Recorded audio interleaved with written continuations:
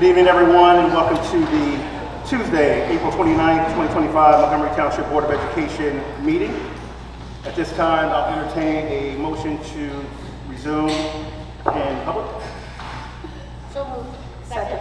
Been properly moved and second to reconvene in public session. All those in favor state aye. Aye. All those opposed, same right. Any extensions? Roll call, please, Mr. Chalian. Dr. Wang, Yes. Ms. Dowling, Yes. Sprinkler Herman, Here. Ms. Phelak, Here. Ms. Harris, Here. Select Jurgen, Here. Ms. Norgan, Here. Ms. Spina, Present. Mr. Todd. Present. Thank you. This time, we'll all rise to salute the flag.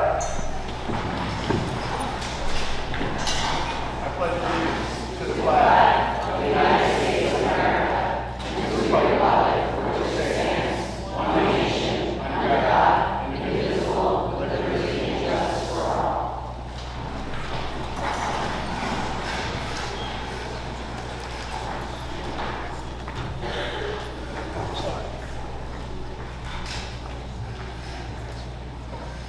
At this time, we'll have our MTSD student representative report.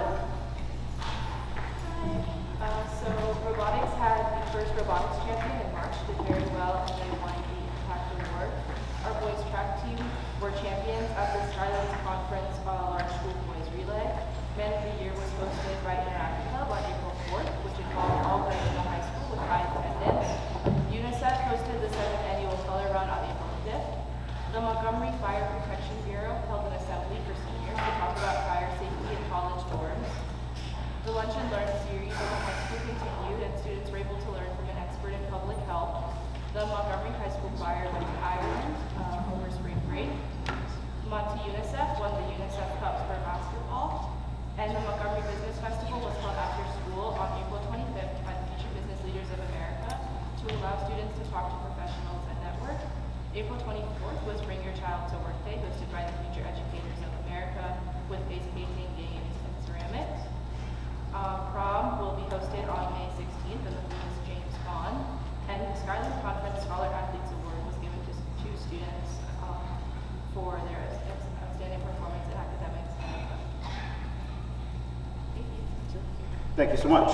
At this time, we'll turn it over to Superintendent McLaughlin for a special announcement. Good evening, everyone. I have a special announcement before we start the meeting.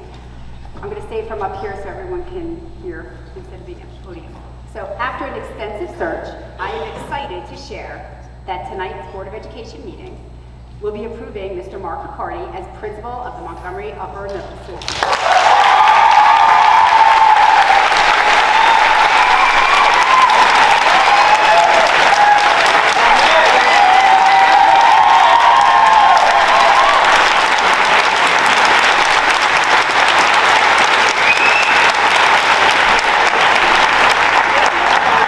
Officially begin his new role on July 1st. He began his career in education as a special education teacher and holds multiple education degrees from the College of New Jersey.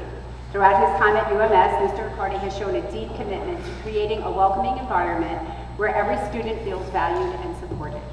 He believes that individuality and empathy are essential to helping students access the education they deserve, and he has worked closely with staff to ensure that every student knows that they belong at UMS. Mr. McCarty has served as the UMS Vice Principal since July of 2021. Please join me once again in congratulating Mr. McCarty.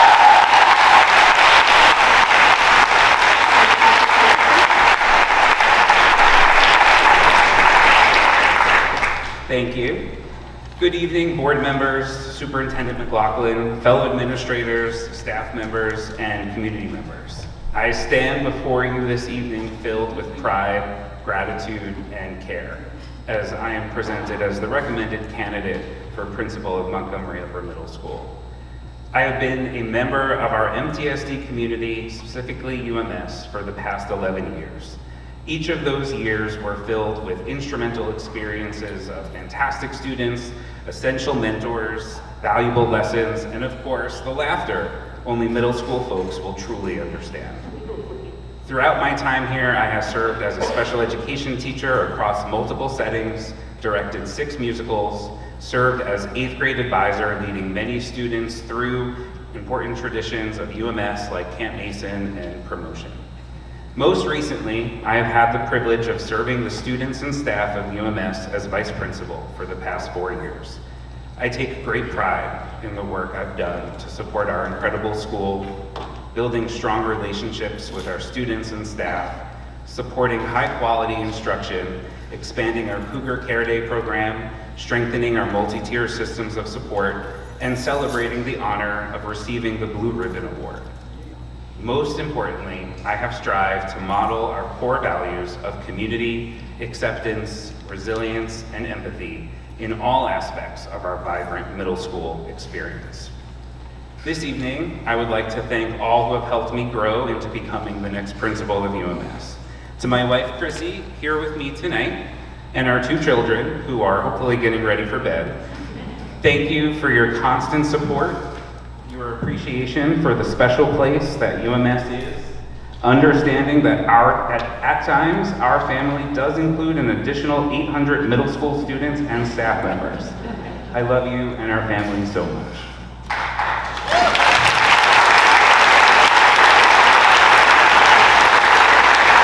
Thank you to my parents for being my first teachers, and my grandfather for being the first to see me as a school leader. To Corey, thank you for seeing the excited teacher I was 11 years ago, never saying no to my ideas, teaching me how to lead with heart, and mentoring me into my growth as the next excited principal of UMS.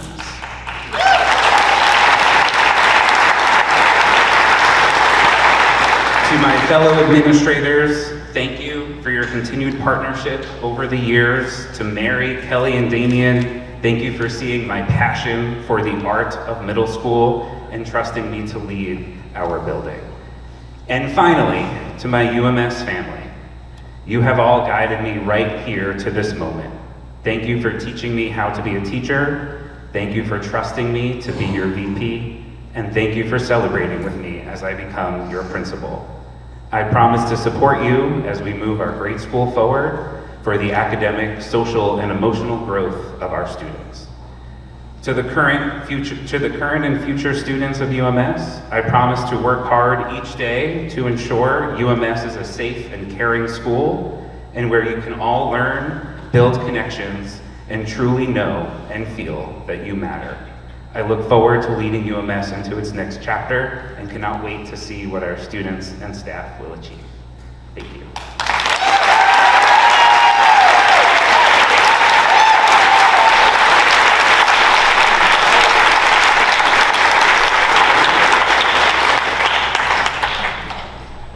Congratulations. Up next, we'll have Superintendent McLaughlin and Business Administrator Andrew Italiano present the hearing on the 2025-2026 budget.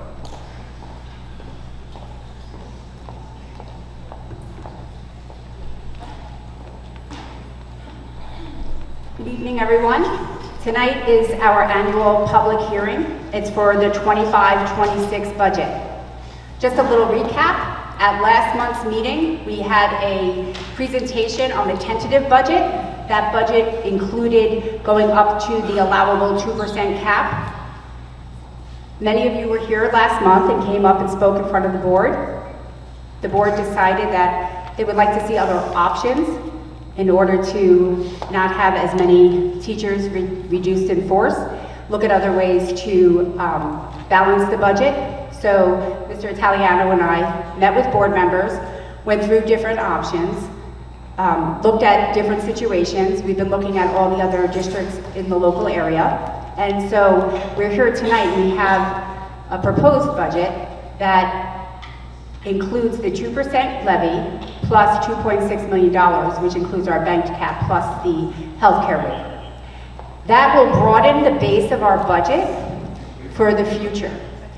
So just simple math. If you have $100 and you can only go up 2% the next year, and you could say, oh, we can give you $120 to go up 2%, and so on and so forth. Now, some questions have come about student enrollment.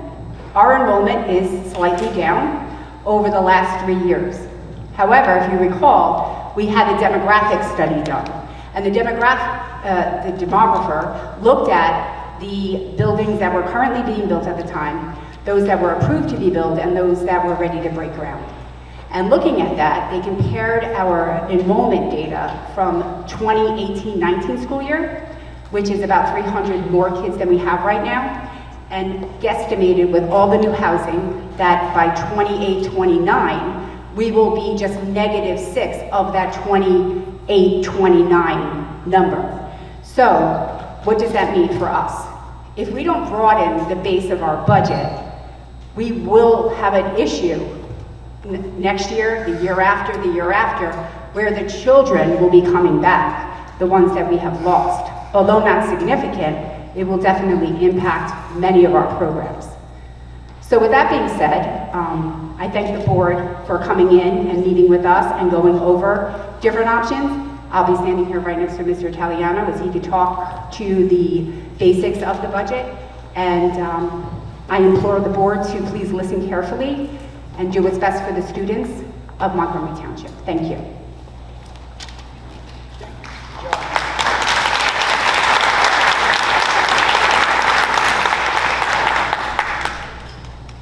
I think Ms. McLaughlin's taller than me, so I'm actually going to lower the microphone. Good evening, everyone. First, I want to thank the board and our educational community for all their input the last couple of weeks. We left our March meeting undecided. We passed a budget that had 2%, but there was a lot of what-if questions. What if we added bank cap to the budget? What if we added the healthcare waiver? What could that do for us? What would happen if we didn't do it? So essentially tonight, we're here to kind of propose those options. We were asked to provide options, and our slides, we're gonna go through our slides from our original presentation in March, and then there's gonna be add-on slides afterwards to basically show 4 different options, like Ms. McLaughlin went over, what the financial impact is to the community on those 4 options, but most importantly, what the impact and what those options can do for our school depending on which funding option is selected by the board. It's a lot of information. If you watch a lot of the school budgets throughout the state, there are not too many of them this week that are having 4 different options read to the board. This is the first time in my life that this is not a formality, so I'm going to try to go slowly through it. If anybody has any questions, ask questions. But the only thing that's going to be a little different by statute, at the end of the hearing, after all the questions are asked by the board and the community, then I'm going to be reading the 4 different options aloud till one is picked. And if we get down to the last option, that's a formality to hopefully be passed, because if it's not, then it would be passed by the executive county superintendent for the 2% that was approved previously in March. So that being said, we're going to go through the slides. Then we're going to give the board the opportunity to ask any questions they may have, make any comments they may have, and then we will step to the side and share the podium. We'll go back to our seats and share the podium with anybody else that like to make their comment, and they will be on the same standard 3-minute timer as any public participation part in our agenda. Okay, let's get started. So essentially, this is our agenda for this evening. It's the same as the agenda was in March, except the only difference I highlighted in italics on the bottom. We're going to be discussing the bank cap and healthcare waiver options. So basically, we're going to go through our goals, what our budget development process, our calendar is, our revenue sources, our expenses, cuts that we have currently, drivers of cost, and our capital projects. So our goal number 1, the student experience, student achievement, teaching and learning. To cultivate a learning community that is safe, comprehensive, and customized to provide a balanced academic, creative, and engaging experience to prepare students to make an impact on the future. Goal number 2, communication, community engagement, and outreach. Increase community engagement by improving two-way communication so that all community members are well-informed and feel connected. Goal number 3, climate and culture. Social-emotional learning, culture sensitivity, health, wellness, and resilience. Enhance the social-emotional learning environment to support development and the resiliency of all learners. Okay, our budget development process. I'm going to kind of go through the basic ones that we did a little more quickly because it's repetitive, and these are just set dates. In October, we meet to begin our process. In December, our budget requests are due from our budget managers. In January and February, the administration evaluates the requests. We reach out to the budget managers if there's questions or we see different trends and things of that nature to try to help their needs but kind of fit in with the revenue that we anticipate for the school year. And then we work to kind of wrap everything up when our state aid numbers come out. And this year the state aid numbers came out on February 27th. And our process right here kind of walks us through from before March to where we are tonight. At our Finance Committee on March 11th, we discussed what we were going to be doing for the tentative hearing in March. March 18th, we had our tentative hearing, and the board elected to adopt the budget with the 2% tax levy increase. 19th, the budget was passed to the Executive County Superintendent for approval. I have on second to the bottom a unique bullet between March 19th and April 29th tonight. That's an open period where there could be discussion about the budget. So if there's questions, what if questions we had, what would be the impact if the additional money was added to the budget? What would be the challenges if the extra money wasn't? There was some healthy conversations about that. I want to thank the board members that participated, that took the time to meet with Mr. McLaughlin and myself, to ask questions, to learn about the process, to know all the challenges we face, the same challenges that the neighboring districts are asking for. Let's put it this way. Everything out there is going up over 2%. Life's very expensive for us at home. It's very expensive for us at school. So we're happy to have the opportunity to present these different options tonight at our hearing. Okay. Might be a little small. Mr. Brooks, do you mind switching over to the state budget document just for me for a quick second? Thank you so much. So I'm not going to go through all 123 pages of this. Now, my glasses are reading glasses, so I can't even see this from here, but if I was looking at it, I do know what the numbers are. This is the long budget. It has full detail. This is what was approved by the Executive County Superintendent. And the reason I'm referencing this document, on the left-hand column, it's zoomed in, but there are different state line numbers for the expenses and revenues. And in the budget, where applicable, I referenced the line number and page number where I drew the number from because I work in various systems, various spreadsheets, accounting programs, state softwares, and sometimes there's questions, where does that number come from? Hey, this number was presented to me. So I try to publicly reference as many of the items as I could, so there's understanding on where the numbers come from. Mr. Brooks, if we can go back to the slides. Okay, so we're gonna give it a shot. So, no, I read this 100 times, so I know what it says. So essentially, the 24-25 number, that was our taxes that was approved for the current year school budget. Below it in small print, it says page 1, line 100. That is our revenue line that was drawn from the state budget report that was on the previous screen. A 2% increase was previously approved on March 18th, which makes the tax levy at the current time the $90,822,993 figure. Moving forward right here, this shows the impact on different average home assessments in Montgomery for the 2% increase. I'm going to go right ahead to the total tax levy block on the bottom right there. And basically, you can see the impact that is annual for an $800, $900, $1,000, $1 million assessment is between $16 and $20.80 per the year for that 2%. For Rocky Hill, we're just going to go to the tax levy portion, average home assessment. You can see between $800,000 and $1 million. The numbers are actually in the negative, that's negative 4669 to negative 5836, and you might ask why that is. I'll go back a slide. That's because the taxes are increasing on this slide right here, but the debt service from our referendum is winding down. So that actually is going down. So the net difference of them is a reduction by those amounts for the 2%.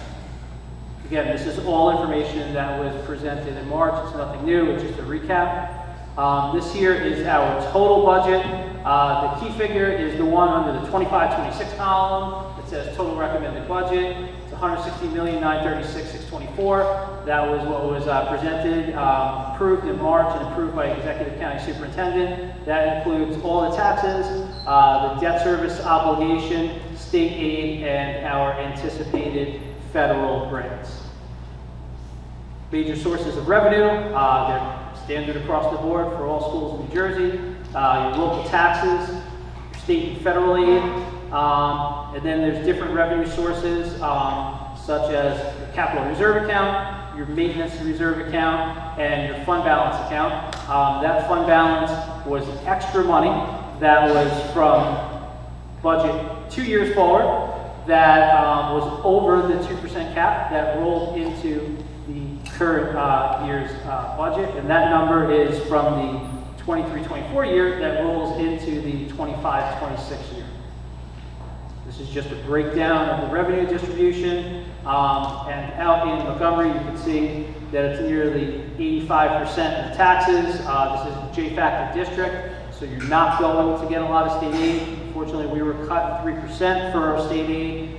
So our budget is driven by the taxpayers here. There's a small amount, it's about 1% for the grants, and there is about, I believe, what is my reserve number and what is my state aid? 6.8. Okay. So those 6.8 for the reserves, those are the monies that we withdrew for projects and the carryover money for our fund balance. And then, as I mentioned before, the state aid is also a very, unfortunately, small number for us. Okay. These are our major expenses and appropriations. Small font next to each of the programs.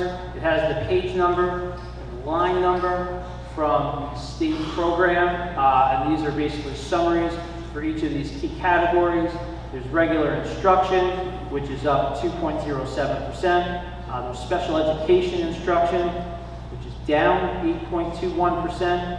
Extracurricular activities, which is up 2.98%. Athletics, up 7.26%. Tuition, a lot of questions about what goes into tuition. Next to tuition, I included all the line numbers from the state budget. Tuition is our out-of-district placements, but it's also our vocational students and any other type of tuition that is a student that we have to pay for that doesn't attend Montgomery. So it's not just special education students, it's for the vocationals and any tuition student that is on our rolls that we're legally obligated to educate. The general administration line is up 1.55%. The operations and maintenance and plant security is down 2.02%. Transportation is up 9.54%. We have buses that only legally are allowed to stay on the road for 15 years, and we have a schedule that we have to replace them and it's staggered.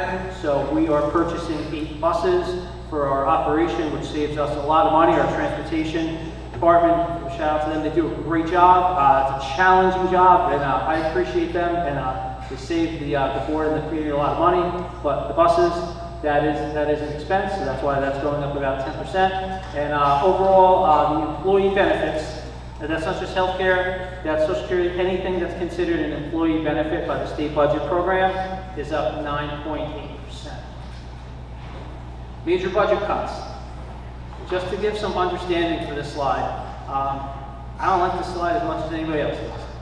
This slide, where these numbers were derived from, if you remember back to the budget calendar, in December, when the budget managers came to us in summer to early January, they put all their requests forward to the Mr. McLaughlin and myself.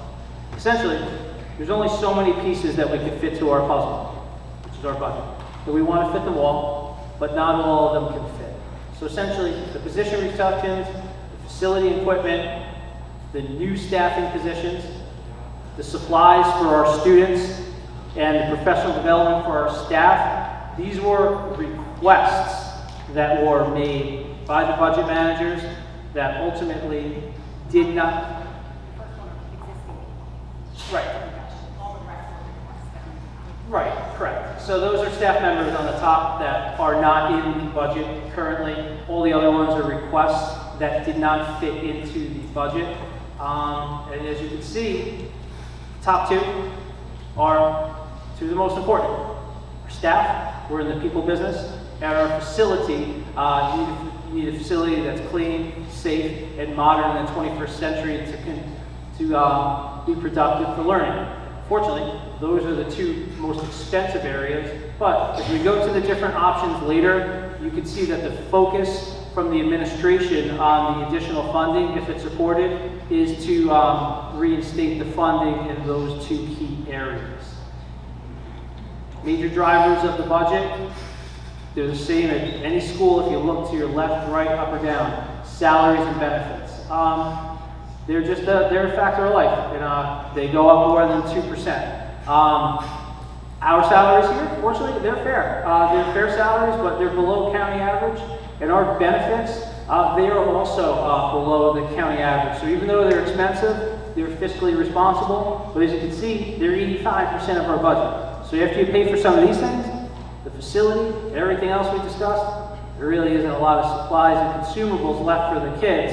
So really, when people say, hey, where could you go to in the budget? Do you have extra this, extra that? There's really extra nothing. Because mostly your whole budget is your salaries, your benefits, and your facilities, and the small amount that's left over is your consumables and your supplies and expenses that everybody really has to try to figure out and make work for our 4,400 students. Major projects that are in the budget for next year, in ADA walkway at the UMS building, a rooftop air conditioning unit at the high school, and 2 broad grants, which basically we get 40 cents on the dollar from the state of New Jersey for, which is for a roof project at UMS and a chiller replacement at UMS. Okay, that was where we ended the March meeting. Now these are going to be the new slides that we were asked to present options. And after the conversations with the board, the input we had from the community, and what the administration thinks is best to have the most successful year we can have next year are going to be in the slides going forward. This is something that's probably very new for everybody. This is something that's new for myself. So I'm going to go slowly through this. We're going to start with option 1, which is the option that was advertised on the agenda, and it will be the first option when we're done with the process and all the Q&A is done from the board and the community that we will be voting on. Okay. Bank cap option number 1. What if we had additional funds in the 25-26 school year? So option 1 is an ask to the Board of Education to go into their bank and take there's $2,605,000, to take $2,600,000 and add it on top of the 2% tax levy. The $2.6 million, $1.594 million of it will be dedicated to staff salaries and benefits. $1,005,000 would be to reinstate to the operation and maintenance budget, which you saw earlier was the second largest cut, also important to the organization. So just some summary talking points on what those monies would do. This option would add 95% of the salaries, benefits, and operation budget requests and the positions back into the budget. Ultimately, this would keep the staffing levels nearly the same, and the funding to our operation and maintenance department would stay whole. The net tax increase on this would be, instead of 2%, it would be 4.98%. So now let's look at the tax impacts. At the end of the day, it's about the money. So, we provided a lot of options with the average home assessments between $500,000 and $1 million. The annual cost for the $2.6 million, as you can see, ranges from $323 a household on a $500,000 assessment to $647 on a $1 million assessment. For Rocky Hill, $500,000 to $1 million, and as you can see, the ranges annually are about $149 a year to about $300 a year annually to provide the district an extra $2.6 million. So So a small amount could go a long way. Now, I'm sure there's a lot of other people that are like, wow, our taxes are really high. I'm in Montgomery, it's a smart place. I do the answer to that one, but let me do it. Taxes are high. They're high everywhere. It's New Jersey, and they're never going down. So, as Ms. McLaughlin alluded to before, we want to maintain our base, and we want to use all the options available, if possible, to keep our school thriving and a top performer in our academic areas, our arts, and our athletics. And at the end of the day, if you look at Hillsborough the other night, a lot of other schools in the area, many of them are going over the 2%, because let's be honest, most people's salaries and benefits go over the 2%. As I alluded to before, those are the drivers of the budget. I'll go to the next option. Option number 2, $1.6 million ask of the Board of Education. What does this do? $779,863 would go to support staff salaries and benefits. $820,137 would go to support operations and maintenance. So in the summary, the option would add many of the positions that were cut back into the budget, and it would add $820,000 back into the operation and maintenance. This would be a significant help to the school as well. I would, of course, love to see the $2.6 million option approved. Obviously, the more resources you have, the further it could go. But this option would help us retain many key staff that were cut and provide significant funding to the operation and maintenance program. At the end of the day, this would be a net 3.79% tax increase. Let's go to the impact. Same idea, average home assessment, $500,000 to $1 million. And the annual cost to the taxpayer in Montgomery of the $500,000 assessment is $203.14, down to $406.28. And if you fall somewhere in the middle, you can see where you are. And if you kind of fall above, it means you're doing pretty well. I hope you help us out tonight. So that would be what I have to say about that. We're going to go to the next slide. Same idea, $500,000 to $1 million. Rocky Hill is less than 3% of the tax base, so that's why their numbers are much smaller. $80 for the annual impact on the $500,000 assessment, up to $160 on the $1 million assessment. Go to the next option. Option 3 would be to ask the board to consider $779,863 on top of the 2% back into the budget. $382,131 will go to salaries and benefits. $397,732 will go to operations and maintenance. What would this do? It would add some staff and salaries back that would cut to the budget. Not most of them, but some. And it would add about $400,000 back into the operation and maintenance budget. So this would be helpful, and it would be appreciated, and the net impact would be 2.87%. For the home assessments, for Montgomery, $104 for the $500,000 assessment, up to about $210 for the $1 million assessment, and then you could see if you fell in between what your annual impact is. So just to think about that, $200 if you have a $1 million assessment would get us about almost $1 million back into our budget. So a small amount goes a far way. For Rocky Hill, $500,000 assessment would be about $25 for the year. On a $1 million assessment, a little under $50 for the year. Option 4. This is kind of where we are right now tonight. That would be the 2% tax levy increase, not using any big cap or waiver funds. Essentially, this would make the final budget approval tonight the same as the tentative budget approval, the tentative budget, that was approved in March. And this option, unfortunately, would result in multiple staff cuts in every building, and we would have a very lean facility budget for the next year, and the impact is a 2% increase. What the net effect is for the taxpayer in Montgomery, same slides as in March, $500,000 assessment, $10 a year, $1 million assessment 20. For Rocky Hill, because they're a smaller part of the tax base and we have the debt service falling off and the $500,000 assessment, it's a reduction annually of about $30 a year, and for the $1 million assessment, it's a reduction of a little under $60 per year.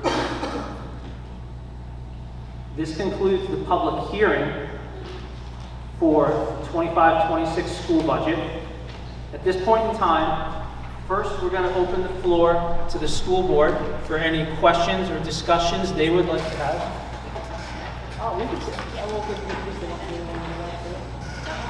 Well, we're going to stay here for the board presentation piece, and then when we open it up to the community, we'll go back to our seats so they can have the podium.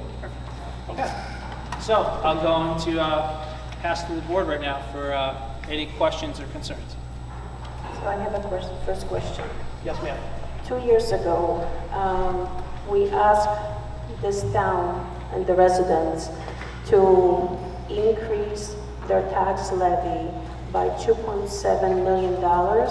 And in addition, they agreed to add additional $669,000 for capital improvements. In that year, we only had 26 additional students. So for adding 26 students to the district, we added a burden of $2.7 million to the budget base. So I would like to understand how that additional, because it was a really significant increase in the tax levy, how that addition is not sufficient to keep our staff and to maintain our property, because it was significantly more than expected. So- And that's above the 2%. Correct. So that was to make our half-day kindergarten program full day. So even if we didn't get, it had nothing to do with student enrollment. It had to do with taking a 2.5-hour day and making it a 6-hour and 50-minute day for our students, which is the best practice for our youngest learners. So all of that was accounted for in staffing and benefits. And then the facilities was for the ECC building. We were able to obtain the building for free, but there were some major renovations that needed to be done one time. And now we have a beautiful early childhood center. It used to be the Kid Connection that was owned by the township, and that's where all of that money went. So I think one of the things that people are confusing is, so that vote was in November. Because our budget year is July 1st to June 30th, and the fiscal year is January 1st to December 31st, all the monies and the tax impact had to be collected from the Montgomery and the Rocky Hill residents between January 1st and June 30th, before we even hired a kindergarten teacher to start for September. So it's like taking all of that, and instead of saying that's over a year, it's like that's in 6 months, because the year already started for you, right? So we needed the money before our year started. So that's why it looked like more, but it was still just whatever was presented at the time that I don't have right in front of me. So that 2.7 million, we had to double our staff in kindergarten. It had nothing to do with enrollment. We're taking part-time and making it a full-time day for the students. Correct. But the half-time staff and half-time enrollment was already part of the existing budget. So what we did with the referendum, we used the money that was already in the budget, and we used that money to allocate toward other resources, and then we added the fresh increase coming from the tax levy to cover full-day kindergarten. So in a way, we did not really just increase the tax levy to cover the additional half cost of the kindergarten, right? Making it from full day from half day to full day. We basically just added to the tax levy full cost of the full day kindergarten. So we No, did. that's not correct. So Well, we that's had what was 8 presented. teachers that taught, I'm going to just make up the number, I don't remember the exact number of teachers that we had at the time, but let's call it 8 kindergarten teachers and 16 sections of kindergarten. We then kept 16 sections, but now full day, so we needed 8 more full-time teachers. And then in addition, now we have to give preps. The kids have to have related arts, so we needed additional related arts, additional materials, everything increased. And it was all accounted for in our full-day kindergarten document that we shared a couple of years, 3 years ago now. Yeah, and exactly, like when you go back to that budget presentation and there is an itemized cost of that full-day kindergarten, that's why it looks like what we needed to add is 1/2 of the cost, but we asked for the full day, like for the full program. So we did bring additional funds to the base to cover all other expenses, raises and things like that. No, that money for full-day kindergarten was only spent on full-day kindergarten. So we had 8 full-time teachers that had 2 sections, morning and PM, right? AM and PM sections. So I can't be there, so even though it's a half-day program, I'm a full-time teacher, right? And I have full-time benefits, and now I can only teach the AM kids because they're here all day. We just had to hire 8 full-time teachers to make full-day kindergarten for the same amount of kids, and everything stayed the same, it just made it full day. And we had to account with the state that every penny was spent on full-day kindergarten and nothing else. I'm not saying that we did not spend any penny more or any penny less from the referendum on full-day kindergarten. What I'm saying is that a year earlier, we had half-day kindergarten that was paid by the taxpayers. And that cost for the half-day was already included in our budget. And it continued to be So included. the additional cost was not, so like whatever we requested in the referendum was not cost for the half-day program to supplement from half-day to full-day. And that was discussed 2 years ago, and that's what was presented in the budget. And when there was an itemization, the cost of the additional resources needed for the remaining half-day full-day garden was not 2.7. It was significantly less. So what I'm saying is, I value the program because we definitely, our community wanted it, but I'm just asking because we did bring additional funds, and those additional funds are permanently in our base. So now going and asking for additional amount that's very similar, that's an extremely high tax burden in such a short period of time. And we are not a community where we have millionaires living. The demographics of this community changed. Yes, there are people who have a lot of money, but there are a lot of people who are very, very middle class. And the average value of the home in Montgomery is not 800, 900, and a million. It's 500. The assessed value. Yes. So everybody here who lives in this town, they need to understand that whatever the tax increase will be passed, that's money taken away from their paychecks. That's money taken away from a single parent who sends their kid to summer camp because the parent needs to work. We have a lot of students that require special ed services outside the school district. And then they need to pay for the mental health care, they need to pay for the medical bills, and that's really, really expensive. So adding $500, $600 to their tax levy, that's really a lot. So that's why I'm asking is like, are we really responsible with proposing such a high tax levy? Because we do have responsibility to the taxpayers, to the teachers, to the administration, and to the students. And there has to be a middle ground. And I think I'm just trying to understand like why we need so much money, because money needs to be wisely spent. just asking money does not solve problems if money is not wisely spent.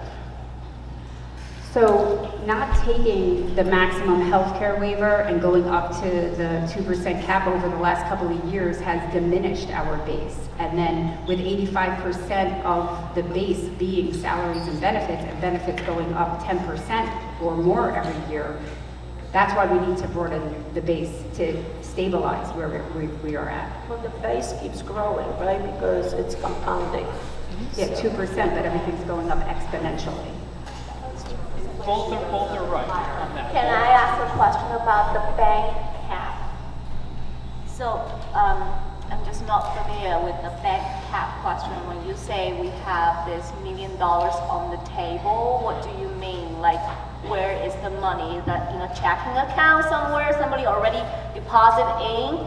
Or what implications for taxpayers? Because I'm not in the off committee, so it's a new concept for me. No problem. It was essentially, I'm going to try to give a simple answer for this. It's on paper. It's not actually money, but it's earned in a bank. Basically, any year that the school board doesn't raise the taxes 2%, money goes in a bank and it sits there in a 3-year rolling average. Or for other circumstances, such as healthcare costs that increase over 2% from the prior year and that are below what the state healthcare benefits renewal rates are, you're allowed to ask the board for a healthcare adjustment. That's part of the money for next year.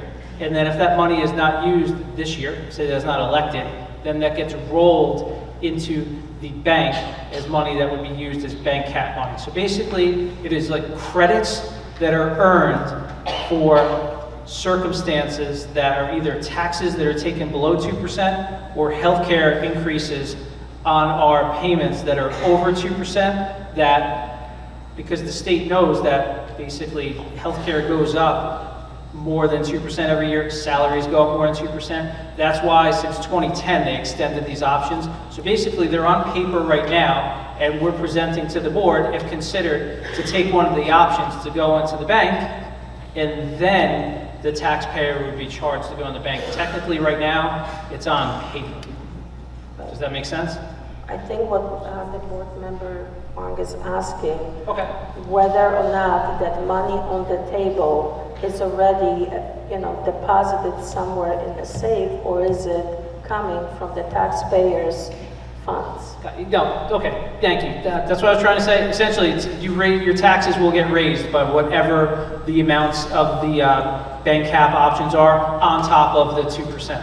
Does that help? Okay, and then what's the ones, you said bank up to 3 years, right? And since that means school year 2021 gonna expire, what's the amount they're about to expire? So essentially for 25-26 is the healthcare waiver amount.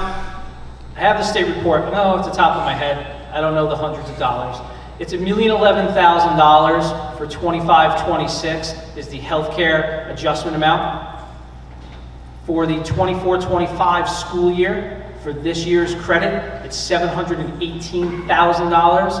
That $718,000 was healthcare adjustment funds last year that were eligible to be elected, but they were not chosen, so it went into the bank.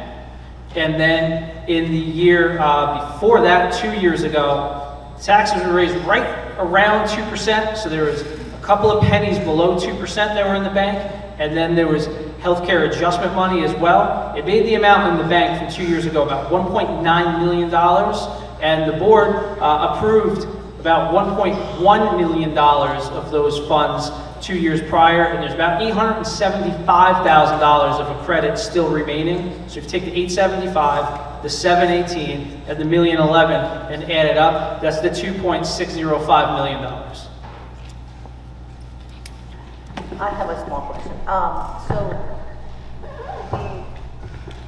In the 4.98% option 1, or you take option 2, when you say the taxpayers for $600,000 house assessed value, it will cost us $178.62. This is the exact amount, or does not include the debt service? which is going towards the debt service amount, on top of that, this amount. So this is not the exact amount for the taxpayer. No, it is. I have the spreadsheet that I shared with the board, essentially over the weekend in the schoolboard.net folder. It took 3 calculations, and it took the tax increase, it took the debt service, and it netted them out. I included the bottom figure just for the sake of simplicity on what the bottom line tax impact is. That number includes the tax increase and the debt service. So essentially, you would be raising the taxes, and then essentially in the future, if you had a new referendum, that would go on top of that. So that number that is on the slide right there would be your tax increase for the year on top of the 2%. 2%.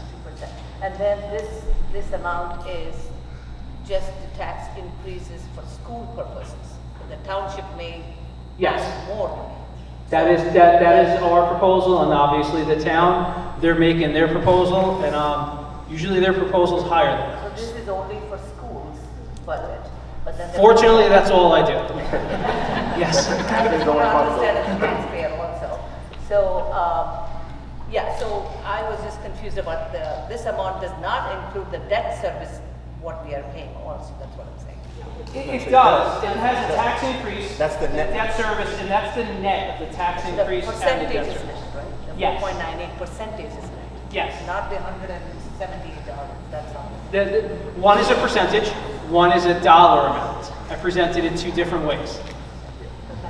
That's the dollar amount, net. Thank you. Andrew, I have a question. Yes, sir. So in options 3 and 4, you mentioned potential staff cuts. Do you have numbers associated with that? Okay, so let's go to the slides. That's why I wanted to stand here. I knew I'd need to use this. 3 and 4, you said, Mr. Todd, correct? Yes. So, if we look at, this is the best way that I could do this with the information that I have available to everyone. So ultimately, we'll go back to slide, I think if we go to option 1, it'll kind of tell the story a little bit better. So essentially, if option 1 went into was approved, we'll just round for the sake of time, 1.6 million in salaries and benefits would go back into the budget. So keep that in mind, the 1.6 number. And then we'll go back to option 3, which is the first you mentioned. And just for the sake of rounding, we're going to round that $382,000 to $400,000. So essentially, 1.2 million of the 1.6 million would still be cut. We'd be very happy that 382,000 salaries would come, but basically 1.2 of the 1.6 would still be cut at this option. And for option 4, the one way to look at it, option 1, 1.6 million will go back in. Option 4 is where we were after we left the March 18th meeting with $1.6 million worth of salaries and benefits out of the budget. Does that answer the question? Okay, thank you. Yes, sir. I do want to clarify that statement. Okay. Because the numbers that are, the tax impact that's being presented, and it's presented at net, which means there is a layer of what it will be the permanent tax increase, and then there is an amount that is related to the maturing debt. Now, the taxpayers need to be fully aware that with the high school roof that needs to be replaced and all other capital improvements that will have to happen in the next year or 2, we will have a referendum that will add for a very long time additional debt that will increase tax. So looking at that reduction in debt, that's only 1 year decrease, or maybe even 6-month decrease, depending how quickly the referendum will happen. So I think for full understanding of the tax impact, we should really look at the tax increase, because that stays with us forever. It's not going down.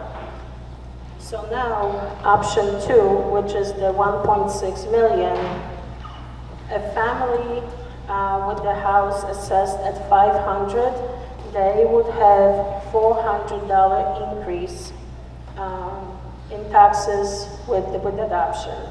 If we increase the tax additional 779, the 500, dollar house will have an increase of $300. So when we go to the $800 house, that means that 1.6 million means an additional $500 on the tax bill. And then option 3 would be 415 for that house. That's for 1 year, increase this year. Next year, we will get additional increase with that increase already built in the base, plus the 2% that will be compounding on that. So next year, when we have a referendum, that increase will already be part of the base, plus additional maybe 400 or additional 500 on top of the 2%. So, yes. What referendum are you speaking to?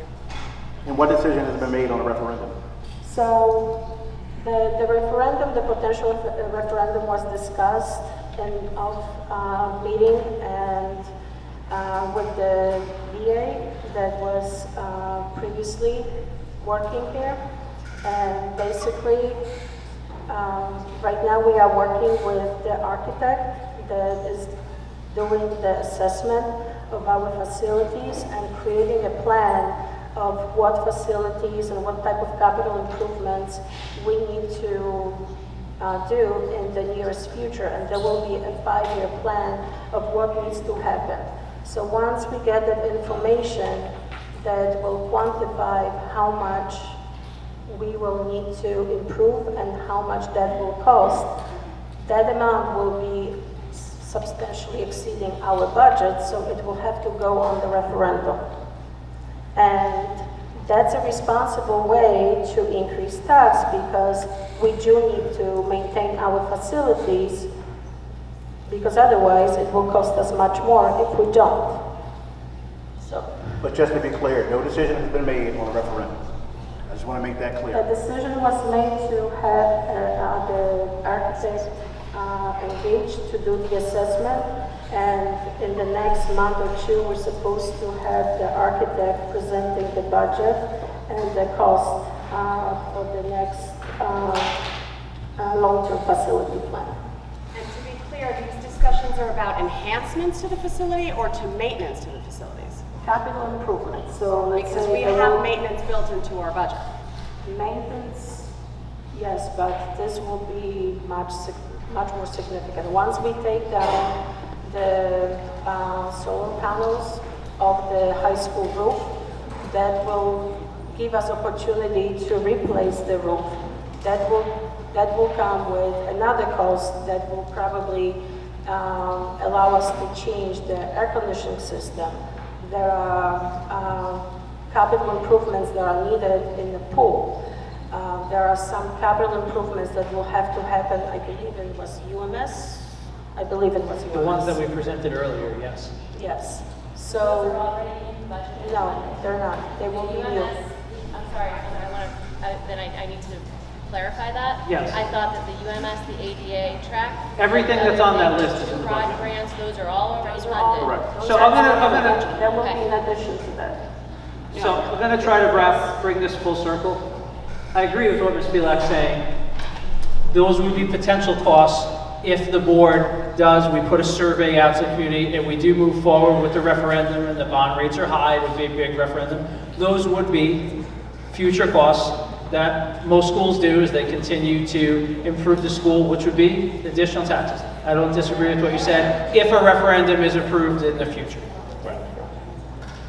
Other questions from the board?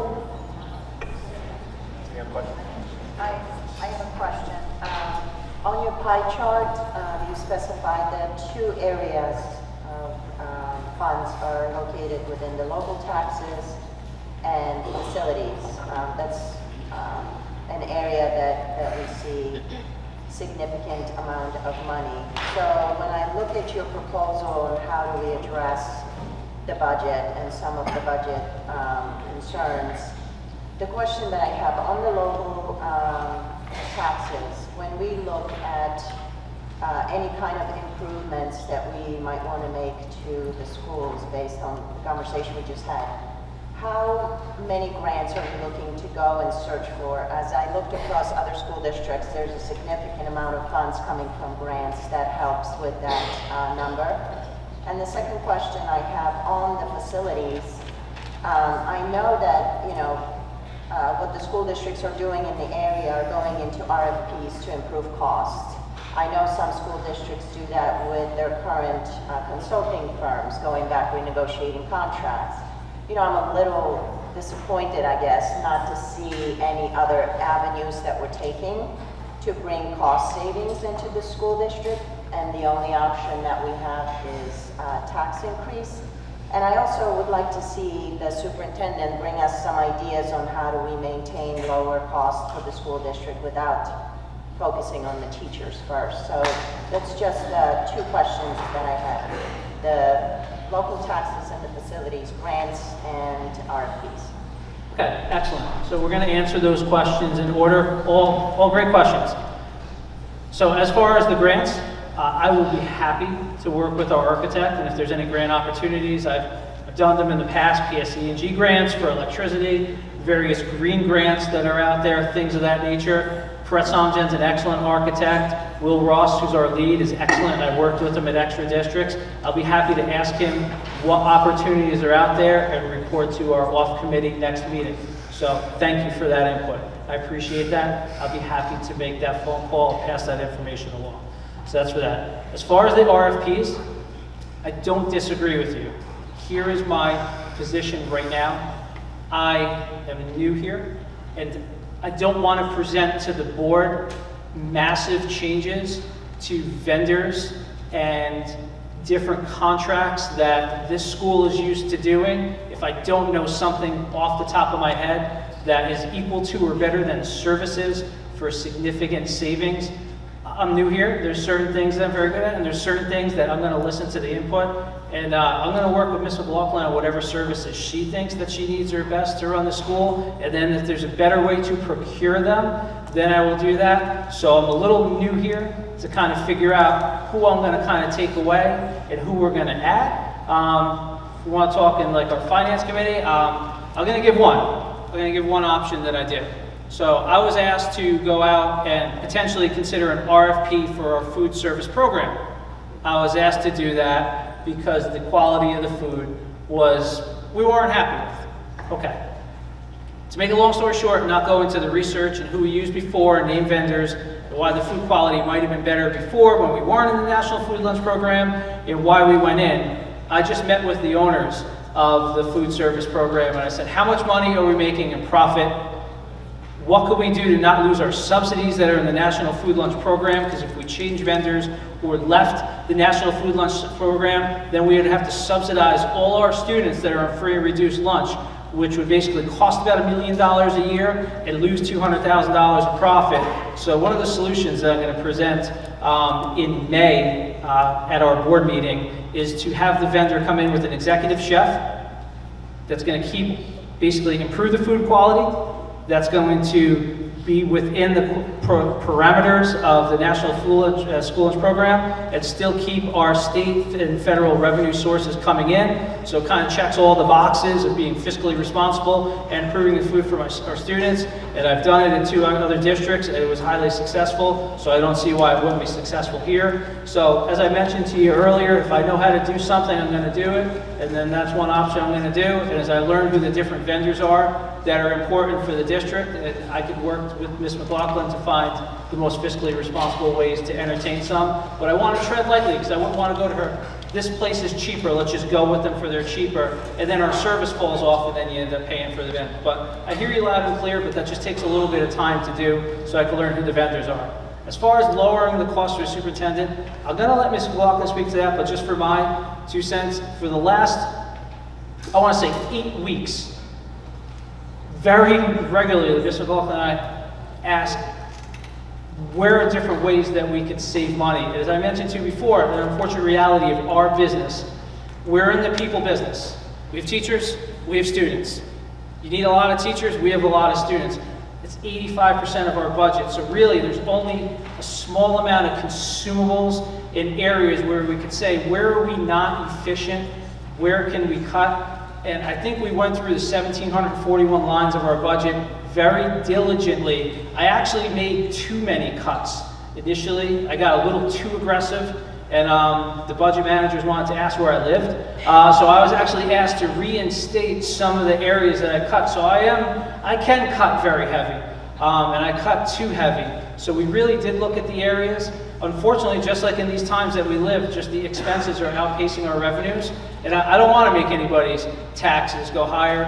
I just want to try to strike that balance, as we all alluded to before, on how do we provide for our staff, how do we provide for our students, and how do we try to be responsible in these expensive times. And it's not easy. Ms. Block, if you have anything to add to that, you pass. I don't think there is much to Thank you. add. Yeah, I was going to say, we shave down that 14% every single year. And there are things that we have no say over, like we might need new tables because they're broken, right? The chairs, student desks, we need new desks. We have to get the fire safety done, all the inspections, that's all costly, and that's all out of that 14%. A lot of the operations is in that 14%. So things we can't, utility bills that go up tremendously, like 30% a year, things like that. So it's really hard to find savings in the 14%, but we do our best. Like Mr. Italiano said, we cut, say, do you need this year? But that's the thing, you keep saying, can you hold it off another year? Can you hold it off another year? When the base doesn't grow, you have to actually replace it with something else. So, okay, we're not gonna buy library books this year, but then what happens when we actually really need library books? Something has to give, right? So if you keep the base healthy, then you'll have the availability to prioritize. And when I meet with the budget managers and with the principals, we look at everything as a district-wide, not just building specific.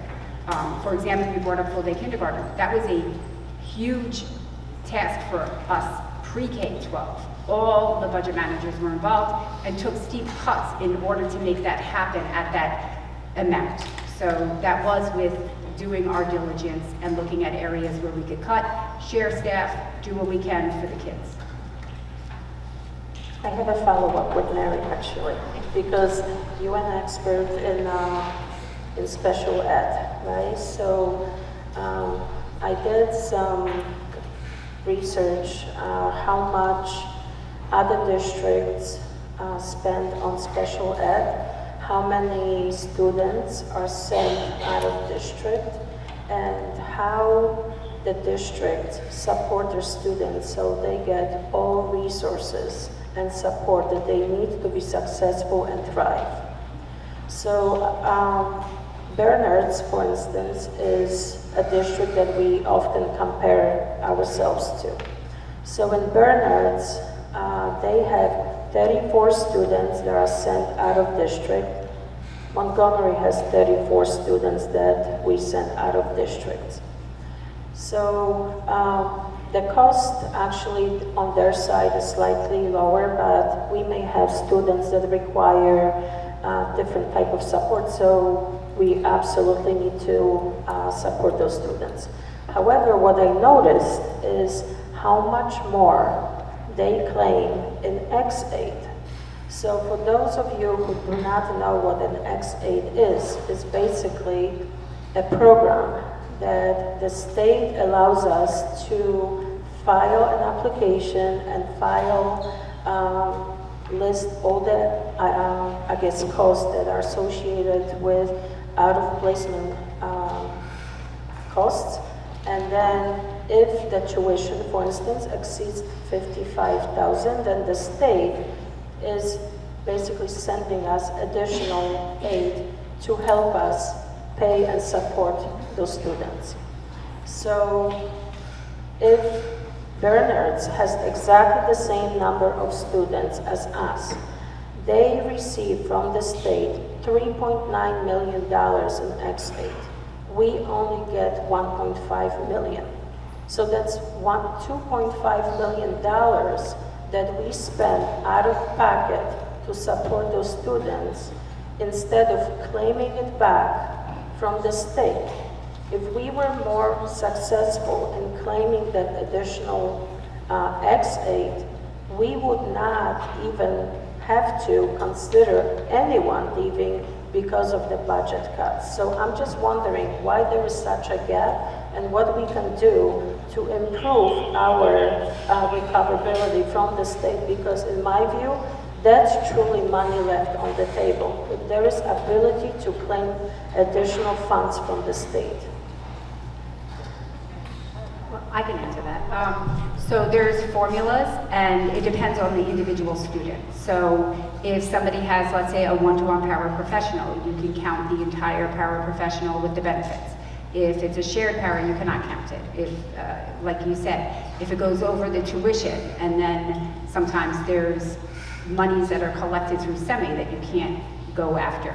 So I can't speak to why Bernard's got more money than we did last year, but because every student is very individual and their IEP is very individual and their needs are very individual.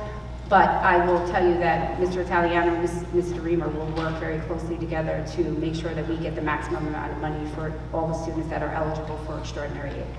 Yeah, because Bernard's consistently, it wasn't just 1 year, that's really their recoverability year over year. So maybe it's worthwhile to call them up and see what they do different than us. Because that's money that can be brought to our district and pay for all those needs that we have to maintain the grounds, to pay for all the salaries, benefits, programs, and we would not have to worry about increases in the tax levies and any cuts to any expenses that we have. I agree with what you're saying. I can't speak to the past application because I didn't do it, but your point's very valid. Here's what I can tell you. I've worked in smaller districts, so I used to have to fill out the X8 application myself, so I have familiarity with the limits, what you could put on, and I can tell you our new special services director, Mr. Reamer, is excellent, and I work very closely with her. So we will work on this together going forward, and we won't leave a dollar on the table. As for the past, I can't speak to it, I can't compare, but you know what? I go to the monthly BA roundtables. I have no problem making a note here and asking the BA at Bernard's, how do you get every penny on the X8? And if he does something a little better than us, I'll be happy to mirror what that person does and report to the off committee. I hope that Let's helps. learn from them because they're definitely doing something right. I'll ask and I'll let you know. You're welcome. Board Member Gowen, you had a question? So I just have 2 comments and a question. Comment number 1 is, I just think we need to really focus on the fact that this budget is mostly, it's 85% salaries and benefits. When we start chipping away at all of these other little things, it's not going to make the dent that I think we're talking about. I think we need to be really realistic about the 85% is on salaries and is on benefits. The second point I want to make is that I feel like as a board we need to vote on what's in front of us. I think it's very, very dangerous to vote on a might be in the future. We have no idea about a referendum in the future. We have no idea about monies in the future, and we need to be really deliberate about what's in front of us right now and to vote on what's in front of us.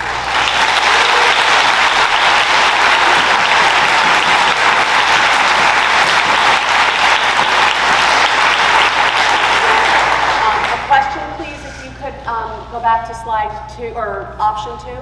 Sure, Thank just you. a moment. I know you had this question as well, Mary, so I don't want to step on your toes, but. Okay, Ms. Dallin. So 2 questions are, is there a way that we can shift those numbers so that the staff salaries and benefits outweigh the operations and maintenance? And number 2, can you please be specific about when you say many key staff this would help us retain many key staff that were cut and provide. So between 1 and 2, there's no difference in staff cuts. Between 2 and 3, there's a difference in staff cuts. Is that correct?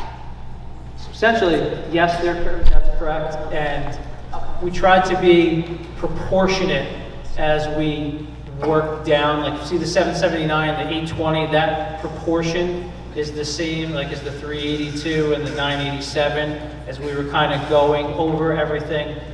I want to touch base on all your questions, and if Ms. McLaughlin has anything to add, I'll add it. So I could say this.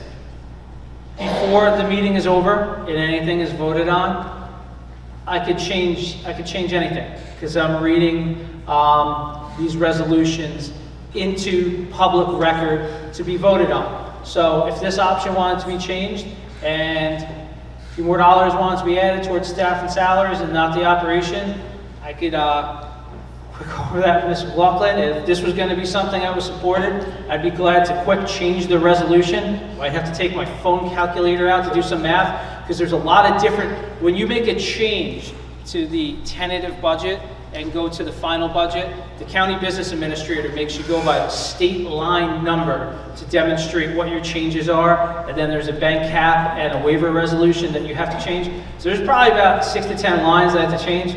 I'd be happy to do it. So the answer is yes to that. I would hope if I do that, we're going to have the support, hopefully, to do that. There's a couple parts to your question. So besides changing it, which I could do, what else did I not touch base on? Between option 2 and option 3 in terms of how that affects the district. Well, option 2, the reason I use the word key staff is just for the sensitivity to our community. I didn't want to allude to the positions, the building, things of that nature, because it would be very easy to figure out who some of these folks are that I feel very bad for, that I work with every day. So proportionally, the cut is this number to the next number, the amount that's of the funding that we're asking for that's allocated to the salaries and benefits and the operation, it's the same proportion, just based on the reduced amount of the ask.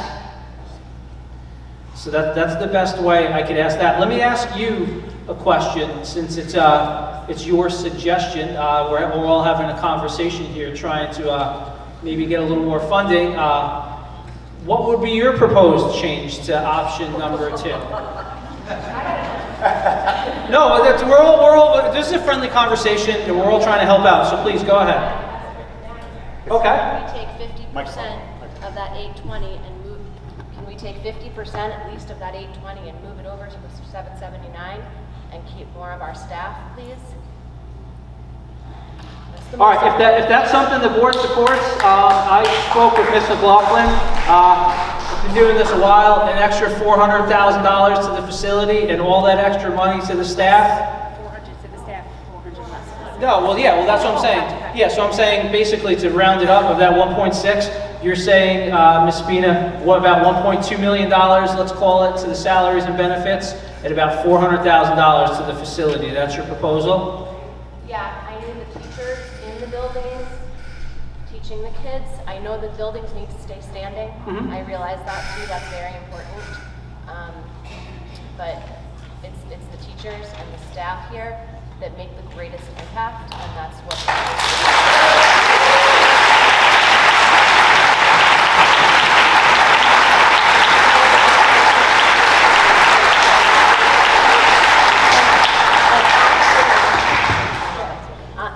honestly, I'm hoping that maybe the Bernardsville PA can help you out on how to improve some facilities numbers now. And over time, I think we have a better shot of doing that, looking over time of how we could really work on that number. If I can get that number, it only costs me a couple of lunches, I'll be glad, like I told Ms. Filak, I'd be glad to get it. So here's what I'm going to respond to, because again, this is very unique with the options. I think everybody's giving great input. We do know that this could help these folks. We know it does hit your pocket a little bit, and there's expensive future. So what I'm gonna say is, let's go through the whole process. Let's finish with the board questions, let the teachers ask, and then I'll take a brief break. I just kind of very quickly work with Ms. McLaughlin. We'd be very happy to make that change, but like I said, there's a significant amount of math that I have to do very quickly to do that. So after the whole conversation's done, I would just need like a 10-15 minute recess to recalculate the resolution based on the request. If that's what we would want to do, I'd be happy to do that. Okay? Any other questions from the board? I actually have one. I Dr. saw the parents emailed questions about the technology in middle school. So I think we know that federal pandemic relief funding is ending, which we know that was very temporary. And Mary mentioned that's close to $2.6 million. And you mentioned that moving forward, going to be part of the budget. And given the latest state and national assessment results show that student scores in both reading and math are turning back to pre-pandemic levels on average, I wonder the argument for continued spending on learning loss and the technology in middle school, especially for the younger grades, where the benefits we bring more than the harm. And I just see that, and I want to know whether that type of the funding, can we reallocate this funding to, protect teachers and not burden the taxpayer? I don't have the number right in front of me, but I think that to keep our one-to-one starting in fifth grade, right? Yeah, starting in fifth grade is $130,000. Is that correct, Jeff? Correct. Yes, okay, I remember that number. And that, so those Chromebooks, the students will use all the way through 8th grade, and then they get repurposed, and they're used for testing throughout the district, which is what we have to use for testing, for NJSLE testing. And then sometimes they get repurposed again. What's the third repurpose? I don't have The third repurpose is to go down to elementary. That's right, to use as carts, right. One-to-one is We get definitely more a affordable. about an 8 to 10 year life cycle out of Chromebooks. To change the Chromebook use in 5th and 6th grade back to cart-based in the classrooms, the cost would be purchasing carts in all the classrooms again, and then purchasing an additional amount of Chromebooks to the one-to-one. Because when you put carts in each classroom, there are more classroom locations than students. So you actually purchase about 33% more Chromebooks by not having a one-to-one. It is not the cost-effective option. Right, it's definitely the most affordable way to go. Any other questions from the board? Thank you. Okay, so. I have one question. Oh, okay, go ahead.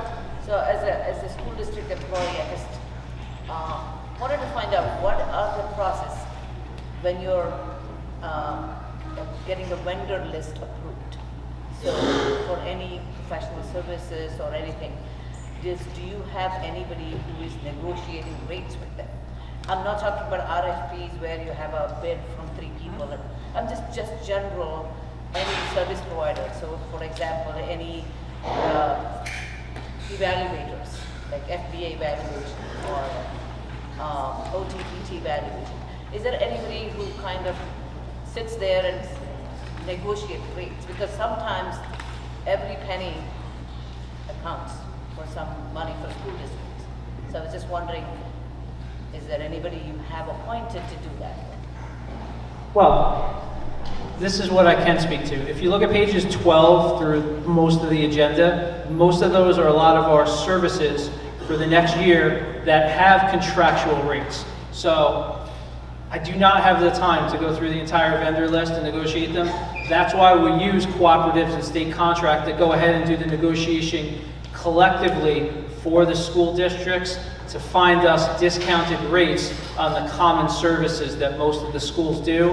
And those are a lot of the annual services that we're asking the board on this agenda, many pages of them to approve next year. So when all possible, we do go this route because we have professionals that, probably even better than me, can negotiate these rates because that's what they're doing. So we do try to take advantage of that. And I will be honest, more often than not, the business administrator is going to go this route than like a personal negotiation like this was my own business. So most of the time I'm not going to do a personal negotiation. I'm going to procure through a co-op, through a state contract, or an RFP, or a bid, depending on the product, the service, and the amount. And in my short time here, I see that we could do a good job at that, but like we're talking to, I'm a very open-minded person. If there's better ways to help get us the needs that we can and save $1, we're always going to do that.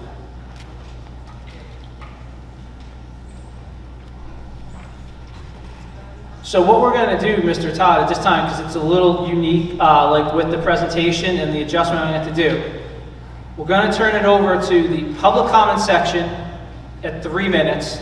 After the public comment session is done, I'm going to ask for a recess to redo that resolution. Then after the recess, then we're going to begin to vote on the option. So I'm going to pass to the community now. Thank you to the board for your questions and your input.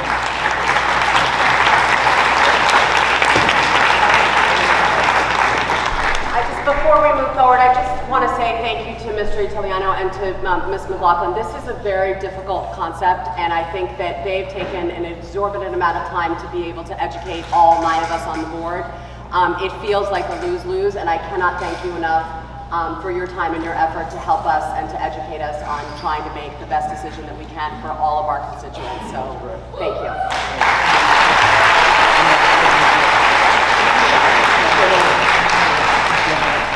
One other thing I left out, I'm sorry, Mr. Tucker. We're good.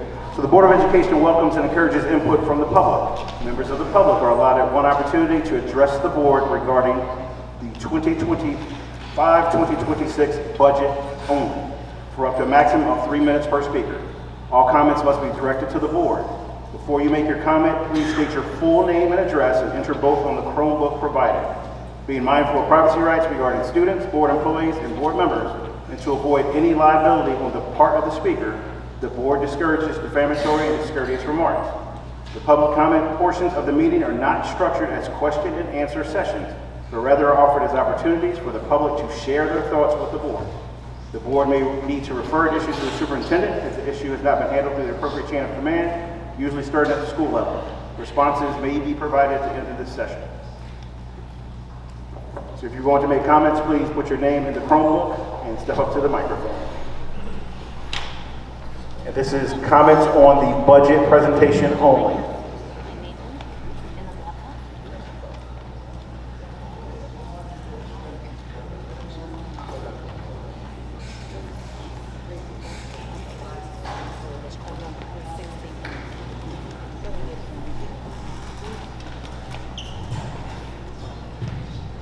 Hi, everybody. Is that working? That doesn't sound. Move it up. Most of you are taller than me. Is that, oh, there we go. Oh my God, now it's way too loud. Hi, everybody. I'm Francine Pfeffer, 5 Mystic Drive. And I wasn't here last month, but I did watch the recording online, and I was really dismayed to see that the board presented a budget without using all of the funding available to it. Don't talk too much, it's using up my time. I hope you choose the health insurance waiver and the bank cap the full amount. I would really applaud that decision. We live at a time of great uncertainty when it comes to federal funding of public education. For those of you who are newer to this board, I do live in this town, but I am also a lobbyist for the New Jersey Education Association, and I do a lot of work on school funding policy. And from what I know, we need to raise as much revenue as we can. Montgomery received over $1 million in federal funding this year, with about $850,000 for special ed and about another $280,000 in Titles 1 through 6 and other funding. The threatened cuts to states like us make it very irresponsible to not raise as much money as we can at this time. Mr. Italiano, last month you talked about reserves and how we were using them to balance the budget and that we shouldn't be using them for recurring expenses. I think I heard that correctly. Not taking the maximum available this year will lower our available funds in the future as the overall tax levy base will be lower. I'm not sure that everyone here truly understands the impact of not raising the levy the maximum amount possible. You can never, ever walk that back. You're never getting that money. We'll always have less funding because we aren't going to the maximum amount we could have. I could go on about this in great wonky detail and talk to you so much about school funding, but I only have a minute and a half, not 3 hours. Our special ed instruction from your last month's thing was budgeted to go down approximately $800,000. What if enrollment changes? Or you have a lot of new students who require those expensive out-of-district placements? What if the federal government cuts some of New Jersey's funding? The highest budget increase for now that I saw in this presentation would be about $40 a month on my assessed home of $560,000, which really has a market value of $1 million. Even the $647 a year, that's small relative to my over $18,000 property tax bill. People say they can't afford more taxes, but for the vast majority of people, that's a values decision. They can, they just don't want to. I'm the past president of the synagogue in Montgomery, and I deal with this all the time. I can't afford this, I can't afford that. And then they show up with an $85,000 brand new car in the parking lot and a brand new Louis Vuitton bag, and they tell me how much their suite on the cruise ship cost. It's a values choice, and that's a values choice. So I want to ask this board and this community about your values choice. What do you value? Do you value our children and the education they receive? If so, you'll vote yes for all the revenue we can get right now. Doing anything else is irresponsible and short-sighted.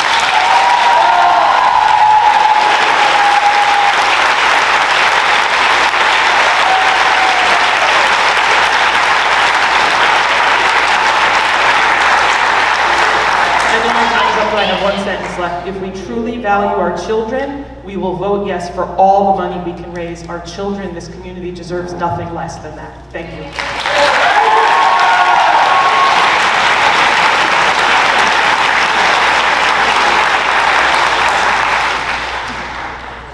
Good evening, my name is Hope Caldwell. I live at 22 Sycamore Lane in Skillman. I have 8th grade twin boys, and the main reason why we moved here to Montgomery 10 years ago was for this building that we're standing in right now and the buildings that we've been in. Since I see so many people I know in this room, I have gonna give a huge shout out to all of you who have made it possible for my sons to not only get from one grade to the next, but achieve so many small achievements throughout their life so far, to be able to go to high school next year. It's a true miracle, and we couldn't have done it without all of your support, and I can't thank you enough. So I know firsthand what happened with the cuts last year, because the occupational therapist that was assigned to my son, both of my sons, was cut. That was not corrected until November. And so not only did my sons not receive those services for those 2 months, the district was out of compliance with their IEP, which could have led to more cost to the district to defend a potential lawsuit. That was a bad decision and lacked the foresight to plan for how to replace those contractually obligated services. Tonight, you must vote to support our children. The 2%, 4%, 6%, I don't really care what the percentage is, because none of them are 14% like other school districts or higher around New Jersey that they are facing just to maintain any kind of semblance of normalcy. What Montgomery has is a lot, and we are all very fortunate to be here and to have it. But what is it? It's the 4th best SAT scores in the state, stellar robotics programs, music and orchestra programs, athletics, after-school help from well-qualified teachers, college prep, the growing unified program that's near and dear to my heart. All of that will go away, one cut at a time, not just tonight. The damage will be done, and not just to the kids that are currently enrolled like my boys, but to the district as a whole and the town as a whole when property values then go down when the school district is not able to provide everything that it's providing today. If people want lower taxes, they should go back to where I was born and raised in Pennsylvania, because they were very low taxes and not even close to the caliber of schools here in Montgomery. We can afford a few extra $100 when the median income in the township is over $200,000. School boards must make difficult choices, and I appreciate you being here. But as leaders, you are faced with a reasonable solution tonight that directly impacts my children and families across Montgomery. The choice is simple. Please vote to increase the tax with option 1 to support our children. If you don't vote to do this modest increase, then it is clear you do not support our children.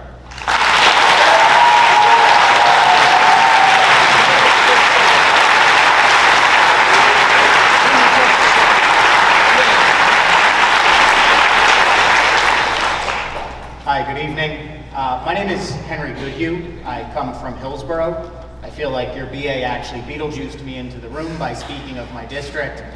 And I'm here in my capacity as the first vice president of the Somerset County Education Association, where I proudly represent close to 7,000 amazing educators in the schools throughout Somerset.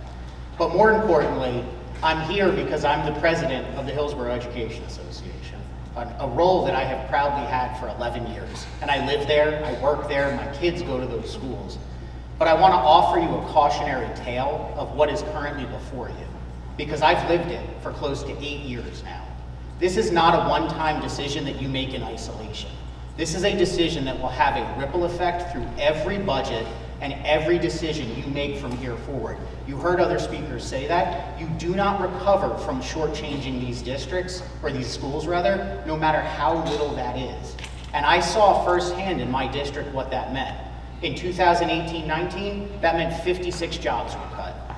56.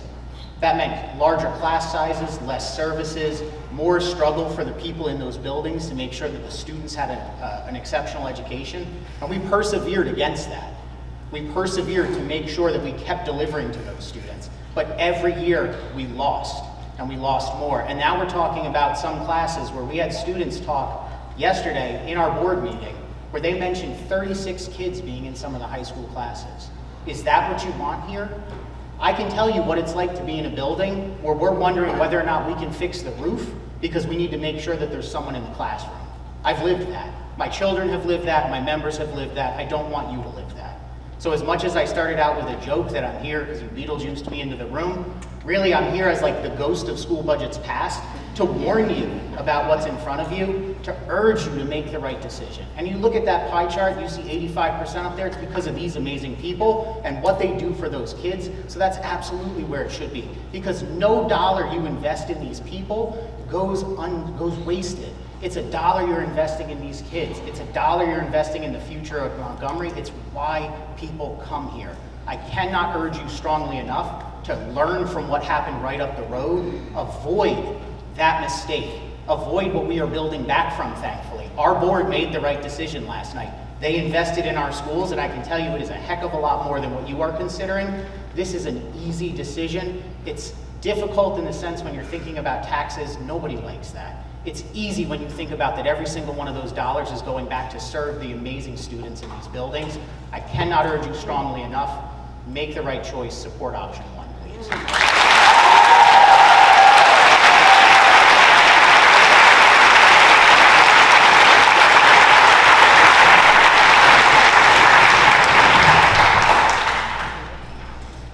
Hello, my name is Matt Heinley. I live at 27 Mystic Drive in Skillman.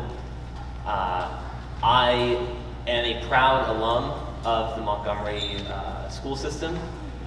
From the 4th to 12th grade, I had the great privilege of being able to go to this fantastic school system. I graduated 5 years ago. Last year, I graduated from Rutgers University with a degree in environmental science, and now I'm working towards my PhD at Princeton University in geosciences. And I don't say that to be braggadocious at all. And you know, the family that I come from is not far from the wealthiest family in this town. And I must say that it is because of the quality of education that I received throughout my time as a student in this district that has enabled me to achieve all that I have today. There's no question about it.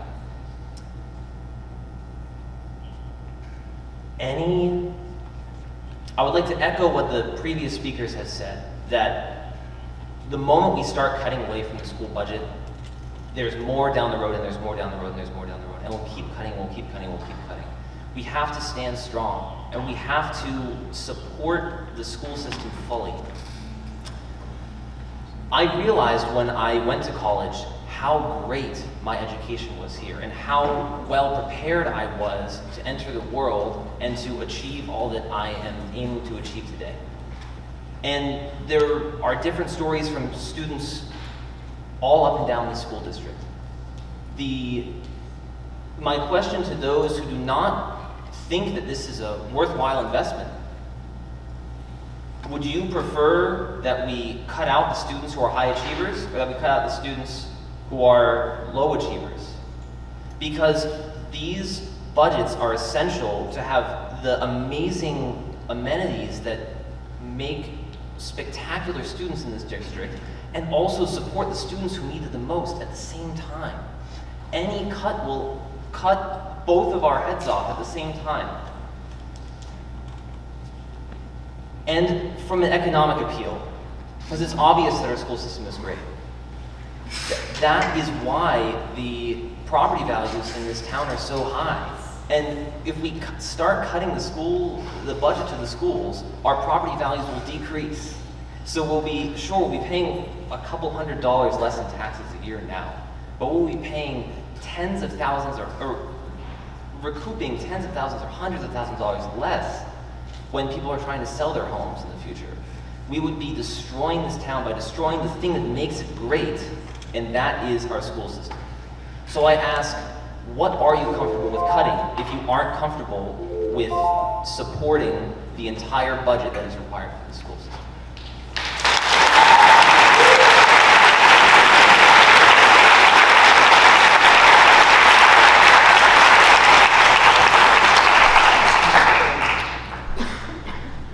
Stacy Anderson, 76 Fieldcrest Avenue. Good evening. I'm speaking to you tonight as both a resident and a teacher here in Montgomery. Now in my 21st year teaching here, 8 years ago, my husband and I decided to move our family here because we believed in the strength of this community, specifically its schools. Today, my children are in their 7th year of attending our outstanding Montgomery schools, and I continue to be grateful for the education and opportunities that they receive here. Our schools are truly special places where students can grow, thrive, and succeed. But without the proper funding, that growth is at risk. Failing to pass the first budget option would have a direct and negative impact on all of our students. Class sizes will increase even more than they have already over recent years. And for teachers like me who work closely with marginalized students, like our multilingual learners, this will greatly limit the necessary teacher contact the students can receive. The students of Montgomery must always be our highest priority. That means the board must make decisions that fully support their learning and well-being. Passing a budget that uses all available resources is essential to maintaining the high-quality education our community values. Voting down any part of this budget would be a disservice to every student in Montgomery. Thank you.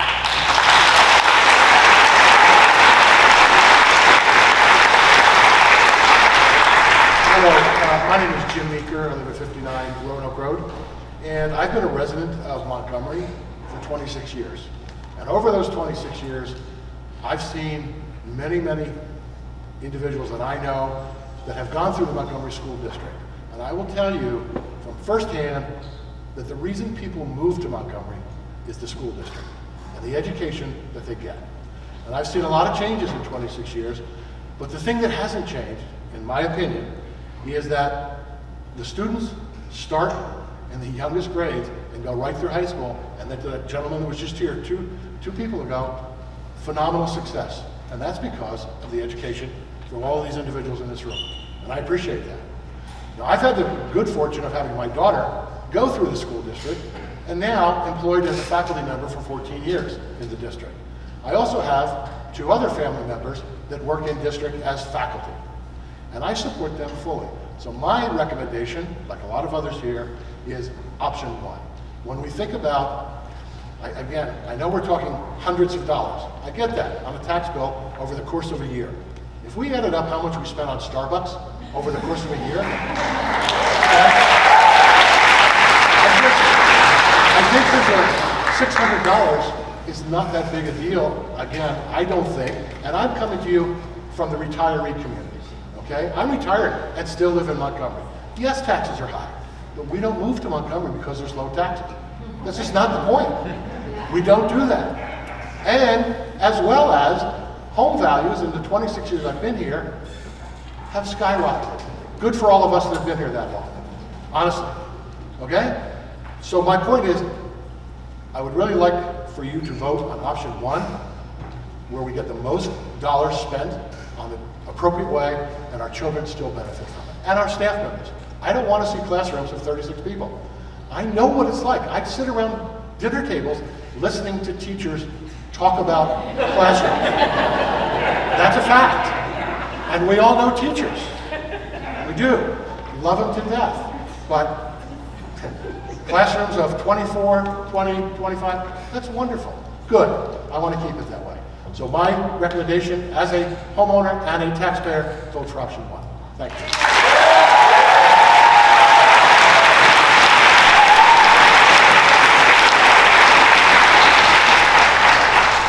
Good evening. I'm Balaji Agneshwaran from 300 Berkeley Avenue. And I'm also here to say that choose waiver and cap. Okay, teachers have done a lot. And I have 2 kids in Montgomery system. I work remotely, I came from Pennsylvania, I used to pay 3% property tax, but I choose to be in Montgomery because the education is good. I give a very simple story. My son didn't like music. During COVID, it was remote. And he went to school in his LMS in the first day to return his music instrument. But it was the teacher who made an influence, and therefore he loves music. Teachers make a big influence. It is because the class size is optimal here. If you cut funding, the classes will get bigger. The morale of all the teachers will go down. And how can we make this community better? I know that if you increase by $100, yes, $100 is more, but in return, the education you'll get will lead to an exponential increase in the property prices, and people, the homeowners, will actually benefit from it. You are looking at short term and cutting it. Please look at long term, and please choose waiver. Inflation is higher, health insurance is higher, everybody is struggling. It's the wrong time to think of cutting, so please do not cut. And please support option 1 is what I would say. Thank you.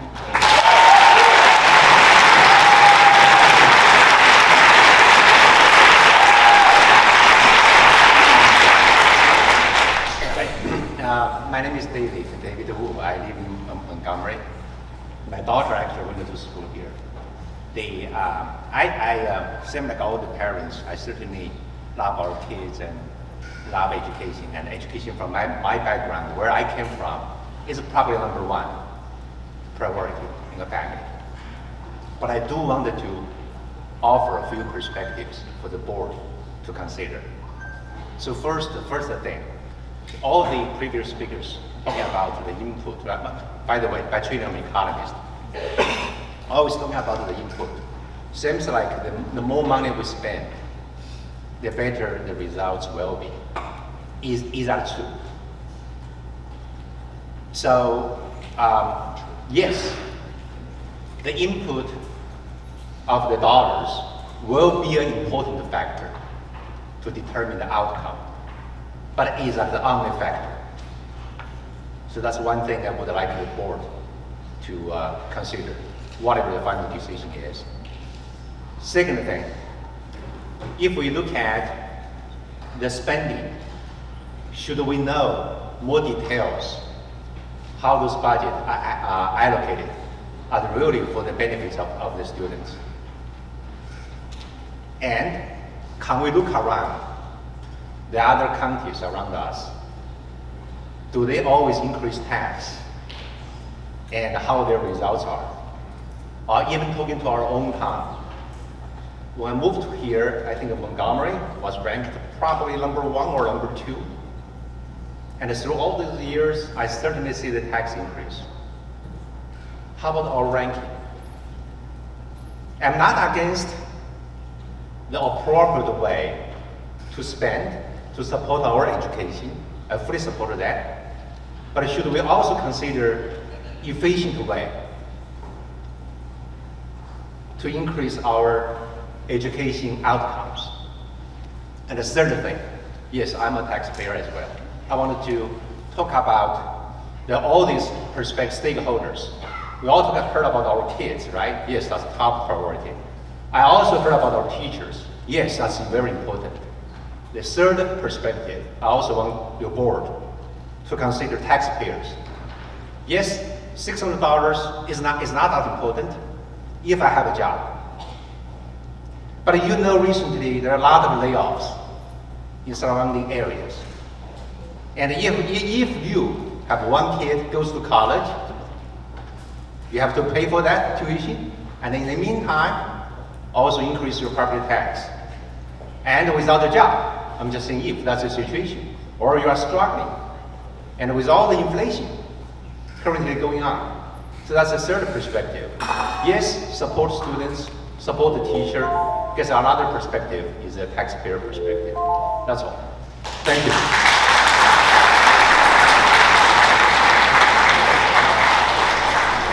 Just a reminder, those of you who just joined the line, make sure you put your name in the Chromebook, please. Thank you.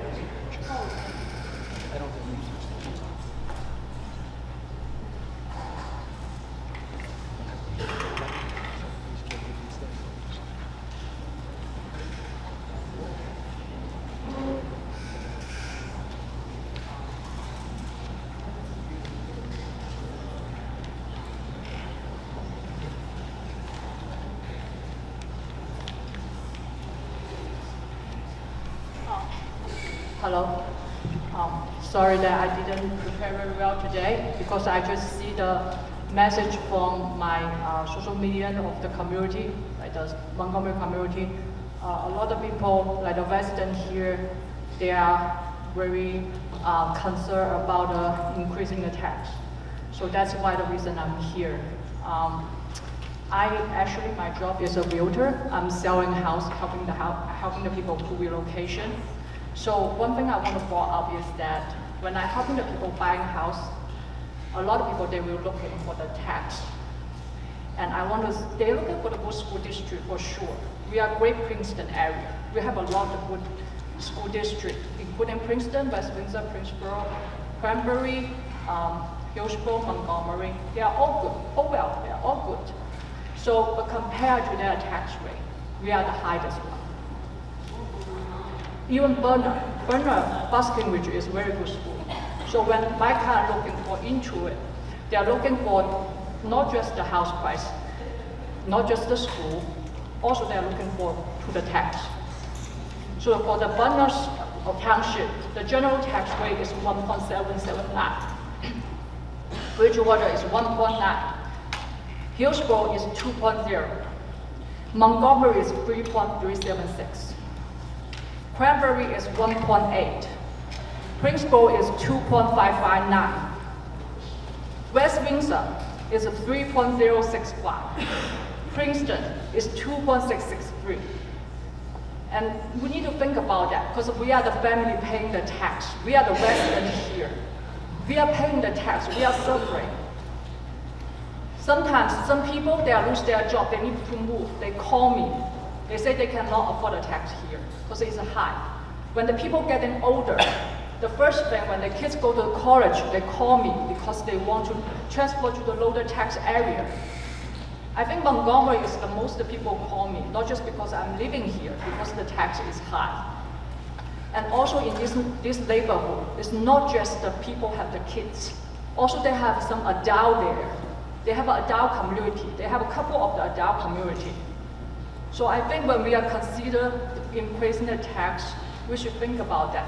And also, I want to say right now the house market is very good. So the prices all go up. It's not because just the school. All the school is around this area. Also because we have a very low inventory because the interest rate, many reasons. But when the market going down, when the people have the choice to choose, they will choose the lower tax area. I want to say all the schools here are all good. But when the market go bad, our house value will drop. As the citizen here, I don't want to keep increasing the tax. The tax here is already very high. This is all my opinion. Thank you.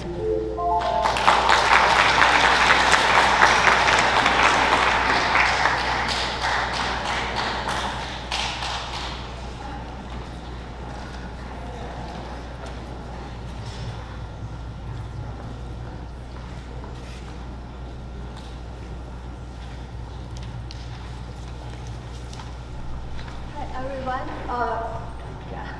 I'm putting into this meeting also for the same reason as Shannon. I got to know our increase, the property tax is going to be increased. And to be honest with you, I'm a resident in this township for more than a decade here, and I'm a mother of 3.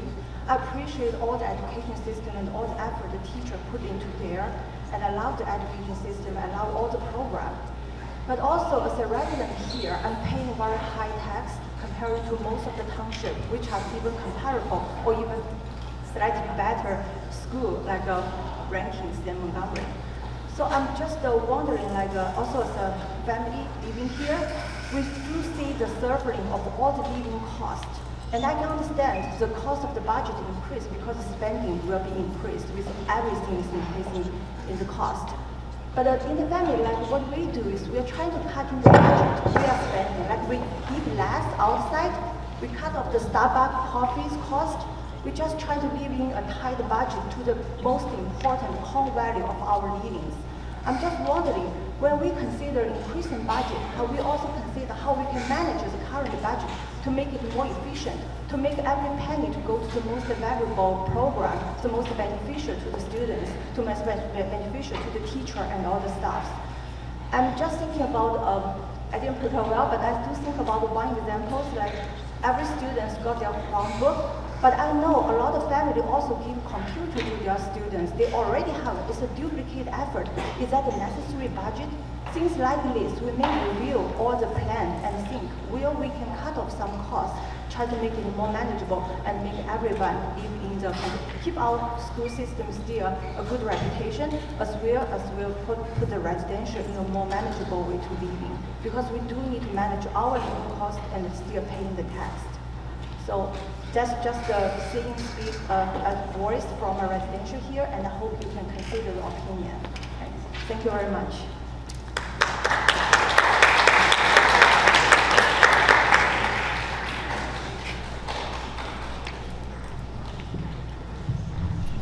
Have to raise it a little bit, I'm very tall. Okay. Hello everyone, my name is Daniel Clark. I'm a school counselor in Franklin. I do not currently work in Montgomery. However, I do work with a lot of wonderful people who do. I'm a proud member of the Somerset County Education Association, where I work with many Montgomery educators. And when they told me about this board meeting, it wasn't even a second guess. I was proud to come here to support them. When I decided to go into education, I was doing it for the children. I want to shape children's futures, and I think everyone here wearing these red shirts, that's what we're all here for. We are hoping and encouraging you all to make the best decision for our students. I was pleasantly surprised to even see a former parent of a child I educated. She is a current staff member in Montgomery, so I was happy to see her here. We are all here for the same purpose. We want to make the best decision for these students. The students are our future. We've heard from many great individuals before me talking about what a wonderful school district this is. So I am begging the board to please make the best decision for our students and for our future. Please vote option 1. Thank you.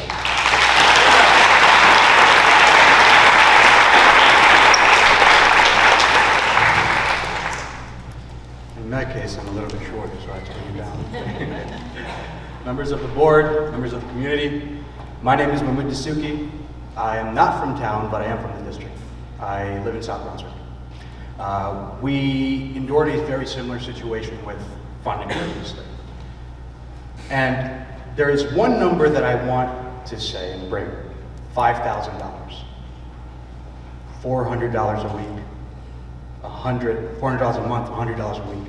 That's how much we spend, the average household in New Jersey spends on our lunch, on our meals, and we should be, quite frankly, ashamed if we say we cannot put that same funding and afford it to our youth and to our children. How can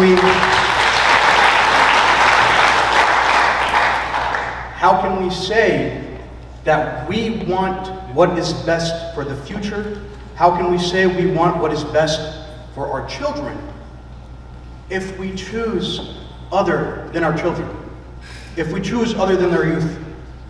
If we take away from the quality of education that they have, for that will only hurt us in the long run, for there will not be progression, for there will not be a future. So we have to put our children first, and we have to think about them, and we must think about this more of an investment than it is of a burden. Because a burden, it's truly going to be a burden when we have folks moving out of town, when we have folks moving out of district, when we have homes failing to be sold, when we have homes failing to be bought. That is a burden. That is an economic crisis.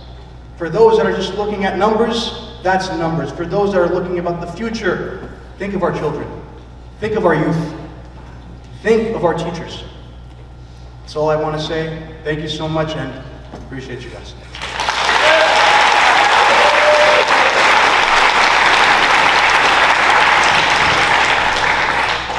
Hi, good evening. My name is Tatiana Reyes. I live in 85 Cherry Brook Drive, and I do have 3 kids in the school district. I do recognize many faces, and I just want to let you know that for me, it's not whether or not I support the teachers. I absolutely do. I appreciate everything you do, and actually everything that the school district does for my kids. However, I cannot afford more tax increases. Maybe 2 years ago, we already have a significant tax increase, and now it seems like it's happening again. Things are piling up. I think we all know that we are having issues with our budget and with all the inflation and all the things that are going on around. And even though I do not think that cutting you guys' salaries or benefits is the answer, you guys deserve the best and the most, we also need to be fiscally responsible and always think whether or not the solution is going to be burden the taxpayer. This cannot be the answer. We have to think hard about the resources that we have. We need to think hard about how we're going to manage it. The limited resources that we have, I hear you saying, Mr. Italiano, I hear you saying that you're new. I hear you saying that there are potential avenues for reducing cost through improving the procurement of services. I hear you saying that there are potential grants, there are different avenues that will help us, but increasing the taxpayer burden cannot be the first and only answer. That's what I have to say. Thank you very much.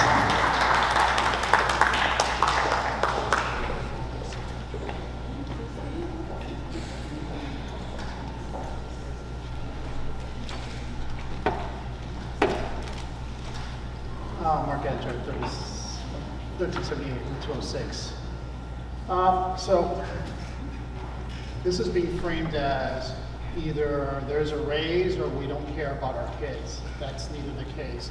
Nobody says that. Nobody cares about the teachers. Hell, give them a 50% raise. Why not? I'd ask for the same too.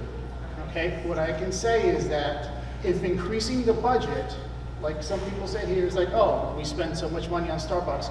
When I go to Starbucks and I give them my $10, I get a cup of coffee. And if it's not right, I go back and say, this needs to be fixed, and it gets fixed immediately. I came to this school district because of the grades, because I was like, oh wow, look at this high school, this is great, look at my kid's gonna go here. And we come to find out that my kid is unable to read. I pay a significant amount of money in taxes, and I pay to have my child have a reading assessment every single year on my own dime. So my son is in 3rd grade. He has a 2nd grade reading ability.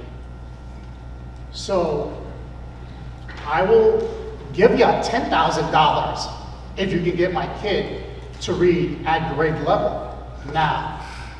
But there's a guarantee, right? There is no guarantee. So money is all we're looking at. How has that worked out when we've given money to government?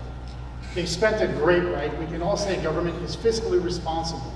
So let me give you a little statistics.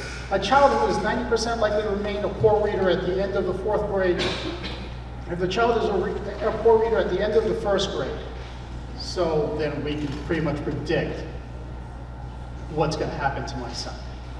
Okay? So 1 in 6 children who are not reading proficiently in the 3rd grade does not graduate from high school on time. Rate is 4 times greater for non-proficient readers. 65% of American 4th graders do not read at proficient level. So, this is where my son is. I have educators. I have multiple teachers and principals in my family. I have teachers and principals that work in the Patterson School District that for years are ranked with pretty low budgets. 1 in specific was always in the top 10. So how is it that I come to a better school district but I should be sending it to my sister in Patterson, and she would have been able to teach my kid how to read. That is disheartening. That's why I moved to this town. I didn't move to Hillsborough, I toured. I toured all of this area, and I came here specifically, and this is not what I came here for. So the option is no.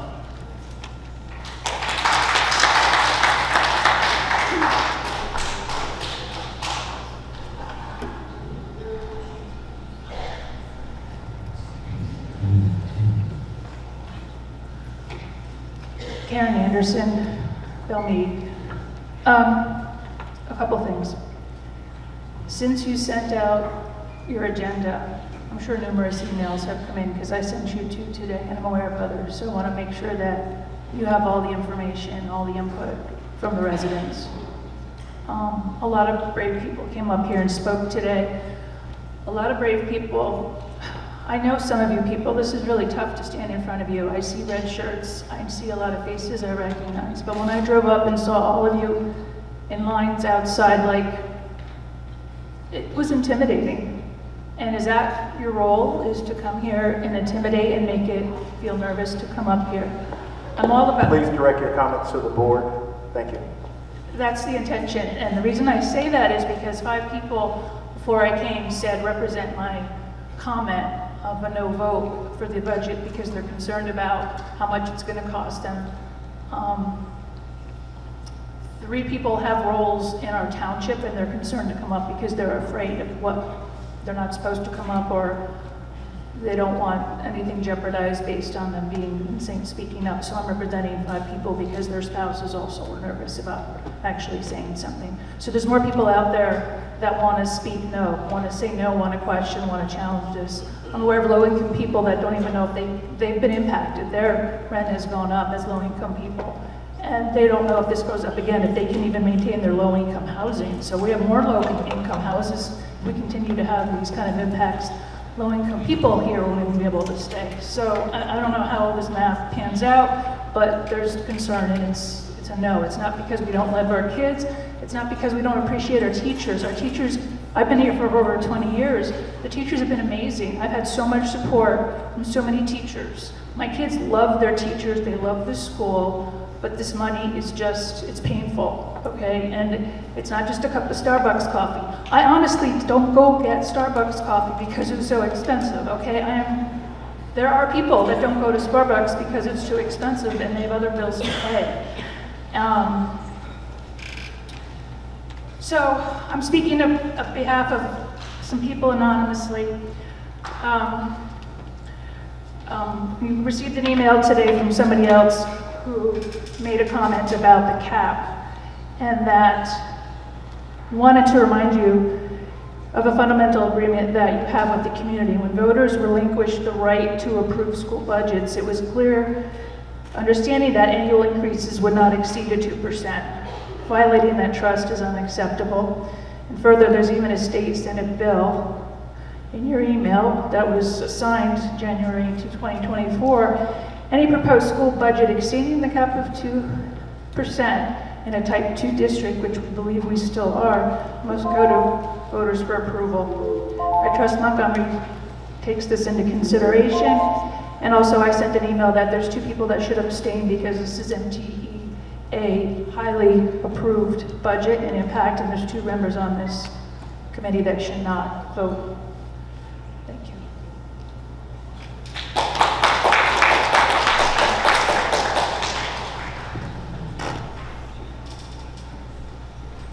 Hello, I'm a Belmead resident. I wanted to remind board that you are supposed to represent taxpayers. I keep hearing from people that they are leaving money on the table. Healthcare tax increase is not money left on the table.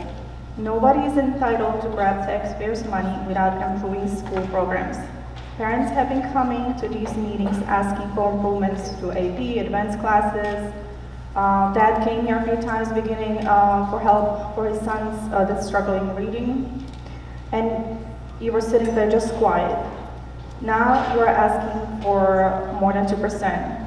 You are saying it is just $4 a day, yet the potential increase of $150 on top of $350 is accumulated It is not just one-time payment, it will accumulate over the upcoming years, just like the few dollars from 2 years ago. Our ratings are built on families spending additional funds on Kumon and other accelerated programs. We are potentially taking those funds from families that build these rankings. In my opinion, this budget increase is strongly influenced and pressured by union. And 2 board members, Ms. Harris and Franco Herman, received campaign funds, accepted endorsements from MTA. The same board members were instructed by School Ethics Commission to abstain from budget vote due to possible conflicts. I expect them to follow Ethics Commission's ruling and abstain from the vote. If they vote against clear instructions from SEC, the whole vote can be deemed invalid. Thank you.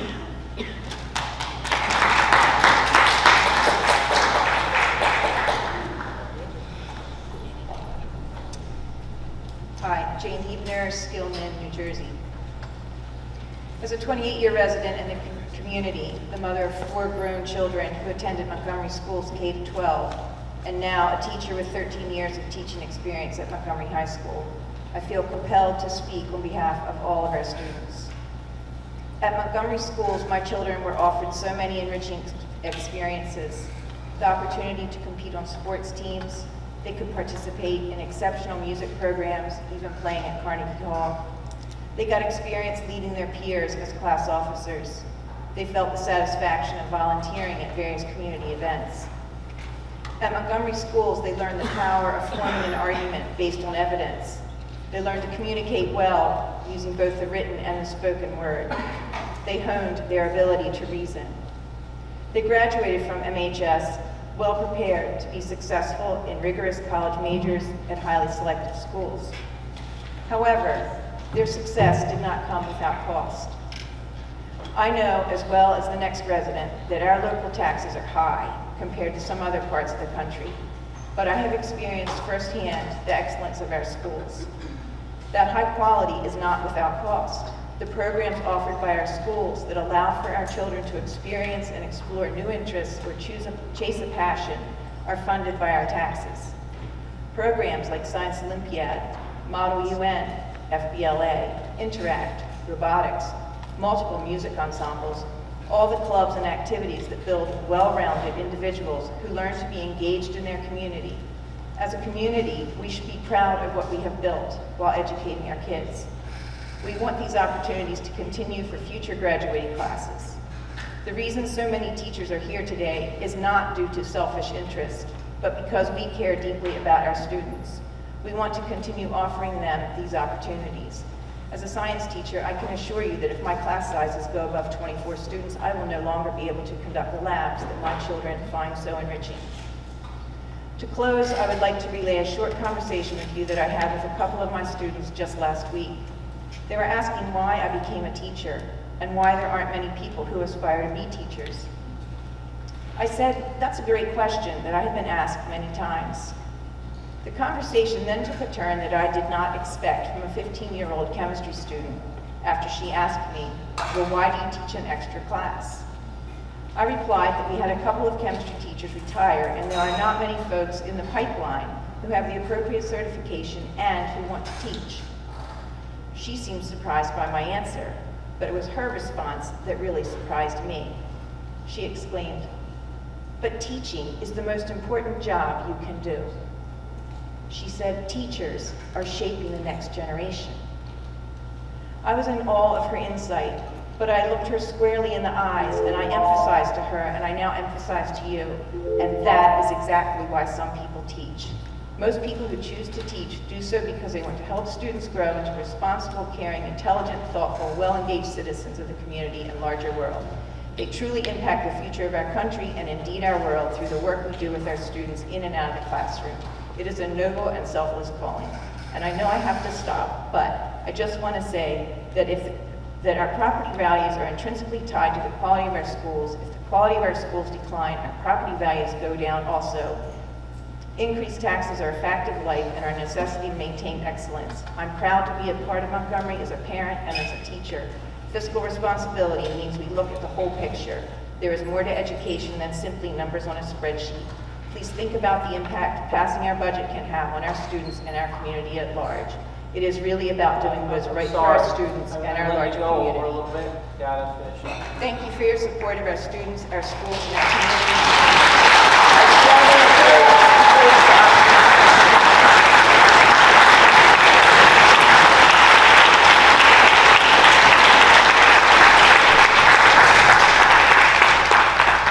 Hello, my name is Jamie Guskowski. I live at 12 Clover in Bellevue.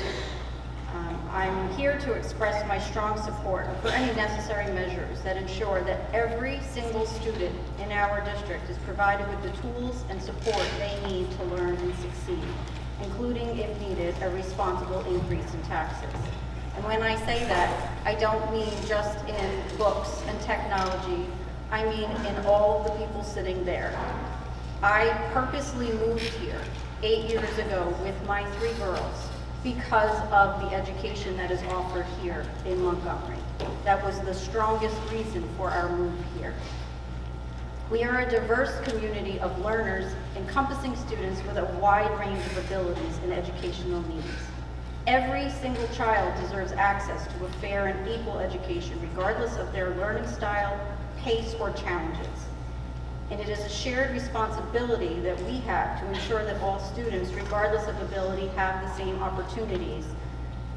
And if raising taxes is the only viable path to securing the resources needed, the teachers, to achieve this goal, then this is the path that we should take. The cost of inaction is far greater than any short-term financial burden. Equity in education is not just an ideal, it's a moral imperative. As I mentioned, I have 3 children. 2 are currently in 6th grade, and 1 who graduated from MHS in 2021, who will now also in the fall be moving on to an Ivy League school to pursue a master's degree. My 2 girls who are here in 6th grade both need special services. They would not be where they are today without the loving care and support of the teachers that we have here in this school district. I had a teacher help find a disability with one of my children in her dyslexia. I wouldn't have been able to get to that diagnosis on my own. She has received the services necessary to succeed and grow, and has now moved out of that extra programming and feels confident in her classes. That wouldn't have happened without the support of these people. I have a child with Down syndrome who in any other school district would not have received nearly the education that she receives here. She is learning within a general education classroom when possible. Not only is she learning, she is teaching. She is teaching all of the students and the teachers in the school what determination, hard work, and dedication mean. She didn't just learn that from me, she learned that from every single teacher that she has encountered in this district. And she is the reason that I'm standing here now. Because without all of them, she wouldn't be who she is, and she wouldn't be going where she's going, and trust me, she's going very far. Thank you for your time.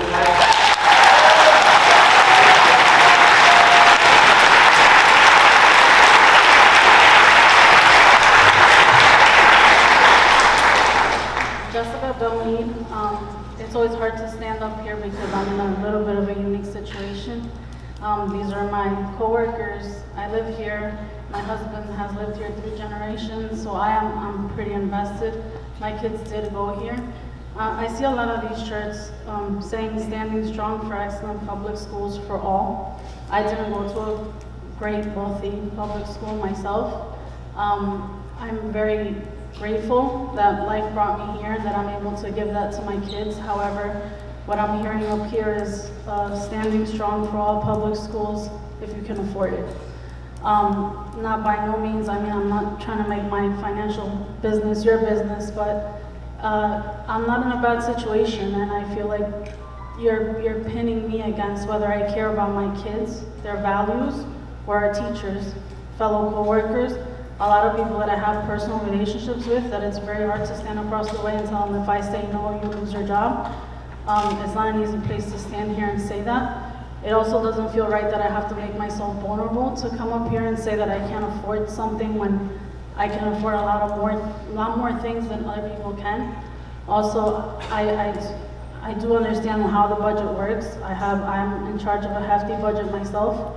I do ask that the board please be very diligent when you're handling this. I personally manage over 100 employees, and I always make sure that every decision that I make with the money impacts my staff the least. I feel like as a leader and an administrator, that's my job, is to get the both on both sides. And sometimes that puts me in a hard situation. I'm also a little bit concerned about a comment I made that special needs people seem like special needs children seem to be somehow getting things taken away from them. They are a protected class, and I ask that we're very diligent about that and be very careful with that. That is one class that we do not want to mess with at all. I mean, not that any of our kids are not, but they do hold a special place for special reason, and it's important that we're very diligent with that.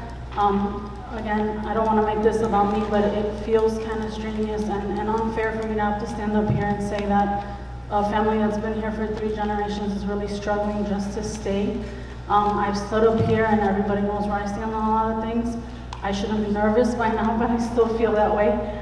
I did try to do the best by my kids and put their values first, but unfortunately with this, it's going to put me back in the same place where I was before, having them come here and be a part of some things that I don't agree with, that I don't think we've finalized.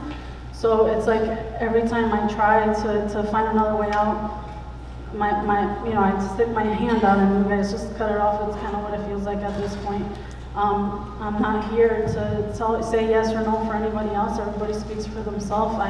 I just really ask that the administrators please try to do their best and make sure that we're being efficient and that we're making good choices so that the least sacrifices are made on behalf of our families that have been here for a very long time, and also our staff, because we all know that we have a very good school system, so we want to keep it that way.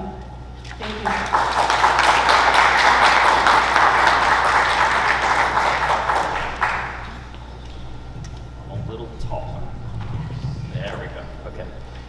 So, good evening. My name is Chris Resch. I am a biology teacher at Montgomery High School. I also have family that live in Montgomery. Both my sister and my brother went through the Montgomery School District and are doing phenomenally because of the education they received from teachers before I even was a teacher here in the district. And I'd like to share a brief story with you. It was the moment that sparked the idea that I wanted to become an educator. Back when I was in college, I was a biology major on a very different career trajectory. And I wanted to go into the medical field, specifically pediatrics. And when I was not studying for biology, I would tutor at-risk students in the area for free, no cost. And during one of those sessions, I was working with a student that was really grappling with an algebra problem. And after much back and forth, the student's face just like lit up with excitement. And she stood up and she goes, "Oh my God, I actually got it. I understand what's going on here." And it was from that moment that I knew I wanted to be an educator. And I am fortunate to be in this district with talented and caring staff that I'm sure share similar stories, similar moments to the ones that I have. Now, I know some in this community on social media have been bashing us, describing us as ineffective, especially given the high costs of taxes in this district. If the board truly believes this, then I suspect you will not likely vote for a full budget. But if you do believe that we, the educators of Montgomery, are the passionate, genuine, and dedicated professionals that I know us to be, please don't cut the legs out from under us. Don't make a decision that will cut dedicated staff, increase class sizes, and shrink programming. Because at the end of the day, as many folks have already said, we are here because we care about the students. They are the #1 priority in this entire decision-making process, and we cannot forget that. Please vote to fully fund the budget. Thank you.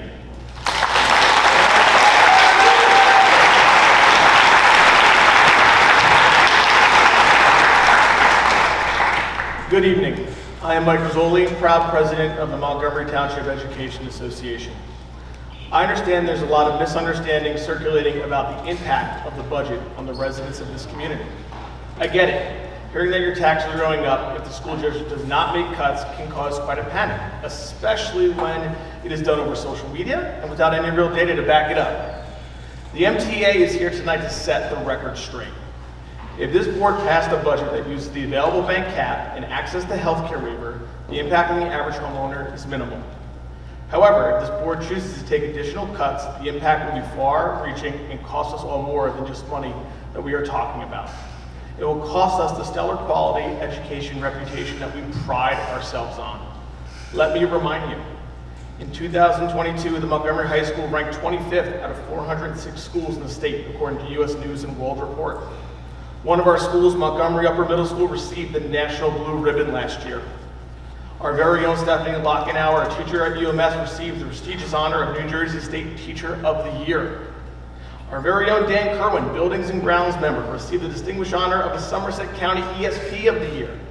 The New Jersey Department of Education has released the latest SAT scores, and Montgomery received one of the highest average scores in Somerset County. And last year, Montgomery High School was one of 42 New Jersey schools to make U.S. News and World Report list of top 5% in the country. Montgomery Township schools know that the education of our students that they receive is among the best in the state and in the nation. Why are our students so prepared for the real world to go on to make better education decisions? Is because the teachers and support staff working with our kids day in and day out. We are the reason for the district's success. And yet you are mulling over whether to cut 20 positions to save a few bucks. And yes, it's a few bucks. The amount of tax that we're talking per month is less than a single trip to Dunkin' Donuts for my wife and me. We're not talking about hundreds of dollars. We're talking about a trip for coffee in exchange for 20 positions of professionals who work with our students every single day. I don't know about all of you, but I believe in our students' education, and the consideration they deserve when making these decisions is worth it. The choice in front of the board tonight is simple. You do not have to sacrifice our students' education. You can instead choose to do what's right. You can choose to bring these positions back. Vote to use the waiver and the cap. Thank you.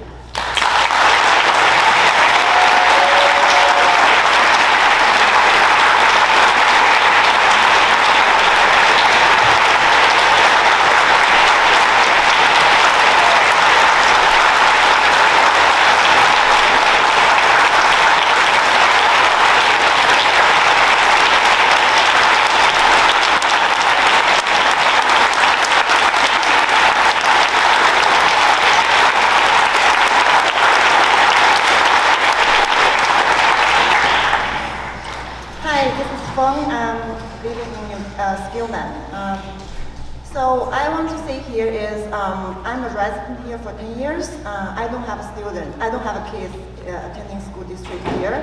So I'm just paying the tax and subsidizing for families who has kids here. I know there's a lot of families like this, like us, who has no kids in the district but still paying the tax.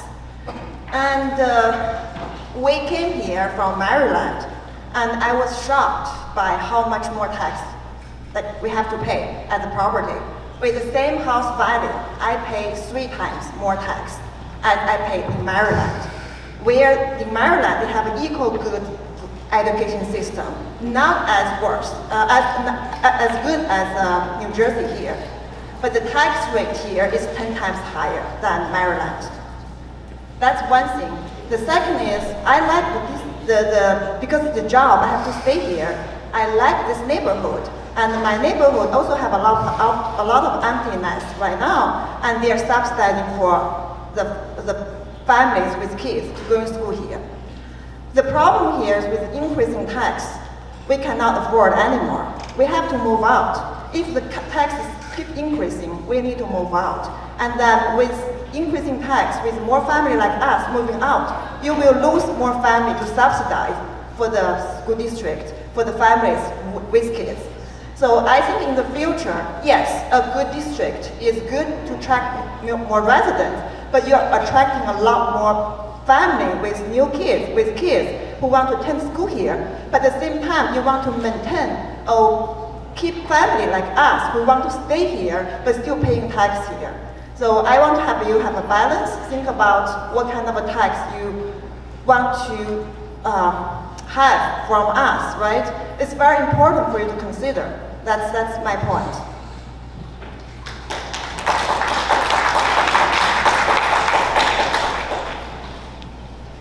John Bittner, 694 Millstone River Road.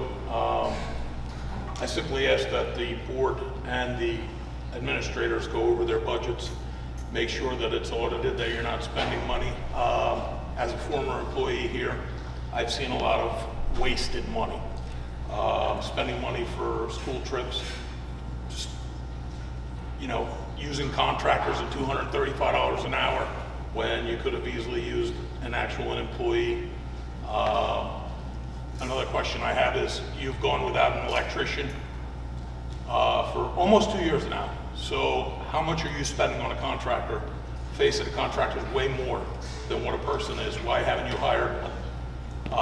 The other thing is that I find it's very sad. A lot of the people with these red shirts on, going back a few years, the district had no problem taking the custodial staff and taking $5,000 off of their salaries, or they were going to be subcontracted out. Now, I don't wish anybody to lose any money, and I understand you have to live on something, but you're talking about people that were making $40,000, $36,000. Yeah, they're not your educators, but they're the people that are cleaning your toilets, keeping this building clean, and they're just as important. So, irregardless of how much money, if you want to go to Starbucks and you want to buy something for Starbucks, that where you spend your money is not your business. Throwing money at a bad thing does not make it better. And I'm not saying that all teachers are bad, and I'm not trying to put anybody, you all have a right to make a dollar. We all do. But I'm also going to say, because I work more hours than most anybody here, if what your salary is isn't enough, there's always something called overtime or a second job. That's all I have to say.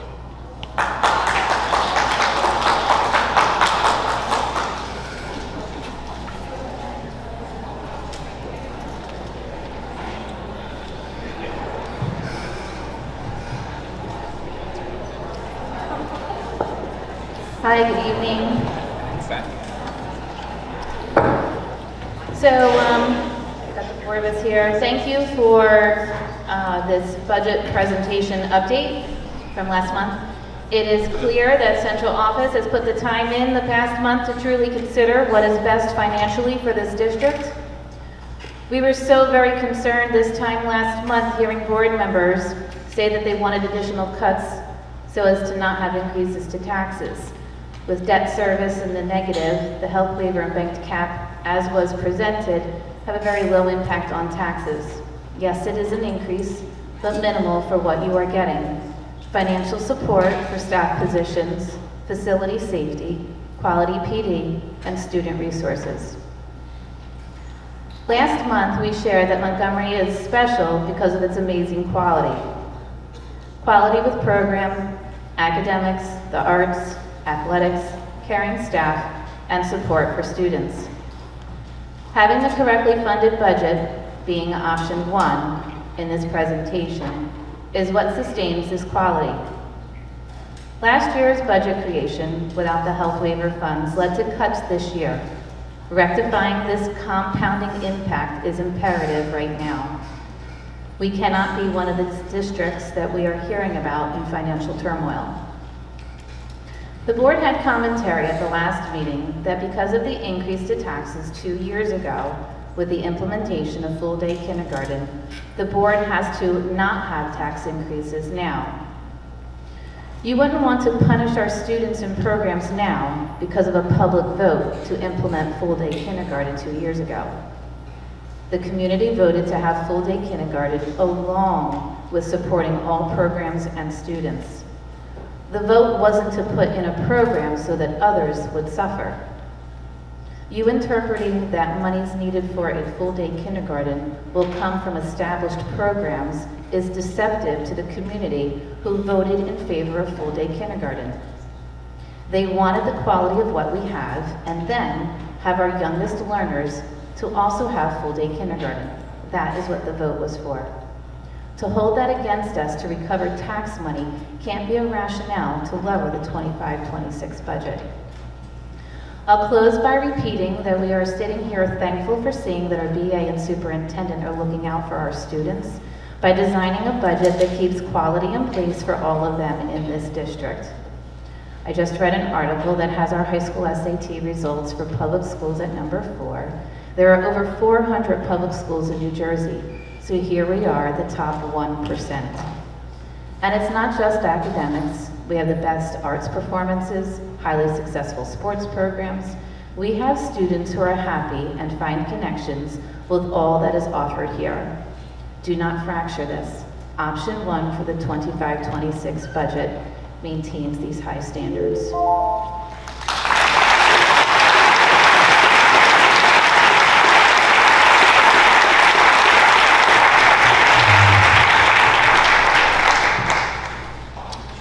Good evening. We are all familiar with the stories of massive cuts happening across the state. As the supervisor of one of the leading arts programs in New Jersey, I am hearing horror stories from my colleagues in other districts of the dismantling of their music and arts programs as a result of these cuts. The Board of Education, this Board of Education, has always been a staunch supporter of our arts programs, and it continues to be. But if we think what is happening in other districts cannot or will not happen here, then we are not paying attention and learning from our neighboring towns. If you make the decision to not fully fund our district tonight, I have grave concerns for the sustainability of our state, nationally, and internationally recognized arts programs that have become such an integral part of our students' lives and become a hallmark of this district. While our arts programs may be okay next year, the compounding effect of permanently lowering our district's base budget by millions of dollars will undoubtedly be felt by the arts and all programs in our district. And sooner than later, we will find ourselves in a similar situation as so many other districts who are seeing their programs dismantled. For a child entering kindergarten next year who will be with us for 13 years as a student, your decision to not fully fund our budget compounds to a loss of $38 million that we will not have available to spend on their education during their time as students. If you don't think a number that large will negatively impact our ability to continue a premier arts program, or our athletics, or our clubs, or any of the other amazing things that our students wake up for every day, then you are severely underestimating the impact of your decision tonight. Your decision tonight is not about raising taxes by $20 or $25 a month. Your decision tonight is whether or not you will irreversibly alter the course of our district, placing in jeopardy the #1 reason people move to this town. Taking away $38 million over the course of a class's time with us will result in a very different school district by the time they graduate from the one we have today. My colleagues in other districts have all shared what their challenges are, and that their challenges are a result of massive state aid cuts. We are not in that situation. Unlike those districts, this Board of Education has the option to add the needed funds that would prevent the disastrous cuts that so many others are facing. The financial challenges we are discussing tonight are not from external sources, but rather from internal decisions by the Board of Education to not use the funds available to them through bank's cap and the healthcare waiver that every other district utilizes. Your decision tonight will either put this district on a path towards continued excellence or on a path towards dismantling what this town values most. This board, above all else, has always put students first, and I'm asking you to continue doing that tonight. Thank you so much.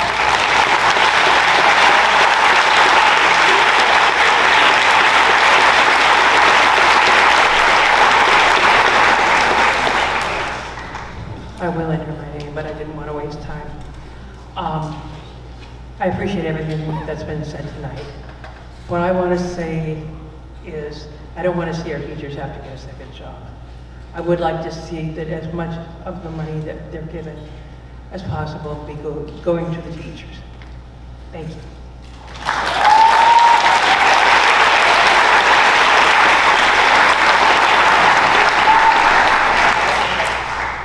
Heather Pino Beauty, principal, even later than now, you're going to have the opportunity to listen to a presentation that will celebrate the extraordinary academic growth and achievements of our students. Data points that shine as a testament to what is possible when we invest in our children. These outcomes are not accidental. They're the direct result of a well-funded, student-centered learning environment where every decision is made with success in mind. That is why we choose to work in Montgomery. It is why families choose to live here.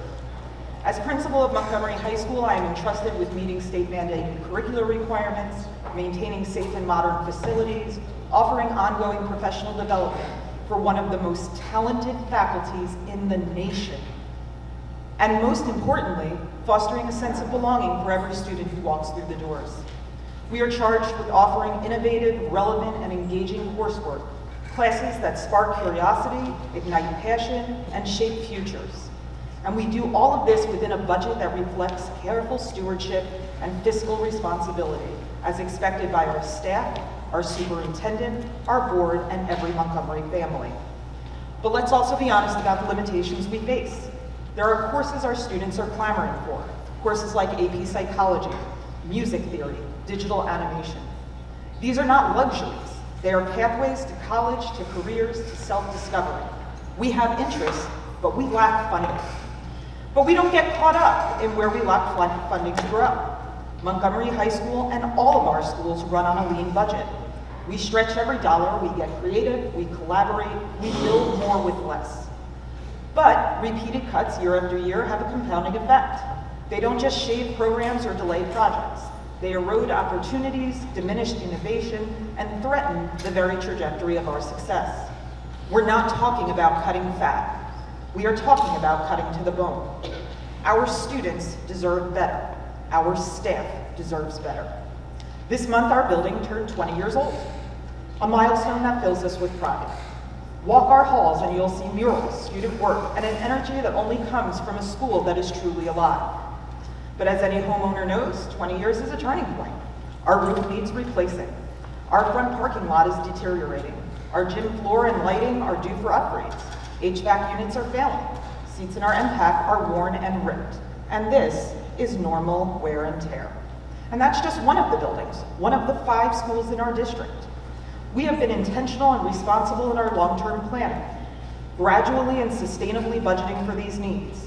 But when we repeatedly fail to budget to cap and decline available healthcare waivers, it directly impacts our ability to meet these needs, not just for our buildings, but also for our children's education. Our cost per pupil remains fiscally responsible and comparable to those of districts of similar size and performance. For the last 3 years, we've remained below the averages of our comparable J districts and neighbors. We're not asking for extravagance.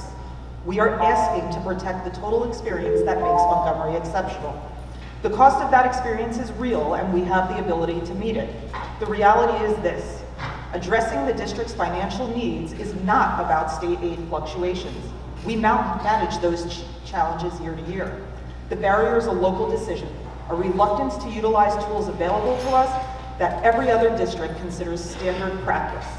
This is a moment of choice. Our students only get one chance at an education.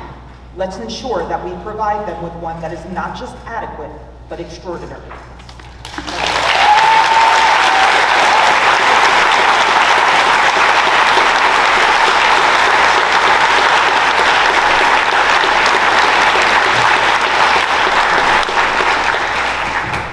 Corey Delgado. My address tonight is Orchard Hill, Burnt Hill Road.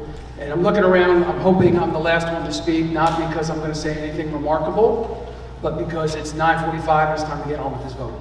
So I'm looking at a group of people that have a really tough job ahead of you, and I'm here empathizing with you, right? Balancing students' well-being and educational outcomes, their educational outcomes with the taxpayers' concerns. That's hard, that's not easy. So thank you for taking on that job. In my 29 years here serving this amazing school community, 17 of which as an administrator, I too have had to make a lot of tough decisions.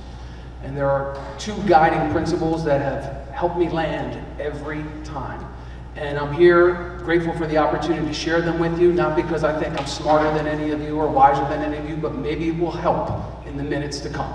And those two guiding principles are as follows. The first one is raise the voice of the people that are closest to the issues. Tonight you heard from community members, you heard from parents, you heard from staff, you heard from administrators, including our superintendent, Mary, good for you, who are advocating to broaden the base. That should matter. Those people's voices should matter. Second thing that has helped me through really tough decisions, it's even simpler than that. Do what's best for the kids. Tonight, that's vote option 1. Thank you.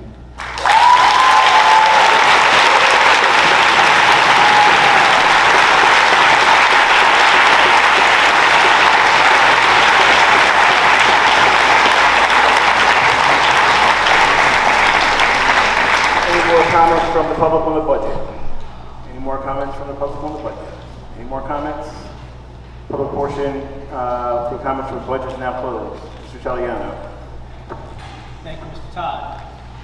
At this time, I am going to pull item 3.5 from the voting block, which is option 1 for the $2.6 million increase, additional funding.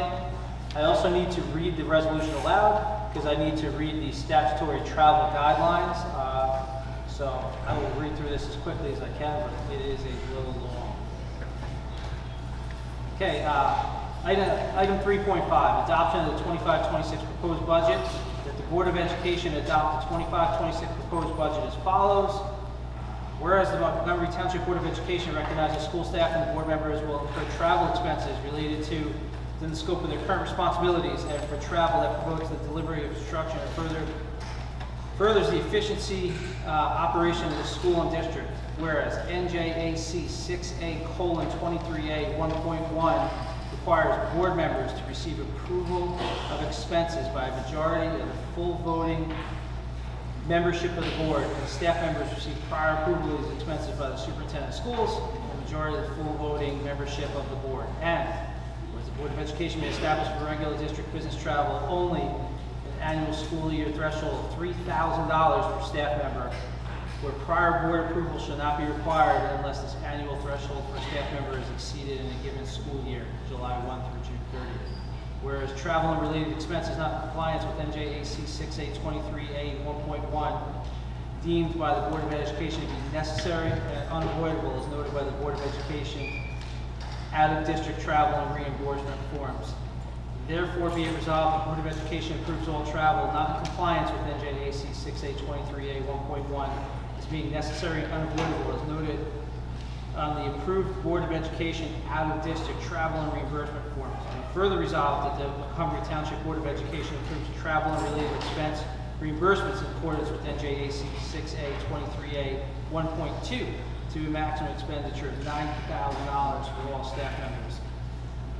Adoption of the final budget, modifications to the tentative budget approved by the interim county superintendent. Whereas the Montgomery Township Board of Education adopted a tentative budget on March 18, 2025, and submitted it to the executive county superintendent for schools for approval. Whereas the tentative budget was approved by the executive county superintendent of schools on April 11, 2025. Whereas the tentative budget was advertised in the legal section of the Courier News on April 23, 2025. Whereas the final budget was presented to the public through a public hearing held at the Orchard Hill Elementary School cafeteria on April 29, 2025 at 7 p.m. Here is the resolution for option 1. Whereas the Board of Education has now determined to make modifications to the tentative budget as follows. State budget line 2100 increased $468,816 to line 2100, grade 1 through 5 salaries. State budget line 2120, grade 6 through 8 salaries, increased by $222,973. State budget line 2140, grades 9 through 12 salaries, increased by $480,250. State budget line 71180, health benefits, increased by $422,604. State budget line 48520, operations and maintenance, increased by $1,005,357. That would make our final budget for school year 25-26. General fund, $93,422,993. Special revenue, $1,063,987. Anticipated revenue, $12,781,471. Debt service, $5,256,913 for a total base budget, $112,525,364. Two more parts. Use of bank cap, be it resolved that the Montgomery Township Board of Education includes in the final budget the adjustment for bank cap in accordance with NJAC 6A23A-10.1B. The district has fully exhausted all eligible statutory spending authority and must increase the base budget in the amount of $1,594,643 for the purpose of staffing needs to maintain programs and classroom sizes. The district intends to complete said purposes by June 2026. Use of healthcare adjustment, be it resolved that the Montgomery Township Board of Education includes in the final budget healthcare cost adjustments calculated in the budget software and pursuant to NJSA 18A:7F-38 subsection D in the amount of $1,005,357. The additional funds will be used to pay for additional increases in healthcare premiums. That is option one. I am going to, do we have a motion for option one? Recommended option. At this time, I'll entertain a motion for action item 3.5, option number 1. Is there a motion? And I will second. Okay, I'm going to take the full roll. Franco Herman, Ms. Harris. Okay. Dr. Wang. Option one? This is option one, ma'am, yes. No. Ms. Dallin. Yes. Ms. Spina.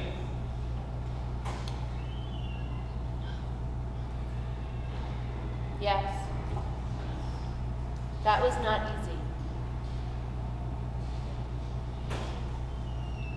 Ms. Franco Herman. Much to my displeasure and disappointment, I regrettably abstain. Ms. Spila. No. Ms. Harris. I've always prioritized our students, our staff. I have to abstain. No. Ms. Lefferer. No. Ms. Norgan. No. Mr. Todd. Yes.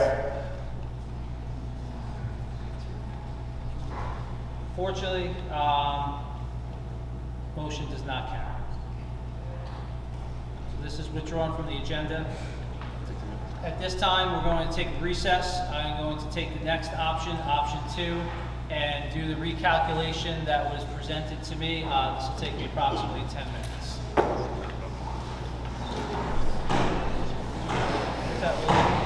At this time, I entertain a motion for a 10-minute recess. Second. It's been properly moved and second. All those in favor say aye. Aye. Opposed, same right. Abstentions? Stand recess for 10 minutes. All right, at this time, I entertain a motion to go back into open session. So moved. Second. It's been properly moved and seconded to go back into open session. All those in favor state aye. Aye. All those in favor state aye. Aye. All those opposed, same right. Abstentions? We are now back in open session. Mr. Italiano. Thank you, Mr. Todd. Okay, we're now on option 2, the $1.6 million resolution. It is going to be titled item 3.28 because it is going to go on the end of the finance section of the agenda. Fortunately, I have to read all the travel regulations again, so I'll go through as quickly as I can. Adoption of the 25-26 proposed budget. The Board of Education adopt the 25-26 proposed budget as follows. Whereas the Montgomery Township Board of Education recognizes school staff and board members who will incur travel expenses related to and within the scope of their current responsibilities, and for travel that promotes the delivery of instruction or furthers the efficient operation School District, and whereas NJAC 6A:23A 1.1 requires board members to receive approval of these expenses by a majority of the full voting membership of the board. Staff members to receive prior approval of these expenses by the superintendent of schools and a majority of the full voting membership of the board. And whereas the Board of Education may establish for regular district business travel only an annual school year threshold of $3,000 for staff member where prior board approval shall not be required unless this annual threshold for staff member is exceeded in a given school year, July 1st through June 30th. Whereas travel and related expenses is not in compliance with NJAC 6A:23A 1.1, but deemed by the Board of Education to be necessary or unavoidable as noted on the Board of Education out-of-district travel and reimbursement forms.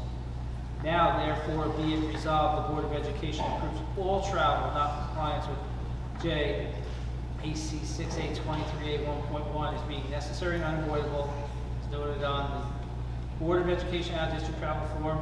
Be it further resolved, the Montgomery Township Board of Education approves travel and related expense reimbursements, in accordance with NJAC 6A:23A 1.2 to match expenditure of $90,000 for all staff members.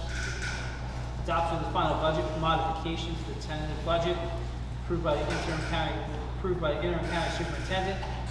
Whereas the Montgomery Township Board of Education adopted a tentative budget on March 18, 2025 and submitted to the Executive County Superintendent, whereas the tentative budget was approved by Executive County Superintendent of Schools on April 11, 2025, whereas the tentative budget was advertised in the legal section of the Courier News on April 23, 2025, whereas the final budget was presented in open public hearing held at the Orchard Hill Elementary School cafeteria on April 29, 2025 at 7 p.m.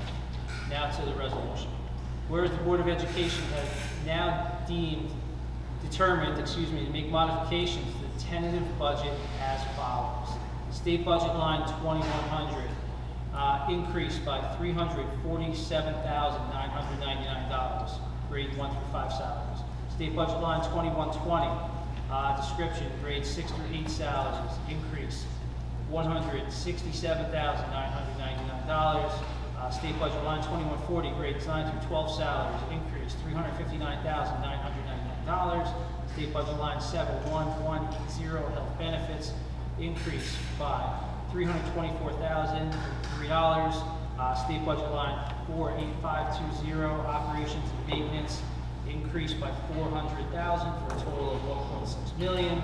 The final budget reads as follows.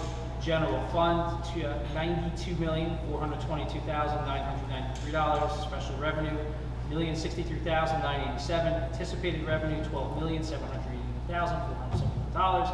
Debt service, $5,256,913. For a total base budget of $111,525,364.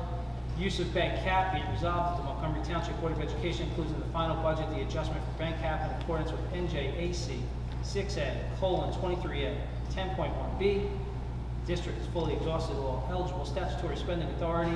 Must increase the base budget in the amount of $1,594,643 for the purpose of staffing needs, maintain program and classroom sizes. The district intends to implement complete said purpose by June 2026.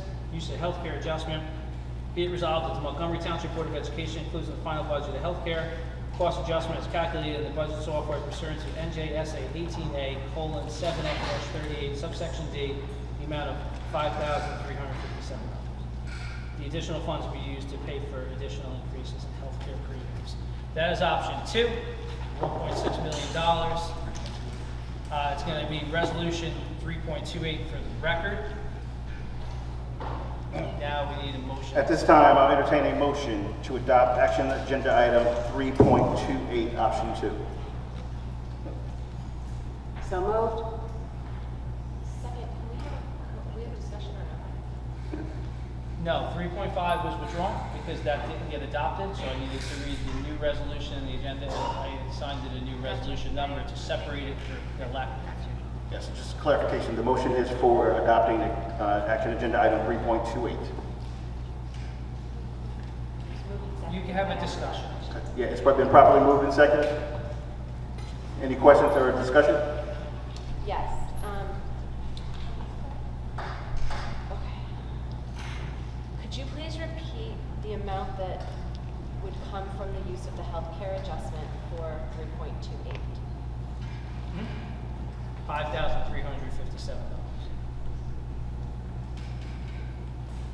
Can you explain that? So the $1 million, because it was $1,005,357. So I want to make sure I understand exactly correctly and why and how these are being done. So the 1 million that was taken off to go from 2.6 to 1.6 is coming off of the healthcare adjustment.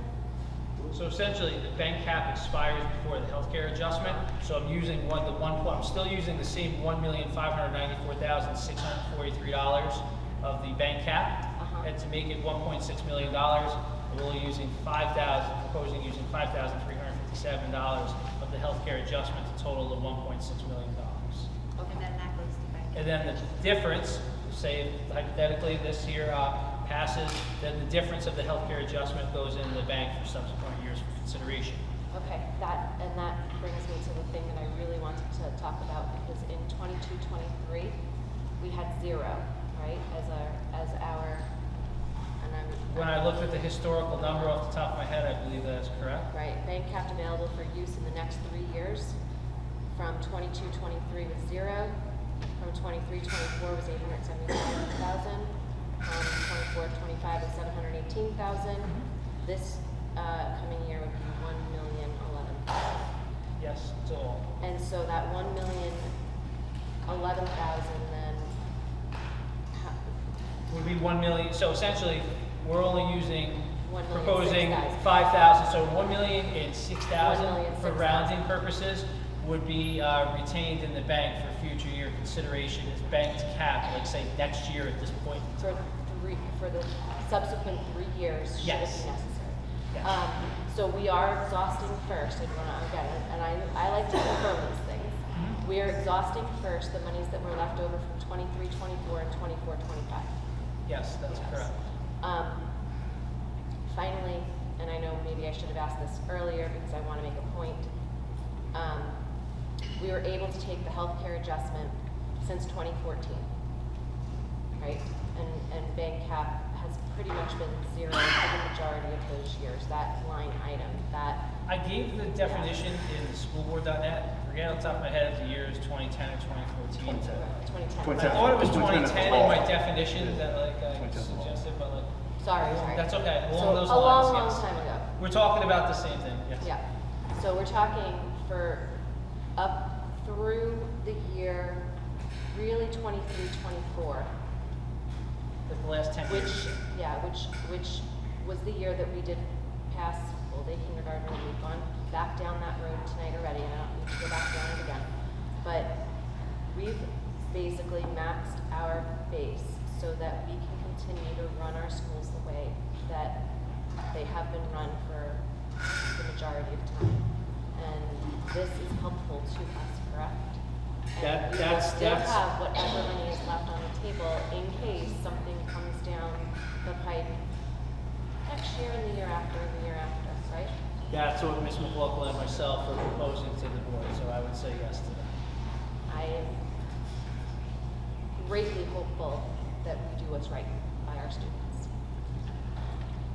Thank you for allowing me to comment. Any other questions or comments? I just have one question. So these bank cap and is there for 3 years, otherwise they'll expire, right? So Yes. the only amount which will be expired next year is that 23-24, the 875, right? Well, for example, like if this resolution were to pass, then it would be used. If none of the options were to pass tonight, then the 875, to your point, would fall off and expire, and then everything else would slide down for the following years. 875 will expire. But And then the 718 would take its place. 718 and 779 will remain in the The number that would replace the 875 would be the 718. The number that would replace the 718 would be the 1,011,000. After the budget adjustments, that was the number. And then we don't know what next year's healthcare adjustment is because we don't have that data. Does that help? Any other questions? Hearing none, roll call please, Mr. Taliano. Yes, sir. Dr. Wang? Abstain. wait, I'm sorry, I'm really sorry, but this has been something that has been weighing on me because this is something that we were elected to do. We are elected to make this hard decision. And trust me, I've read all of your email. Thank you so much for repeating some of those things tonight, those of you that came out, community and staff. I've spoken to my neighbors, I've spoken to other parents sitting on rec teams and travel teams, and no, we need to make a decision here. We cannot abstain. The only reason why two people are forcibly having to abstain, they don't want to. You don't get to run for election and then not make the hard decisions.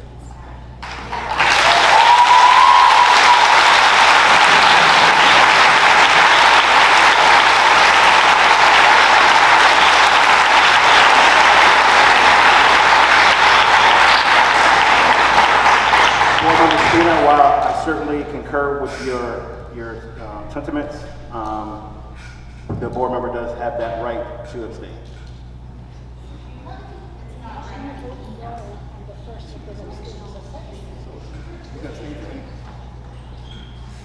Robert's rules, you can abstain from any, you can abstain for any reason. Would you like to address that, Mr.? Yeah, I mean, any member of the board has the right to abstain if that's what they want to do.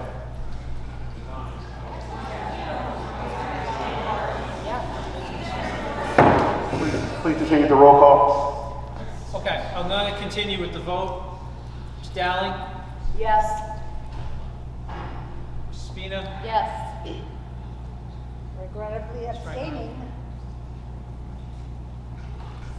Noted. Ms. Felak? No. Ms. Harris? Abstain. Ms. Jernigan? No. Ms. Norgan? I'm going to say no, but I would like to see, I would have said yes if there was any improvements in the programs offered. I don't see any of that, so that's why. Order, please. Todd? Yes.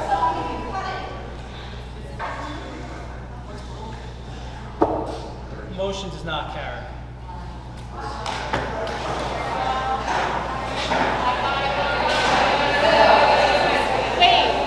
We have two more options to vote Order, for. please. Please wait.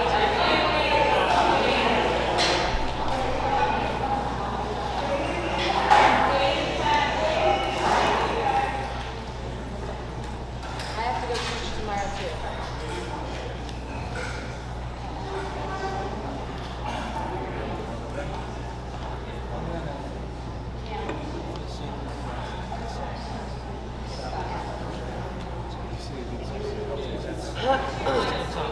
Give me the rest.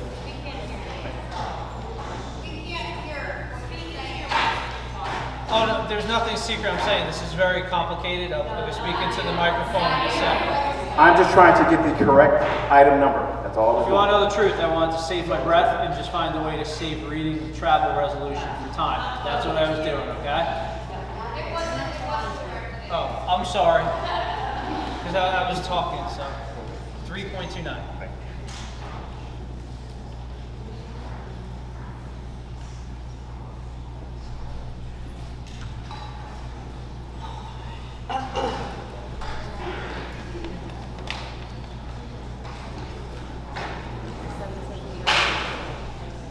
Okay, so this is option number 3, $779,863 of additional funding on top of the 2%. For the sake of time, the travel resolution that I've read the last 2 times, the wording's the same. So I'm going to ask for approval of the statutory travel language. I'm going to go right to the resolution and financials. They read as follows. Whereas the Board of Education is now determined to make modifications to the tentative budget as follows. State budget line 2100 increased by $109,180. State budget line 2120 increased by $54,590. State budget line 2140, increased by $116,979. Those are for grades 1 through 5, 6 through 8, and 9 through 12 salaries. State budget line 71180 for healthcare, increase by $101,382. State budget line 48520, increased by $397,732, total $779,863, which would give a final budget for school year 25-26. General fund $91,602,856. Special revenue $1,063,987. Anticipated revenue $12,781,471. Debt service $5,256,913. Total base budget of $110,705,227. One last piece. Use of bank cap. Be it resolved, the Montgomery Township Board of Education includes in the final budget the adjustment for bank cap in accordance with NJAC 6A:23A-10.1B. The district is fully exhausted. All eligible statutory spending authority must increase the base budget in the amount of $779,863 for the purpose of staffing needs to maintain programs and classroom sizes and facility improvements. The district intends to complete said purposes by June 2026. So for this one right here, because it's only 779, we only just go this way, right? So essentially, I'll wait till we do a motion. At this time, I'll entertain a motion to adopt action agenda item 3.29. Second. Been properly moved and second. Any questions on the motion? Where's the funding from? Sure, Ms. Mina, so for this option, for the $779,863, the proposal is to use bank cap money.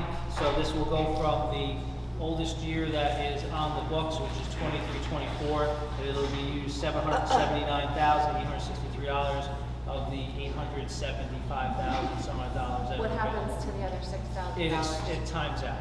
And so it goes back to the state? It's on paper, so it's not, basically, it's not adopted,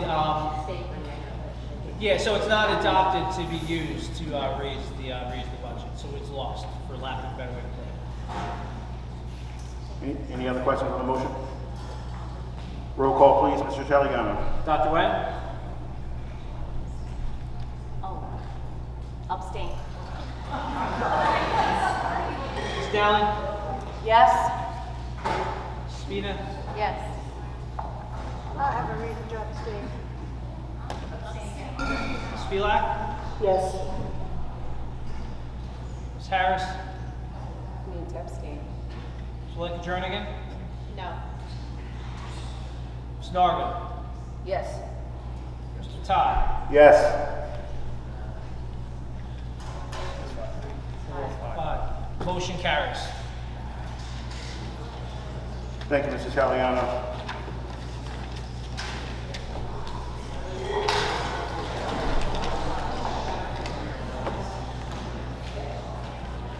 Thank you, everyone. We'll now move to Superintendent's Report presentation. Superintendent McLaughlin.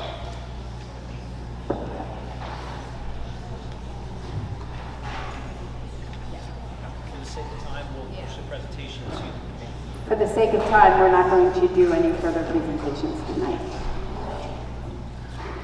Do we have any committee representative reports, MCA report? Mr. Rizzoli. Absolutely.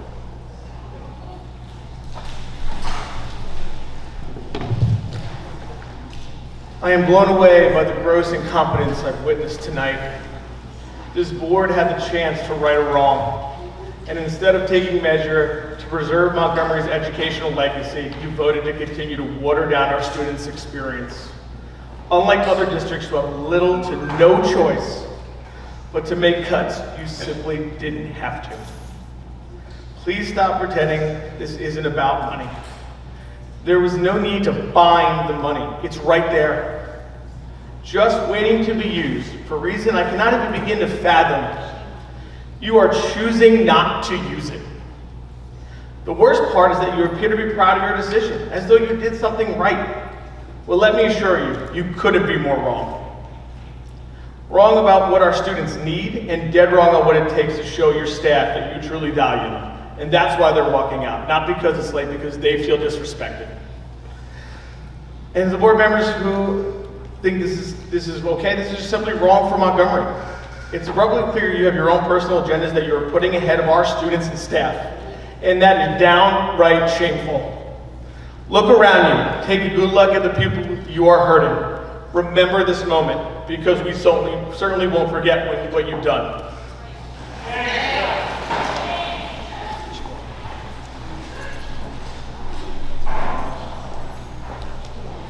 Do we have any board member or delegate representative reports tonight?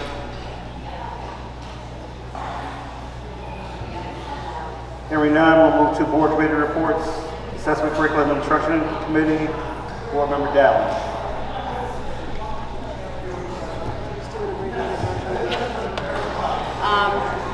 We met on April 4th at 9 a.m., both virtual and in person. We had a presentation from the elementary math program administrators who discussed the math program that existed before 2017. They looked specifically at 3rd and 4th grade standards, where they saw a decline in application and modeling standards. Students were being pulled out for acceleration, math, stress, and competition. Instructional materials provided teachers with supplemental resources. They had extensive PDs around math workshops, core instructional resources. In 2019, they had a pilot committee review resources for kindergarten through 4th grade. They disproportionately identified by the state, and they worked towards correcting it. They introduced Bridges Mathematics in grades K through 3 with a supplemental 4th grade program of Envisions moving forward. Voyagers was also instituted for grades K through 4.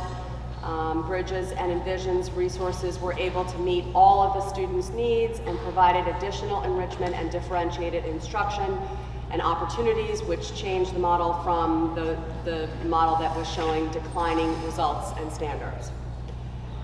Students now receive differentiated instruction within the classroom. Students' number, sense, and modeling have improved through data and standards that are being,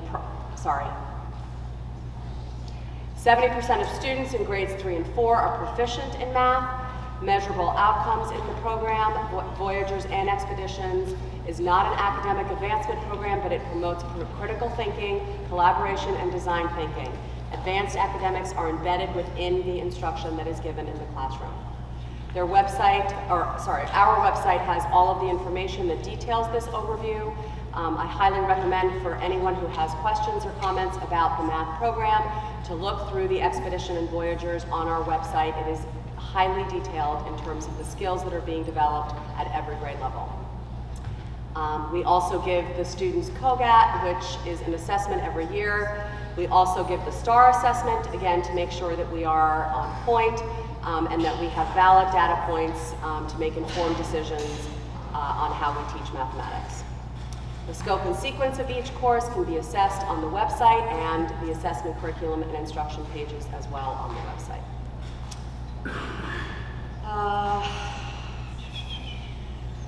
The committee requested to see student data from a norm-referenced assessment at the May ACI meeting, which will take place forthcoming. Mr. Papa indicated that he would meet with the high school math and science supervisors regarding AP offerings for the May ACI meeting as well. Mr. Delgado previewed a presentation that he will be presenting. He will not be presenting this evening, I apologize. That's forthcoming as well. The presentation will focus on high school students' performances on the AP, SAT, and ACT assessments. More to follow. Thank you. Any questions or comments? Hearing none, we'll move now to Operations, Facilities, and Finance Committee. Board Member Filak. The Operations, Finance, and Facilities Committee met on April 24th. The primary focus of this meeting was the proposed budget, and the administrator's request for the additional tax increases. The business administrator presented the 2 new tax increases requests that had not been presented at the March meeting. Committee members requested clarification for how these funds would be used. However, the BEA only provided high-level overview without any supporting documentation or detailed breakdown. The committee also reviewed policy 6470, which stipulates that all district bills submitted for approval must be fully itemized and verified, and supported by original records, including the purchase order, receiving report, vendor invoice, and purchase requisition. Concerns were raised about whether this policy is being followed. When board members have requested documentation for certain expenditures, the requested materials and adequate explanation have not been often provided. Moreover, the recent audit revealed a pattern of unauthorized payments spanning multiple years. Bills presented to the board were not supported as required under Policy 6470, indicating a lapse in compliance and internal controls. The committee further requested a breakdown of the special education services budget to ensure students' needs are being met and funds are being allocated appropriately. Unfortunately, the report from the Director of Special Services was not available at the time. Another key item discussed was the engagement of the audit firm to review the district's financial records for the fiscal year ending June 2025. In February, the committee expressed the need to engage a new audit firm for the following reasons.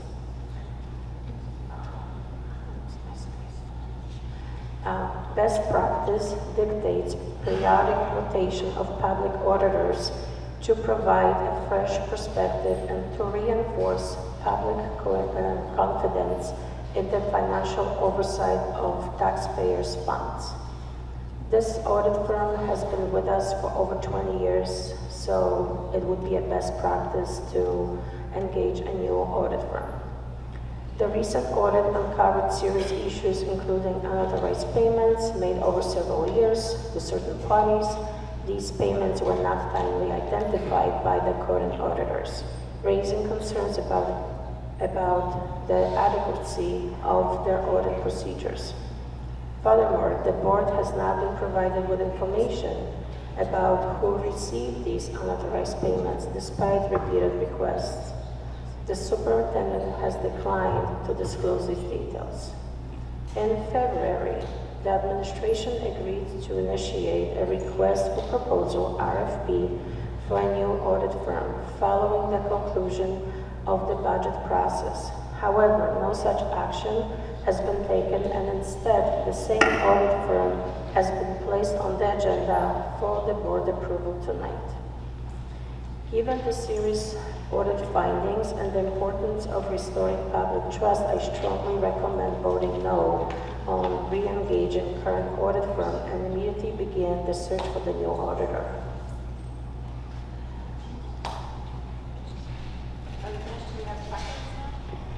I'm done. So if you have any questions, please. Where are the minutes? So this meeting took place on April 24th? 25th. 24th, it says, according to the agenda item? The date got changed. Oh, okay. It So was supposed to be I the would 22nd originally, so I'm not sure what you're looking at. But yeah, it got I'm looking changed. at the original agenda. The only thing that I couldn't find, that I can actually find on this off meeting taking place, is if I go into School Board Net, go into the off committee, go into the agenda and everything else, because there's been no notes from this meeting updated, so it's not something that we were able to review ahead of time. It looks like there were things on the agenda that I'm not sure if you just. There were some additions that I was asked to make to the agenda. I don't know, again, I don't know what you're looking at. I'll be honest. I'm looking at the Obviously, ones with this- highlights. Those were the additions that I was requested to add for discussion. And I believe my new administrative assistant did take the notes for the meeting for me so I could engage in the conversation. I don't know if she put the minutes in there. I thought that she did. Yeah, they get posted. Not yet. We'll make sure they get Okay, posted. but we can do that for you, that's For fine. sure.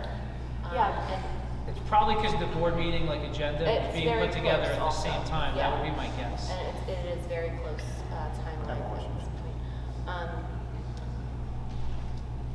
Go ahead, because I've lost my train of thought. I'm sorry, I didn't mean to interrupt you, but I just want to say, in the future, I mean, again, as a chairperson for another committee, I read the notes and make sure that they represent what we talked about so that all of you can read the notes before we come to the board meeting. And I don't feel like when I hear you say your notes, I've never heard what you're saying before. Well, there are no notes, right? Because So Well, walk this me month with there's your no how. notes, but last Yeah. month we had the same complaint. Last month, I felt like it was the same. I Yeah, mean, again, I last just want to be month the very notes clear were with the also process. very skewed. Say that again? Last month, the notes were also not representing what happened. So Can we We're gonna make have to that get- happen? Because again, I can't hear over this I mean, microphone. This is why we had Andrew's administrative assistant taking notes. Okay. So we do have process in place, but I'm not sure like why it hasn't been followed. So I think that's the question for Andrew. Okay. The agenda was basically by my office, put together the same day as the off meeting. Okay. So, And somehow they didn't But get that's the agenda. What about the notes? well, that's what I'm trying to say is like the notes, that meeting takes place in the afternoon. Okay. Like, when we're finalizing the agenda, my assistant's like brand new and she's brand new to schoolboards.net. Okay. So she might not have actually had everything written down. Okay. Formulated to put into this website, and based Okay. on the timing, I would say that's understandable. Absolutely. But if she has But a I note, can, we can make sure they I get can posted. share, Yeah, I we can make have sure her they do get it posted. tomorrow. It's just, honestly, it's really hard. I can barely hear over the microphone, and I just want to make sure we're all on the same page. I do have Well, I questions. understand, that's why I had her do that, because I actually recorded it too, because I promised I wanted to try to make Thanks. this better. The And timing, I this, think, the hurt. AI, in the future, I know like for Zoom meeting, they automatically capture the transcript. And then we no, do thank you. summarize that. I actually, I did record it to do a transcript to double check, so I did do that for the first time this time as well. So thank you for that, I did it. I do have a question. You made a comment that the superintendent declined something. Could you elaborate on that? Yes, I sent numerous emails requesting details regarding the recent audit findings, and the most recent reply that I received from the superintendent was that she will not provide that information. I don't recall that. Did I say that I would go through the board president to see if that's information that the entire board that was the wants? last That's not comment. declining, that's following the rules and regulations of the board. I still did not receive any information. So when board members request data, information, it has to come through the board president because we have to make sure that's an ask of the entire board, not individual board members. That is the process. No, I mean, that's the audit finding, so any board can go and ask, because that's supposed to be public information, right? All bills are public information. So I mean, I can Oprah those bills, and that would be, I guess by law, within 10 days, I would need to be provided with the detail. I just wanted to go by the normal route. And I made a request multiple times because I am concerned what type of payments we were remitting that were duplicates and why we are approving payments that are not being remitted. And that's what the auditor, reported. And you brought that up to Mr. Italiano, and he made arrangements for the auditor to be at the next meeting, correct? Is it the auditor or? Yes, yep, and I also have our audit on the state website right here. The only recommendation that the business administrator received the prior year was to improve accounting controls, to better track grant expenditures, which is absolutely being done by my office, and that's being addressed, and that's all I see, and we're taking care of it, so that's what I can control. And the auditor's coming to the next finance. Any other questions? Yes, additionally, I heard something and I want to make sure of what, because again, it's very difficult sometimes to hear over the mics. I think you said that they didn't present the other budget options at the March meeting. Right. I'd like to know if you know why. those other budget options were not presented at the March meeting? I have no idea. Why would those budget options or any options using the additional banked cap not be presented? Okay, from what I recall, I remember before the March board meeting, putting together a proposal that was similar to option 3 that we voted on tonight, and doing a straw poll with the board to try to find out if there's interest and have a conversation. And to be fair, because this is new stuff, everybody really wasn't there at the point in time for option 3. So common sense told me if option 3 wasn't there, I wasn't going to go for option 1 or 2. I wanted to kind of just come to the tentative hearing to give everybody a chance to have a conversation, which we did. I took that conversation, I believe Ms. McLaughlin did as well, as the what if, put some options together, and then we took the last 4 weeks and put some options together and opened our doors and phones to conversations, and that's why they were presented today. That's what I remember. We asked for it, right? Didn't we ask? We asked for those. We asked for the more options, right?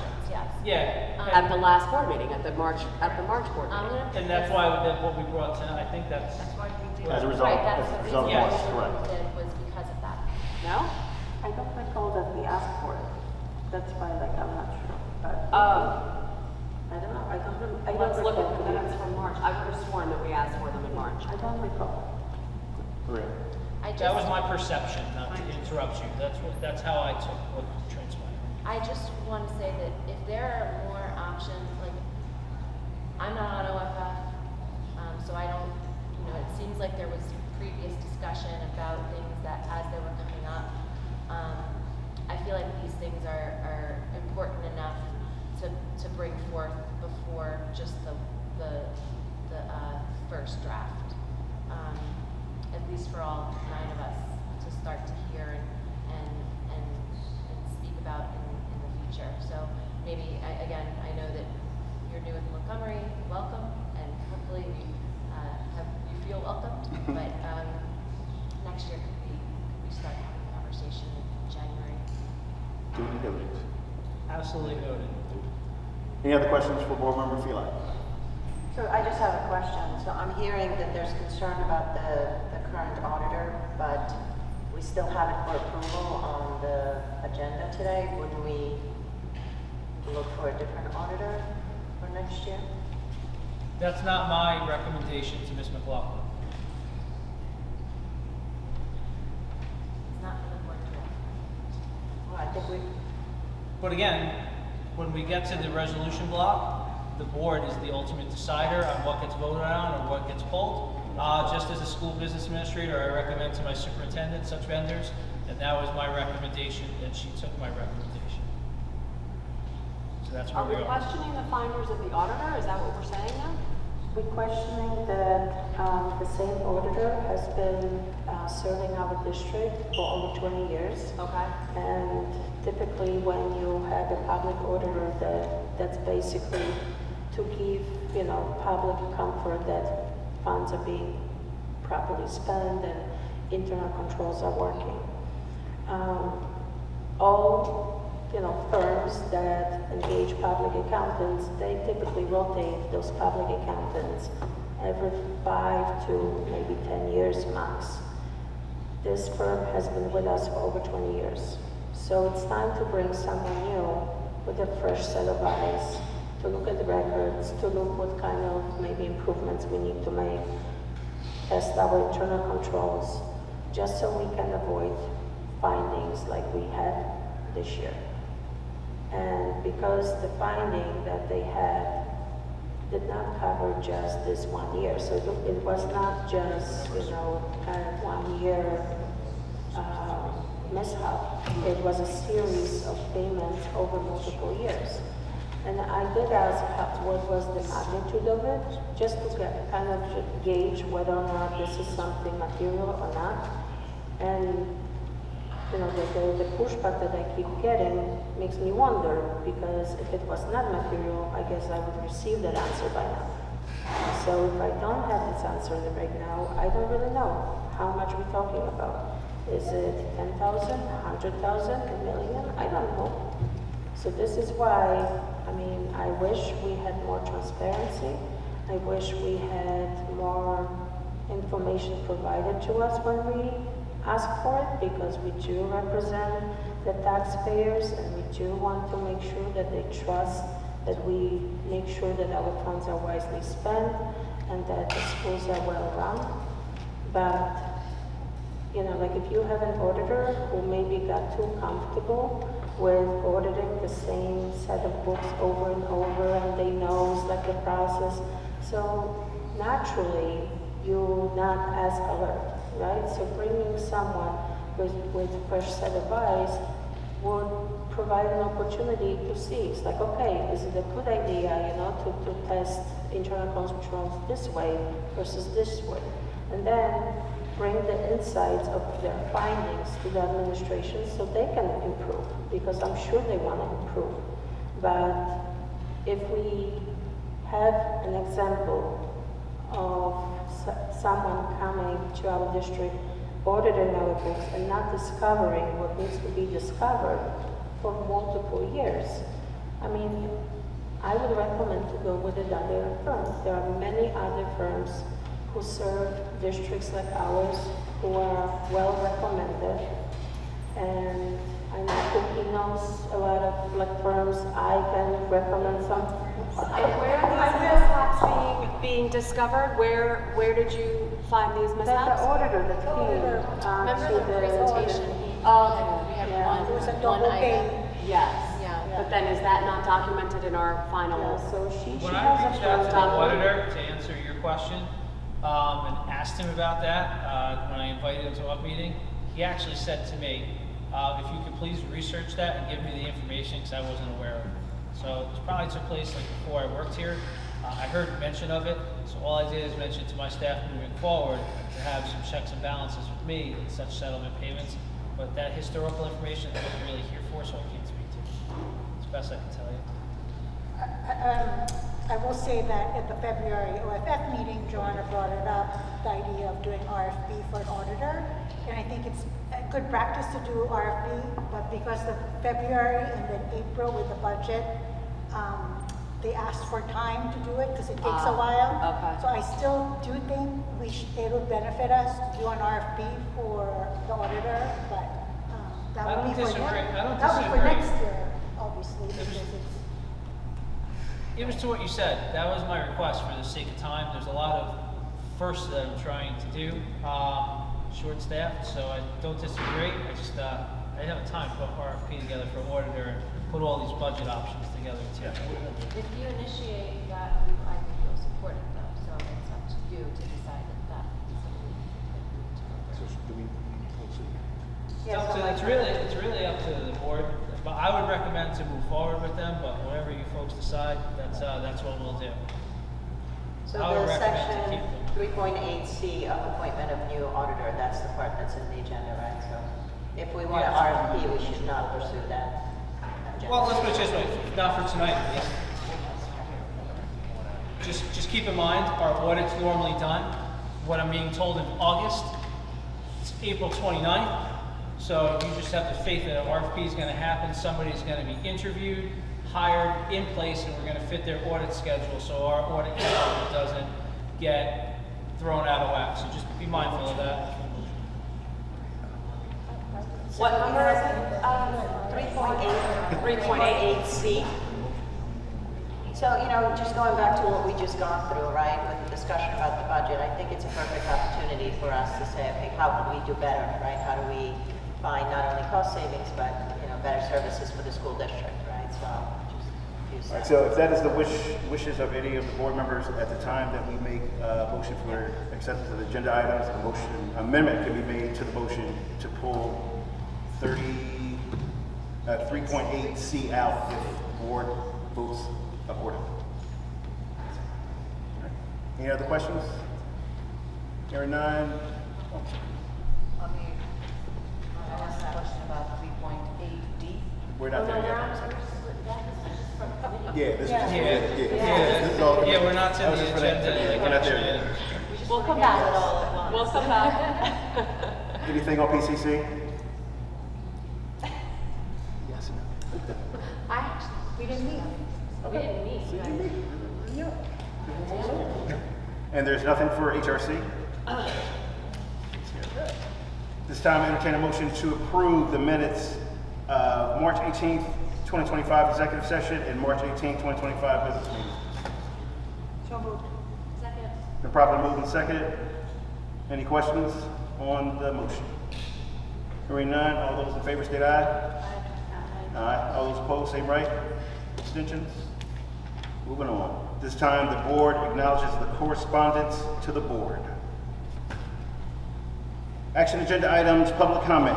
The Board of Education welcomes and encourages input from the public. Members of the public are allotted one opportunity to address the board regarding the action agenda items only, for up to a maximum of 3 minutes per speaker. All comments must be directed to the board. Before you make your comment, please state your full name and address, and enter both on the Chromebook provided. Being mindful of privacy rights regarding students, board employees, and board members, and to avoid any liability on the part of the speaker, the board discourages defamatory and discourteous remarks. The public comment portions of the meeting are not structured as question and answer sessions, but rather are offered as opportunities for the public to share their thoughts with the board. The board may need to refer an issue to the superintendent if the issue has not been handled through the appropriate chain of command. Usually starting at the school level, responses may be provided at this time. Any public comments on action agenda items, please state the action agenda item number.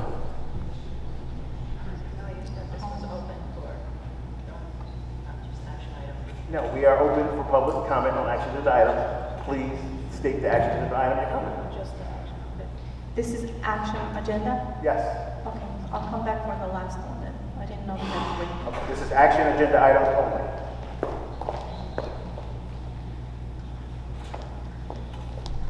Good evening, Tatiana Reyes, 85 Cherry Brook Drive. Okay.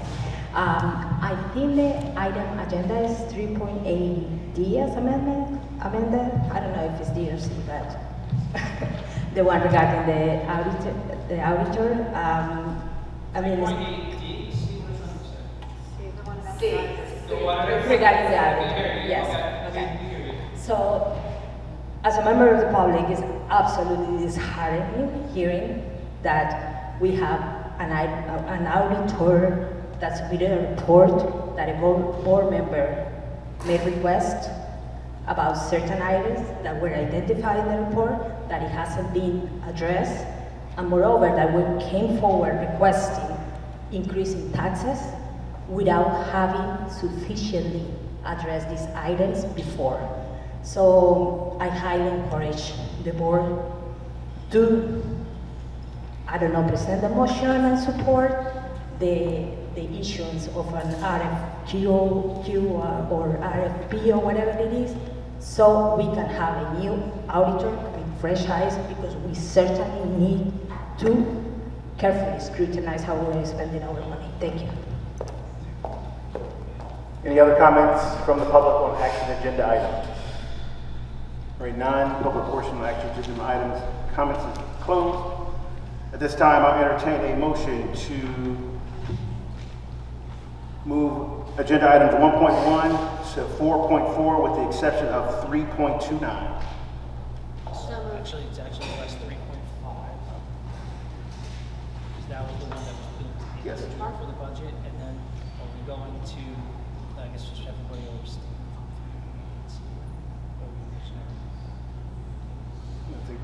Somebody's gonna make a motion to remove. Got it. Okay. All right, so let me restate the motion. 1.0 to 4.4 with the exception of 3.5 and 3.29. 3.29 is option 3, which we already voted on. So moved. Second. Been properly moved and second to adopt agenda items 1.40 to 4.4 with the exception of 3.5 and 3.29. So Any questions? Yes. Any questions on the motion? I have a question on the motion. I'd like to make a motion to remove 3.8C out of the agenda, which is the auditor. And I have a question about 3.8D, which is the appointment of school physician. So we'll do one at a time. We'll do one at a time, so we'll do 3.8C first. So is there a second on removing 3.8C? I second that. Been properly moved and second to remove 3.8C. Roll call on that, please. Okay, Dr. Wang? Yeah. Dowling? Move to remove We need to vote. Just remove the item from the agenda. I'm sorry. Yes. Okay, Spina? Yes. Director Herman? Yes. Spilak? Yes. Ms. Harris? Yes. Select Jernigan? Yes. Morgan? Yes. Mr. Todd? Yes. Okay, motion carries. So my question, when does the auditors come to review the books? So I was told that they come in August. How long does it take, what are the requirements to put up an RFP, and how long does that take? It doesn't take that long. But then you have to kind of give it a certain amount of statutory time to field, basically solicit the proposals, and then try to time the RFP that I have time to put together, advertise it, give it the amount of time they had to run, get the proposals in, interview an auditor. It's not just somebody you look at a piece of paper and pick, interview it, and get it for a meeting. So realistically, that's not going to hit until our June agenda. So then by the time we appoint an auditor or a June agenda, it will not happen for May. Then we have to hope that we fit into their schedule for their already booked audit season, because auditors normally book the same districts year after year on the same schedule. That's why, in my opinion, this wasn't the time of the year to do it. You do it after they're done with their school audits, not right when they're gearing up for it. Again, just my opinion. But that's where we are right now, because we took the item off the agenda.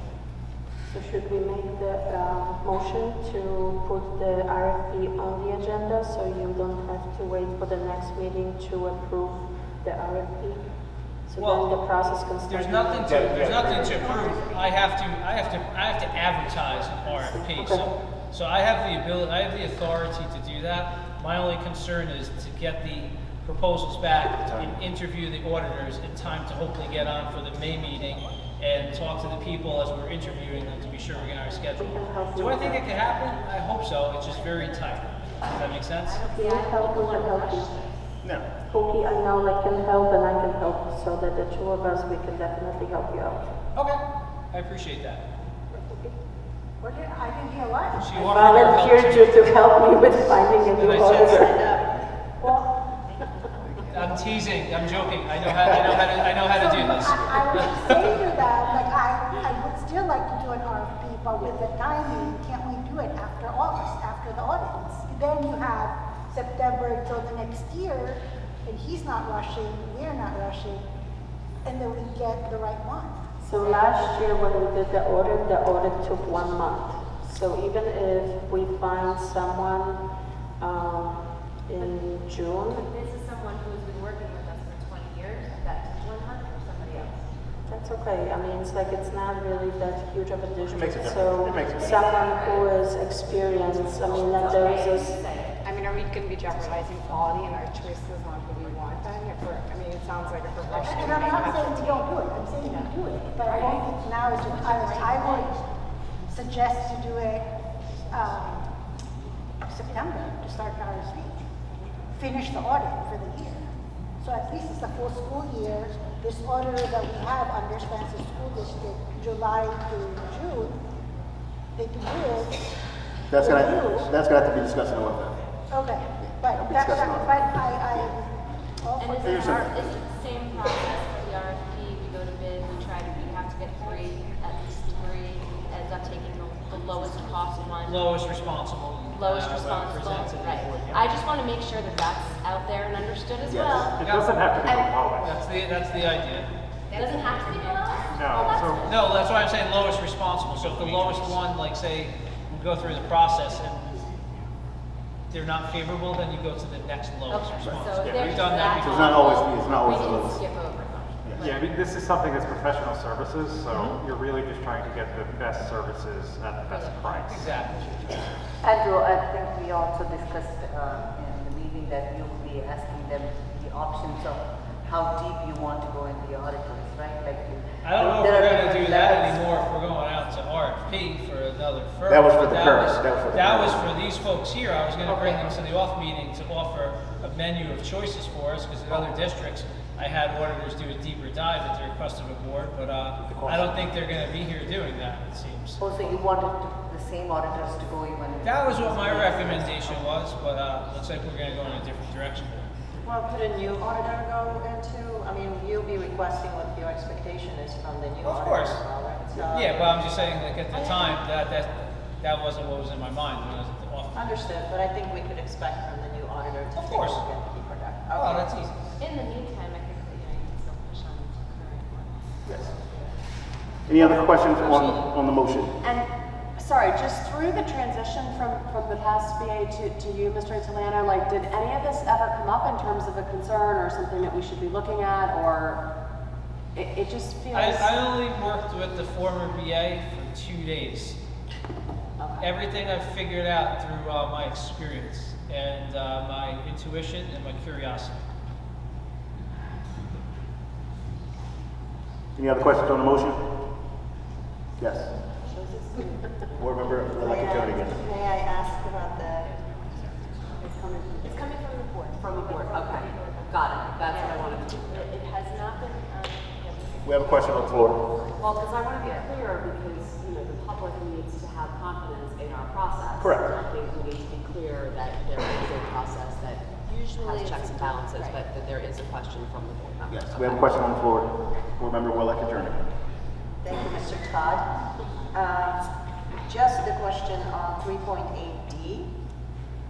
As we've been working through the budget and through some, and I think you have an opinion about that too, through some of the discussions with other school districts, we've had, appointment of the school physician with us for quite some time at a very large cost to the district.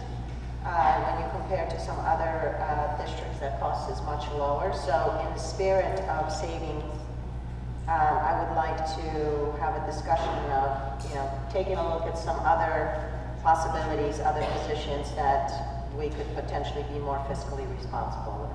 That's my suggestion. Yeah, I think, I was just wondering, Mary, this, Well, it's an item on the agenda. We're just discussing items on the agenda. I know, I'm saying, but yeah, I'm asking a question, how would that happen, that we would go again, like, how do we get somebody? Well, how are we measuring that that's a high cost? Do we know what other districts? And you would have to really spend on a look at the physician? contract Right. to make sure it's apples to apples, all the services. Correct. Could I request a contract, and I could do some analytics on that? Absolutely. Sure. Any other questions on the motion? We have a motion on the floor for the agenda items. This is the block agenda with like the changes with the budget and pulling out the order. For questions, right? These are questions. Okay, Correct. sorry, I thought On the you action had agenda a items. motion. Nope. I'd like to change. I have that. just one question. And I have one too. 2.1, Mary, I think, this is just my curiosity. There's 2.1, there's South Brunswick, we are sending for an ABA program. Yeah. For 12,500. I was wondering, why are we sending to South Brunswick? Public school? That person came up with it. I didn't know, talk about it. That's this agenda right here. This was the one that's about special services. This one happened when I was meeting. This was special services. Well, when students are in need to go to an out-of-district placement, we have to first look at other public schools. And then we look at, like, the private public schools. And then we look at the private schools. So No, this one particularly says ABA program. It's like a program in their school? Is it like a research? yeah, we have an ABA program also. So this student is from Montgomery going to South Brunswick for the ABA program, which we also have. Between April 1st and June 27th. Yes. Is there a Little reason confusing. why we are unable to serve the students' needs in district? Was my question. I don't have an answer right And it could be a range of things. It could be a discipline issue, where the student has to go out of district, continuing education. It could be a multitude of things. It's weird. Sometimes it could be a displaced live there, Right, right. those kind of situations, right? Yeah. So, and they choose to, they are here, but then they choose to go there, and then we have to say yes for 1 year or something. Like Winter or something like that. Okay, I was just confused. No, no problem. I had that one down, so I have Any one other? more. Yes. What is Go Sign Me Up? And I know it's a much lesser amount of money than everybody else is asking for, but I was just curious. Go Sign Me Up is item 2.6, I believe. Is this? It's like the Yeah, sign up subscription genie. services. I think it's like an app that like sign up genie, so for the PTO and for other programs, I think, to engage more parents in volunteering. That's what I was explaining. What is this? Like software for professional development? Sign ups, yes. Oh, it's for Yes. Okay. That's right. And these are Title II funds, yeah. Title II funds. Yeah. That's what I was very Yeah. confused by the, thank you, appreciate it. Any other questions? I'm going to restate the motion. We are voting on action agenda items 1.0 to 4.4 with the exception of 3.29, 3.5, and 3.8C. Roll call, please, Mr. Italiano. Dr. Wang? Yes. Ms. Dowling? Yes. Ms. Spina? Yes. Yes, abstain 4.1 to 4.4. Noted, thank you. Ms. Filak? Yes. Ms. Harris? Yes, abstain 4.1 to 4.4. Noted, thank you. Mr. Jernigan? Yes. Ms. Nargon? Yes, except 3.8D. Noted, thank you. Mr. Todd? Yes. Thank you. Motion's carried. All right, new business from the public. The Board of Education welcomes and encourages input from the public. Members of the public are allowed one opportunity to bring any new business to the board for up to a maximum of 3 minutes per speaker. All comments must be directed to the board. Before you make your comment, please state your full name and address and enter both in the Chromebook provided. Being mindful of privacy rights regarding students, board employees, and board members, and to avoid any potential liability on the part of the speaker, the board discourages defamatory and discourteous remarks. The public comment portions of the meeting are not structured as question and answer sessions. The board may need to refer an issue to the superintendent if the issue has not been handled through the appropriate chain of command, usually starting at the school level. Responses may be provided at the end of this session. Public comments are now open. I'm Balaji Agneswaran from near Berkeley Avenue. Good evening, members, and I appreciate the opportunity to speak with you tonight. This is my third time addressing the board about the matter that deeply concern many families in our district. The reinstatement of double accelerated math program, especially reintroducing of pre-algebra for eligible students in 5th grade, a program that existed before COVID but has not been brought back. Despite multiple parents raising their voice, both here, through letters, it feels as if our concern has fallen to deaf ears. There has been little acknowledgement and certainly no action, even as we know the program is very good and there is increasing potential. This issue is not just about continuation, it's about equity, consistency, and honoring students' potential. Let us take a moment to compare. A 3rd grader in our district can join a 4th grade orchestra if he is ready. Young athletes are placed based on a skill level or on grade level. We don't hold back strong swimmers or strong tennis players saying they are too young. We celebrate them. Then why are we holding back students who are ready for math? Why don't we encourage passion? We encourage passion in music and sports, but not in academics. Your eagerness to learn, your readiness to grow is a problem, not a gift. We are not asking for something new or radical. We are simply asking for the return of something that previously existed in the district, something that had worked. Pre-algebra for qualified 5th graders was a pathway that was allowed to thrive and to be challenged and to enter middle and high school prepared with more advanced coursework. Removing it created a gap and stifled the academic progress of some of our brightest students. Our district mission speaks on fostering love of learning and preparing students to become lifelong learners and thinkers, but the love of learning doesn't flourish when a child is told to sit and still and wait. When they are told to hold back, while other peers in music and sports are encouraged to go forward. I urge you, don't treat math readiness as a liability. Treat it as if it would be like any other domain. A child's strength is to be nurtured, not suppressed. Let us not fall behind, let us lead. Let's bring back the double accelerator program and make pre-algebra available again to those students who are eager to learn and are ready. Thank you for your time and thank you for your continued support. Thank you.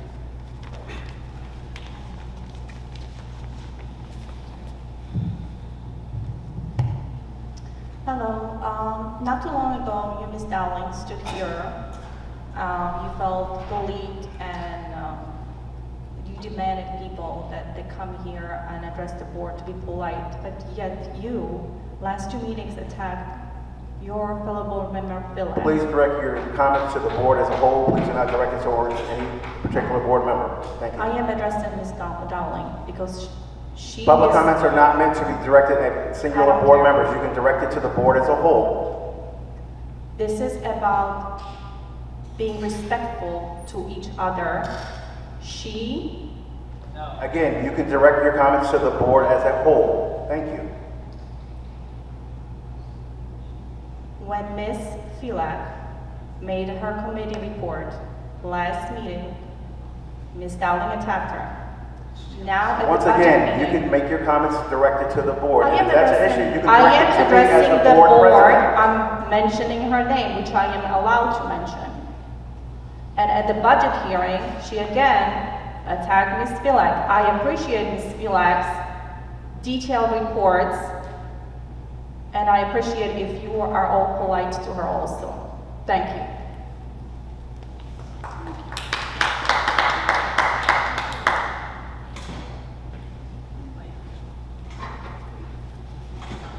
Good evening, board members. My name is Evelyn Lee. I live in 24 Ketchum Road. I would like to address your attention again to the double acceleration math program that used to be, it used to exist in middle school, but no longer. It was removed last year. So I think that the board has received recommendations from higher education faculty last month at the last month's BOE meeting. And it was clear that the recommendation is to have the double acceleration program around because it's crucial for meeting the needs of students who, so that they can move at their pace that fits their needs. And you've also heard feedback from teachers and parents and students. The feedback clearly points to the need for diverse learning opportunities at our school.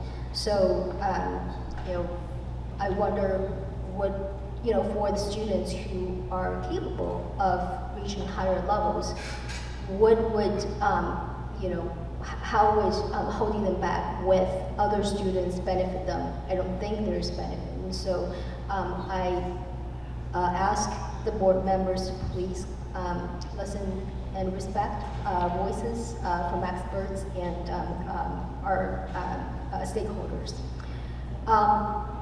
Like the other member mentioned that this program has been around for quite a while, for a number of years, and was recently removed from the curriculum a year ago. And so I fear that this change sets a slippery slope to a weak curriculum in the long term, and that will force parents to seek for stronger education in private schools or even move out of this district. I don't think as a community we can afford to lose our brand in excellent education, that a brand that we prided on for the past 15 years. And I don't think as a community we can afford to hold our students back from excelling in science. Also, I don't think as a community we can afford to, falling short in preparing our students for higher education opportunities. So here tonight, I, ask the board member again to consider restoring the acceleration, double acceleration math program and avoid watering down our curriculum. Thank you very much for your consideration.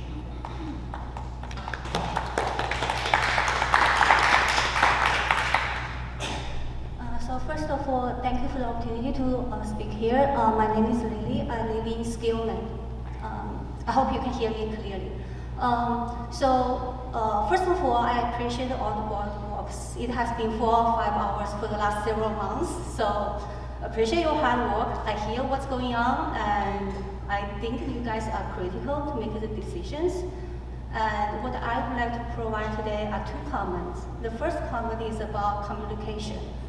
So I see the district has made a lot of the changes, the newsletters, e-letters, a lot of things very helpful.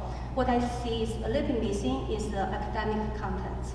I feel the newsletters are mostly administrative or events, but I don't quite see what's the communication about the school ranking, the student performance. I saw the emails about the exam, but I don't see what's the outcome of the school district on those exams. And related to that, I also think it may be helpful to also share some conversations happening in the board meeting today or the other days. I was not aware that board has been spent a lot of time to support our school district. I appreciate not just a simple paragraph saying the agenda, but to share what has been communicated, what has discussed, and what was the outcome.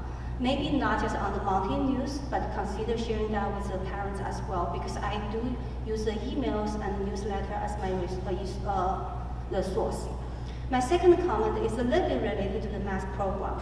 And my concern is that I have the younger grade that was may not be in the candidate of the math acceleration program at the time the change was made. And I was not aware of these changes, the cancellation of the math program. And I feel that, again, sometimes the pertinent changes made in the higher grade was not communicated to the parents with the lower grade, but they are still impacted. That's why I'm standing here 2 years after I not being aware of this decision. And I would like to use the rest of the time to urge the board, think about the communication, and maybe for the math program, think about if there is a need to reshare what's the rationale behind that decision, and whether it makes sense to revisit the decision and conduct additional assessments to reinstall the math program. I feel like that I'm a data scientist. You can, not exactly, but I can be convinced by the raw data. But I would appreciate that the board is just sharing that data, being transparent as what you have done in the past. And I hope that will be continued in the future. So that's all. Thank you all.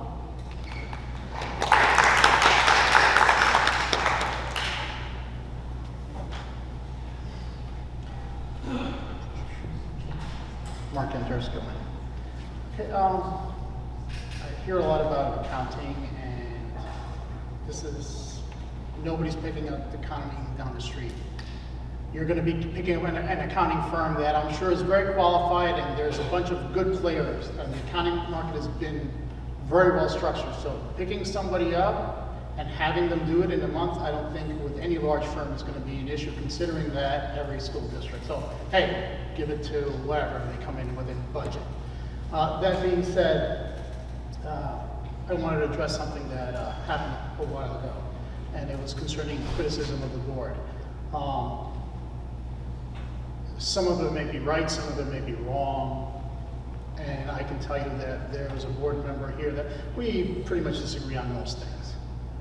But she came over after one the last year, and she shook my hand, and we discussed some things, and we didn't really agree, but this is not personal. She doesn't hate me. I don't think she hates me. I don't hate her. And we've kind of left that.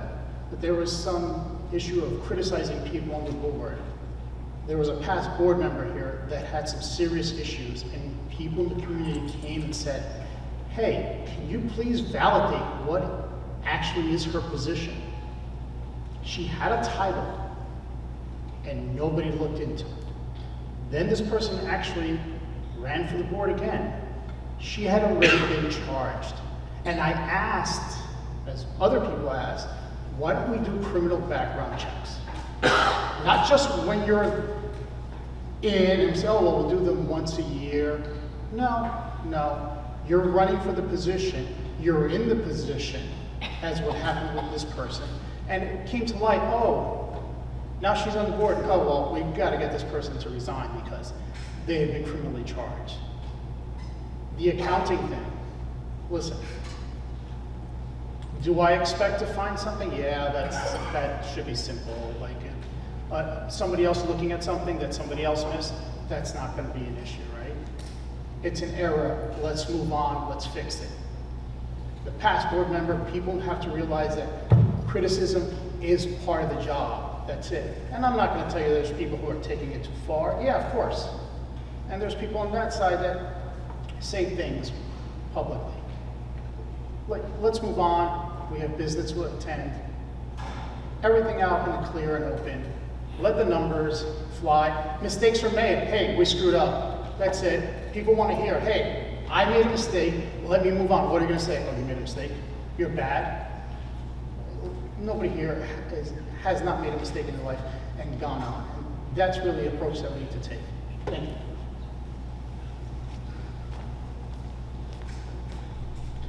It's almost time to say good morning, everybody.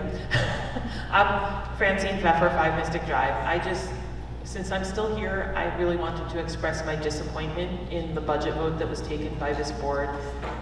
It will harm the district long term. How much of our bank cap how much bank cap are we losing because it's expiring? So for the 1 year, it was $875,000, and the oldest year was $779,000, so $2,175, $96,000. That's a lot of money that we're never going to see, that's never going to go into programs for students, and that will diminish what we have in the future. And many people alluded to that and said it, and I just feel a need because school funding is so important.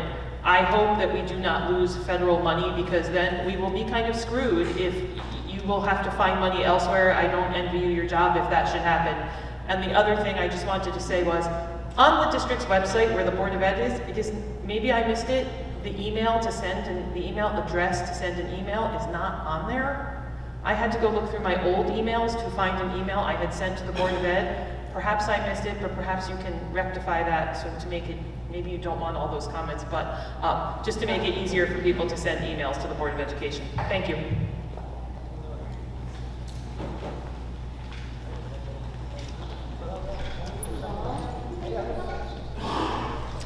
I still have some support here, that's great. Hi, Jen Riddell. Aside from a couple of roles I have, I'm also the math supervisor. We're going to make sure everybody can hear. Should I pause so we have all the board members? No? Do you understand? I understand. I wanted to be able to talk to all the board members though, and I see somebody step out. Is there a way that I could pause till I have? Because it's really, I really wanted everybody to be able to hear this, because it seems that she's passionate about the math, and I wanted to go through. No? We can give it 30 seconds. Okay, I love it. I had a big group here of my teachers and my supervisors, but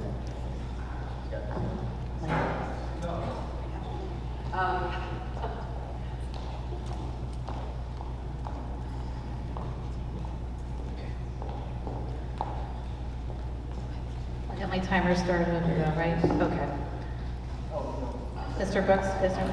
Okay, that's okay. No. So I've been hearing a lot of commentary.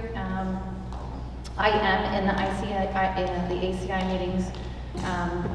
It was clear in that ACI meeting, I know we get the minutes reported out on, but there's definitely this one personal agenda item that's definitely coming at us repeatedly over and over, and it seems to be coming up here also with like similar commentary. So I thought it important to come up. I had supervisors who are also in the elementary and the middle school levels with me. I had teachers with me, and now I have these awesome people behind me. But after these ACI meetings, what was a bit surprising, because last meeting we had a school board rep here talking about being careful about personal agenda items and kind of pushing them through using the board, and this one's just really starting to hurt my teachers. A survey went out, and it went to math teachers, and We, principals, admin, we talked with all of our math teachers, and math teachers did not fill out any survey. There was a lot of conversation with math teachers and admin, and they did not fill out a survey. I, along with many of those teachers and a lot of administrators, we worked on the math sequence 2 years ago. It took a lot of time. We rewrote many of the curriculum documents. We had teachers spend off time analyzing data and doing scope and sequence comparisons. We mapped out so many different scenarios so that all of our students could have opportunities that were in place at that time and are still in place right now for all of those students. What I'm hearing is all of that work that we did 2 years ago doesn't matter. That, you know, even though we did the work, we put in place something that supports all the students academically, socially, emotionally. What I'm hearing is like a narrow focus on a very, very small number of students to have a course title in a middle school, and like nothing else is really mattering except for this course title. We have state standards in place in a double accelerated. We have a double accelerated. And we have state standards awesomely aligned, and we also have the plus standards awesomely aligned. There's like an elevation that can happen to the regular standards. There's plus standards in there. So we have that for our advanced and our enriched students in the program.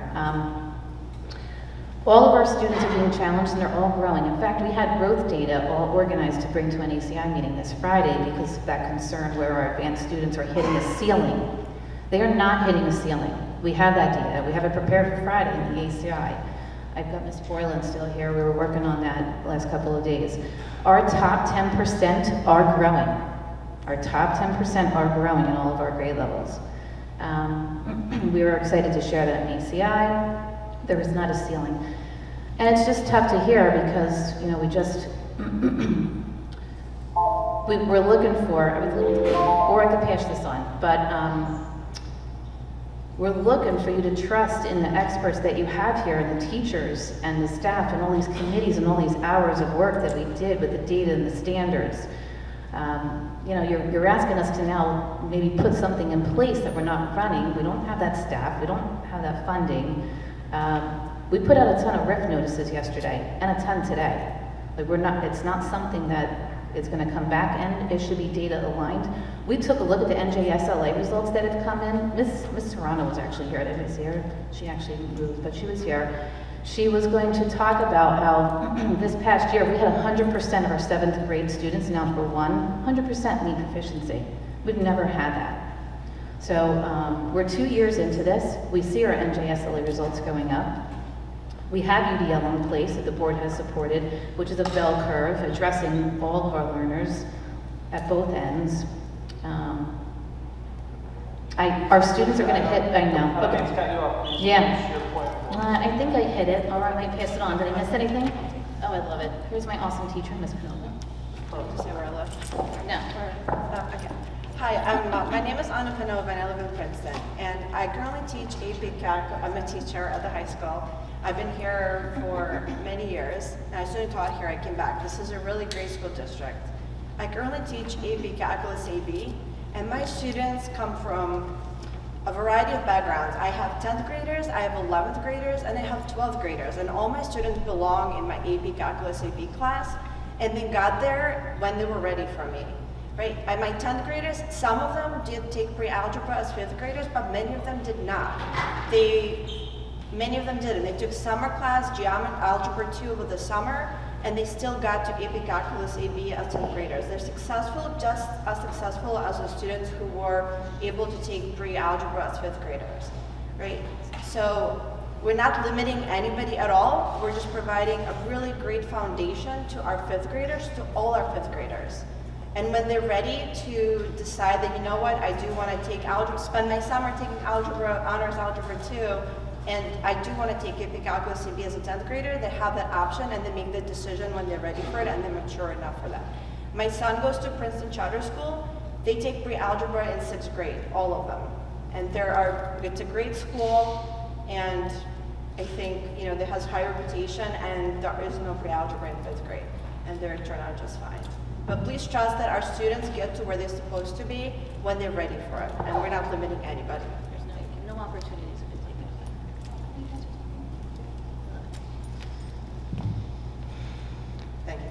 Heather Pinoviti, principal of Montgomery High School again.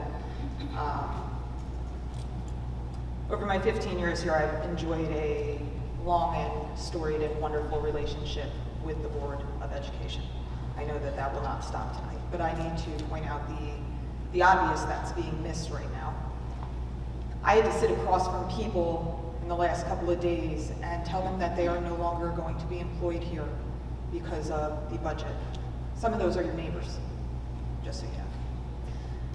We are now talking about, or it keeps coming up, and it seems to be, really originated from one board member, the addition of a program that's only going to serve a very small number of students who are adequately being served at this time.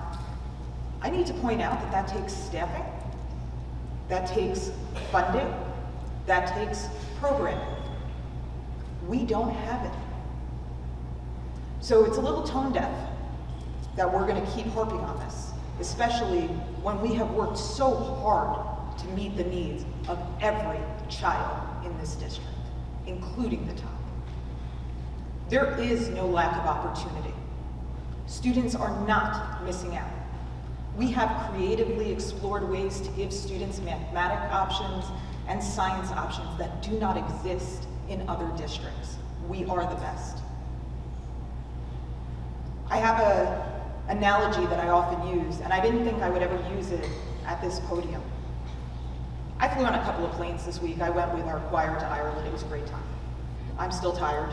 I don't know what time zone I'm in. I got to see the pilot. I got to see the cockpit. I have seen movies with planes. I have read books about planes. I have studied plane crashes happen. I am actually a little afraid to fly. I've studied them. I have a lot of opinions about what they can do better with planes. I even think I can board them better than the flight staff. But I'm not going to tell the pilot to move over the next time I get in that plane. But it seems as though some people are not hesitating to ask us to move over because you think you can do it better, because you've sat in a classroom once before. You've read some articles. You've pulled some data that's not aligned with what we do. And you've pulled old pieces of information that are no longer relevant to what we do here in this school district. That is demoralizing and disheartening. And when I think about that, I don't know what the future is for our students. I've always been proud to be from Montgomery. I wear it like a badge of honor. The sticker on my car is Montgomery, not Robbinsville, where I send my own kids. It's shadowed a little bit in this moment. We've lost focus. I can accept a board vote that does not go in the direction I believe we can go. What I cannot accept is a continued tone-deaf response to the work of our teachers. Thank you.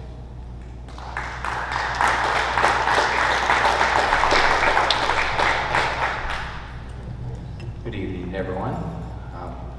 Jason Sullivan, High School Science Supervisor. Here to echo some of the comments of my colleagues. I've worked with Jen in our positions for over a decade. I've been doing my job as a high school science supervisor since 2006 and have been in the district proudly since 2002. I've seen lots of things here. One thing I've never seen is that we have gone against trying to provide opportunities for all of our students. And I want to echo that because this will continue. We're not changing things or reworking things to not provide opportunities for our kids. I need you to trust us in doing that. You pay us a lot of money to do these jobs. You've entrusted us with your children day after day after day. We have worked really hard at things that go well, and when they don't go well, we try to fix them and we rearrange them, but never do we want to not provide opportunities for kids. And that doesn't matter if they are our AP scholars or our students who struggle more in some of the traditional settings that we put them in. I've been through this with a program that was near and dear to my heart. Some of you know this. Right? There were decisions that were made that were not the professional expert decisions. And there were a lot of voices over many years. And as a professional, I had lots of opinions about this, and I think that it was a poor decision. Now, I also think that we're resilient folks, and we worked hard to try to do good things for our kids and provide good opportunities for them. I think we've done that. At the end of the day, we are here to teach your students to think well. And whatever class that they're in, if they are taking my general chemistry class or AP calculus class, we are trying to teach them to think well. And the better we do at that and how we're going about that process, that's what we do every day and we try to work towards. So as we start to entertain changes and we hear different things, please just pause and say, okay, we hear these things, we're going to make sure those problems, if they are existing, get it corrected, but we have professionals in place to make those decisions. Please trust us, let us do that job, continue to do that job, and we will do it really well, and we'll love your kids all the time doing it, so thank you.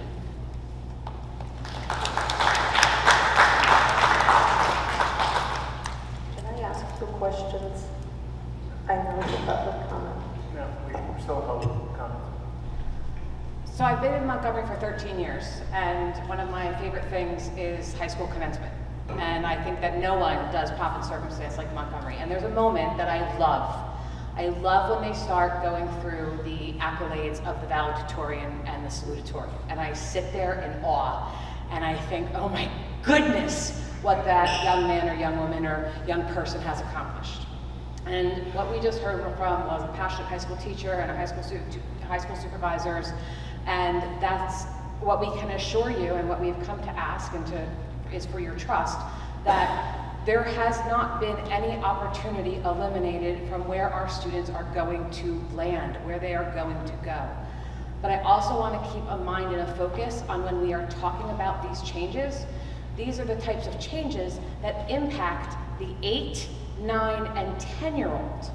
When you are looking to talk about, when somebody is talking about pre-algebra in 5th grade and dividing students at that level before they are developmentally ready, before they own their own identity, before they have their own self-assurance because their brains are still developing, we are creating challenges and inappropriate experiences for our littlest learners.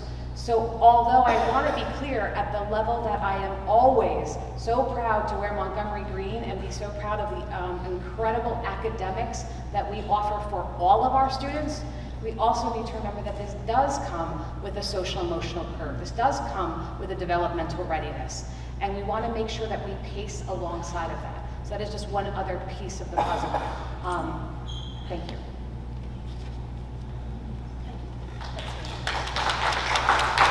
Any other comments from the public?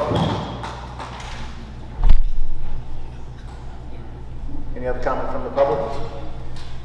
Hearing none, public comment for public is now closed. Any items of discussion from the board? I would like to make a motion. I move to align our middle school mathematics curriculum with higher ed expectations and ensure academic rigor is preserved, specifically reinstating math pathways, including pre-algebra in grade 5, algebra 1 in grade 6, geometry in grade 7, and algebra 2 in grade 8. Provide appropriate learning opportunities for students who are ready to learn. By restoring these pathways, we're not only maintaining academic rigor, but also ensuring our students are better prepared for high school, college, and career opportunities. Is there a second to the motion? Second. It's been properly moved and second. And discussion on the motion, questions on the motion? The question I have is for Superintendent McLaughlin. Is this something that you support? No. I do not support the resolution on the floor for action because it is flawed. I have provided corrected information to the public and to the board. I believe it does not adequately address the diverse learning needs of all students, that includes the highest achieving students, which is what the motion on the floor is really about. The proposed resolution lacks sufficient depth and opportunities. It does not promote strong enough foundation in problem-solving skills and critical thinking, which are essential for long-term academic success and what the state standards demand. I don't want to give the full history of what our staff and supervisors worked on 2 years ago that our ACI committee and school board supported. This work was around student academic and social emotional growth.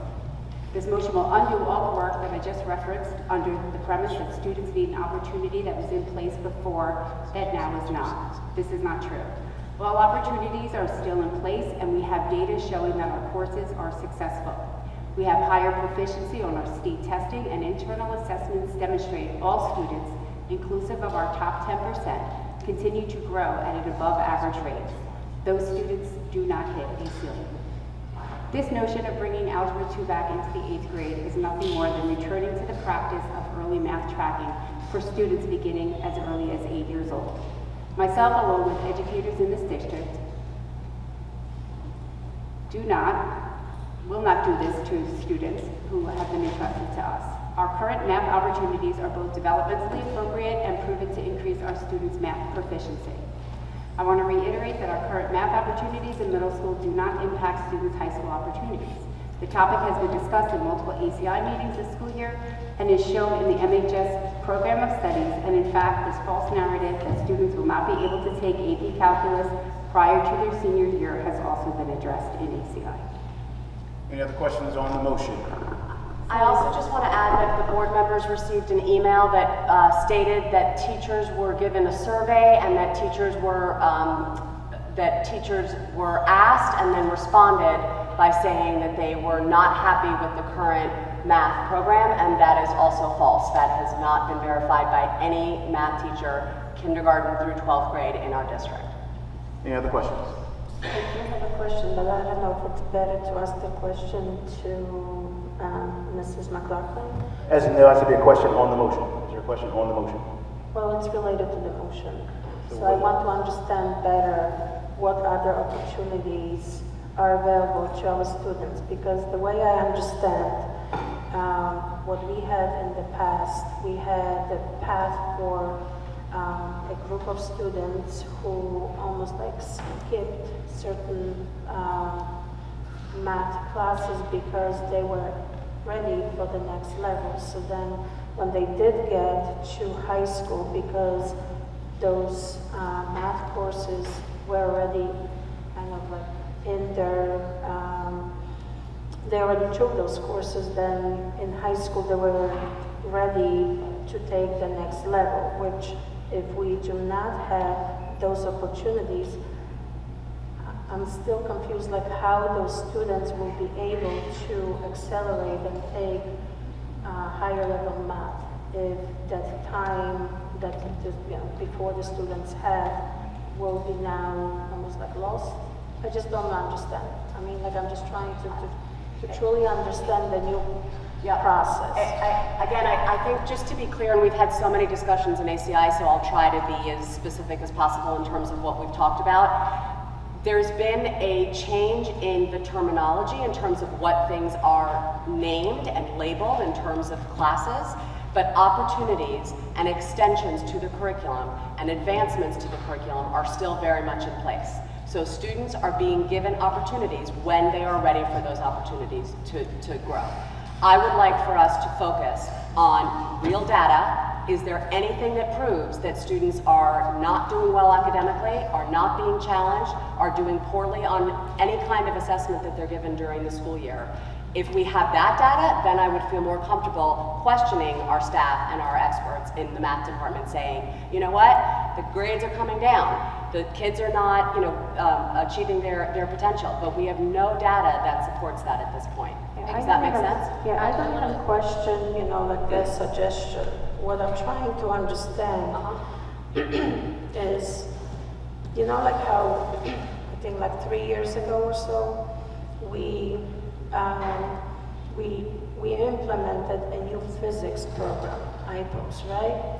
So what other districts do, instead of introducing physics that has a textbook and already set curriculum, and that physics class is offered in sophomore year or later to allow students to build that math foundation and be able to be successful in the full physics course. What we did instead to address the lack of foundation in math, we introduced IPOS. And IPOS is kind of like a survey course So it's been 3 years, and I had both kids in high goals, and I've seen it, you know, year 1. I see it how it's run year 3, and I'm trying to understand why we have that course, because there is no textbook. The curriculum seems to be almost like not set. So in terms of like when the students need to study for the test, I see a difficulty in understanding what will be covered on the test, how to prepare, what's the anticipation of the future program. There are not enough problems that would allow students to practice. So I sat down with my son and we had to go and Google some problems or, you know, find them on YouTube just to get him ready or help him understand the concept. So when we have a textbook with a really nice selection of problems, then I kind of feel that there is a foundation, and if something is misunderstood or not fully grasped during the lecture, then you have a textbook that you go and you read, and then that helps you to maybe fill in the blanks that you did not really get in the classroom, and then you have a selection of problems that you can practice and get, you know, more stronger knowledge. With HIPOS, the way it's structured, it's not like that. It's too abstract, and it's a very interesting concept. Board member, I just don't see. feel like IPELS is not part of the motion. No, but what I'm saying is. We're only talking about the motion that's on the floor. I understand, Patrick, but like basically what I understand that the math that's being introduced, it's a very similar concept that it will be like a survey course. So seeing what was done with IPELS, no? So that's what I'm trying to understand. Yeah, ask that question, that's an easy no, because you need to take. So there will be a textbook, there will be a selection of problems. So resources that are out there on the website. That's what I'm trying to understand. Will that, like, so if it's just a different name, that's a different story. But like, if it's a program that will be without a textbook, without the resources, with the proper selection of problems of different level of difficulty, then I just wonder, like, if we will just have another survey course that will not really give the structure that math, physics, you know, like subjects like this require for success. I understand your point about IPELS. That's something, you know, to take up with the individual teacher and or the science department head. But I think in terms of the math, I just want to make sure that we're very concrete about, has that been presented to you? You know, a difference or a shift in that direction? Has there been, you know, a conversation about there will not be any math textbooks? I mean, I haven't heard any of that. So I just want to be really careful about assuming or thinking that something's going to change. That's why I'm asking, because the question. since you participate in those discussions, that's why I want to know whether there is already a selection of resources, a set, you know, textbook, something that is more tangible. That anchors them. That, you know, will just provide the... So what's been questioned is the rigor, right? In my opinion, would you say, Tang, I think that what's being presented at ACI is the rigor of the math department, right? Are we making sure that we are meeting the needs of our highest learners? That's what's coming. No? No. Okay. So Michelle, just to your point about data, right, as I'm thinking about it. Yes. We're talking about the highest performers, so we're not gonna see failing anything, right? No, actually, this is not about the high performance. This is about, we have 88% of the students, like I stated in my email, 88% of students want to go to four-year college. 95% of chose to continue education, and we heard more than one higher ed faculty talk about how we're watering down the curriculum here, and why we cannot align our curriculum with their expectations if this is the aspiration of our student body. And according to the NJ Learning Standard, I sent you that attachment too. I had extensive conversation with my colleagues in the research area. This is within the learning standards at that grade level. I don't understand why there's a social emotional change. If it's a part of the learning Board member Wang, no, can I ask New Jersey learning standards. Why you claim it's like out of the reach? Can you say what standard? Maybe you sent. I'll send it to the email. Please read it carefully. I can read also it. send that You didn't to. send that to me. I sent it to every single board email with attachment of MJ Learning grade standards, grade 5, grade 6. What it means, there's a paragraph indicated where they are. If you have disagreement, I'm happy to pass around my colleagues' information with you. But your They're colleague happy to doesn't talk work about here. it. Your colleague My does not colleagues work are for. expert I'm sorry. ACI. Let's get back to the motion, please. Yeah, Let's get back to the motion. Any other So questions on the I do. motion? I have a motion. I have a question on the motion. Yes. And the question is for our attorney. Please let us know if it is a proper, I don't know, for board members to take it upon themselves to move to change curriculum, change resources, change vendors, and change other things mid-contract, mid-review cycle. We do have cyclical review, curriculum content review processes here. All of that is in place. They happen every 5 years. The last math one was 2 years ago. There'll be another one coming up in 3. Obviously, if we were failing as a district, then there would be reason for us to maybe step in as a board. But when it is not our job to run the schools, it is our job to ensure that they are well run. Our students are succeeding. I don't, that's my question, are we overstepping? Because What I would say is there's no legal obstacle to that. I mean, this, yeah, I mean, there's been a motion that's been made and seconded. I can't say that it is beyond the authority of a board member to do that on a topic like this. I mean, if there was something that was more, directly tied to personnel and it wasn't supported by the superintendent, that would be different. But the board ultimately has the authority to, approve and adopt courses of study and curriculum and things like that. So from a legal perspective, I wouldn't stand in the way. Okay, so if there was a personnel factor there, then that would be a different situation. So Superintendent McLaughlin, in order to reinstate a program that was changed 3 years ago, would we be needing to add staff? The answer again was? Yes. Yes? We don't have the funds to do that. We just voted down a budget that we're going to be using. I'm not recommending. And you're not recommending it. And I don't have the funding to support it. So that's where we're at. Any other questions on the motion?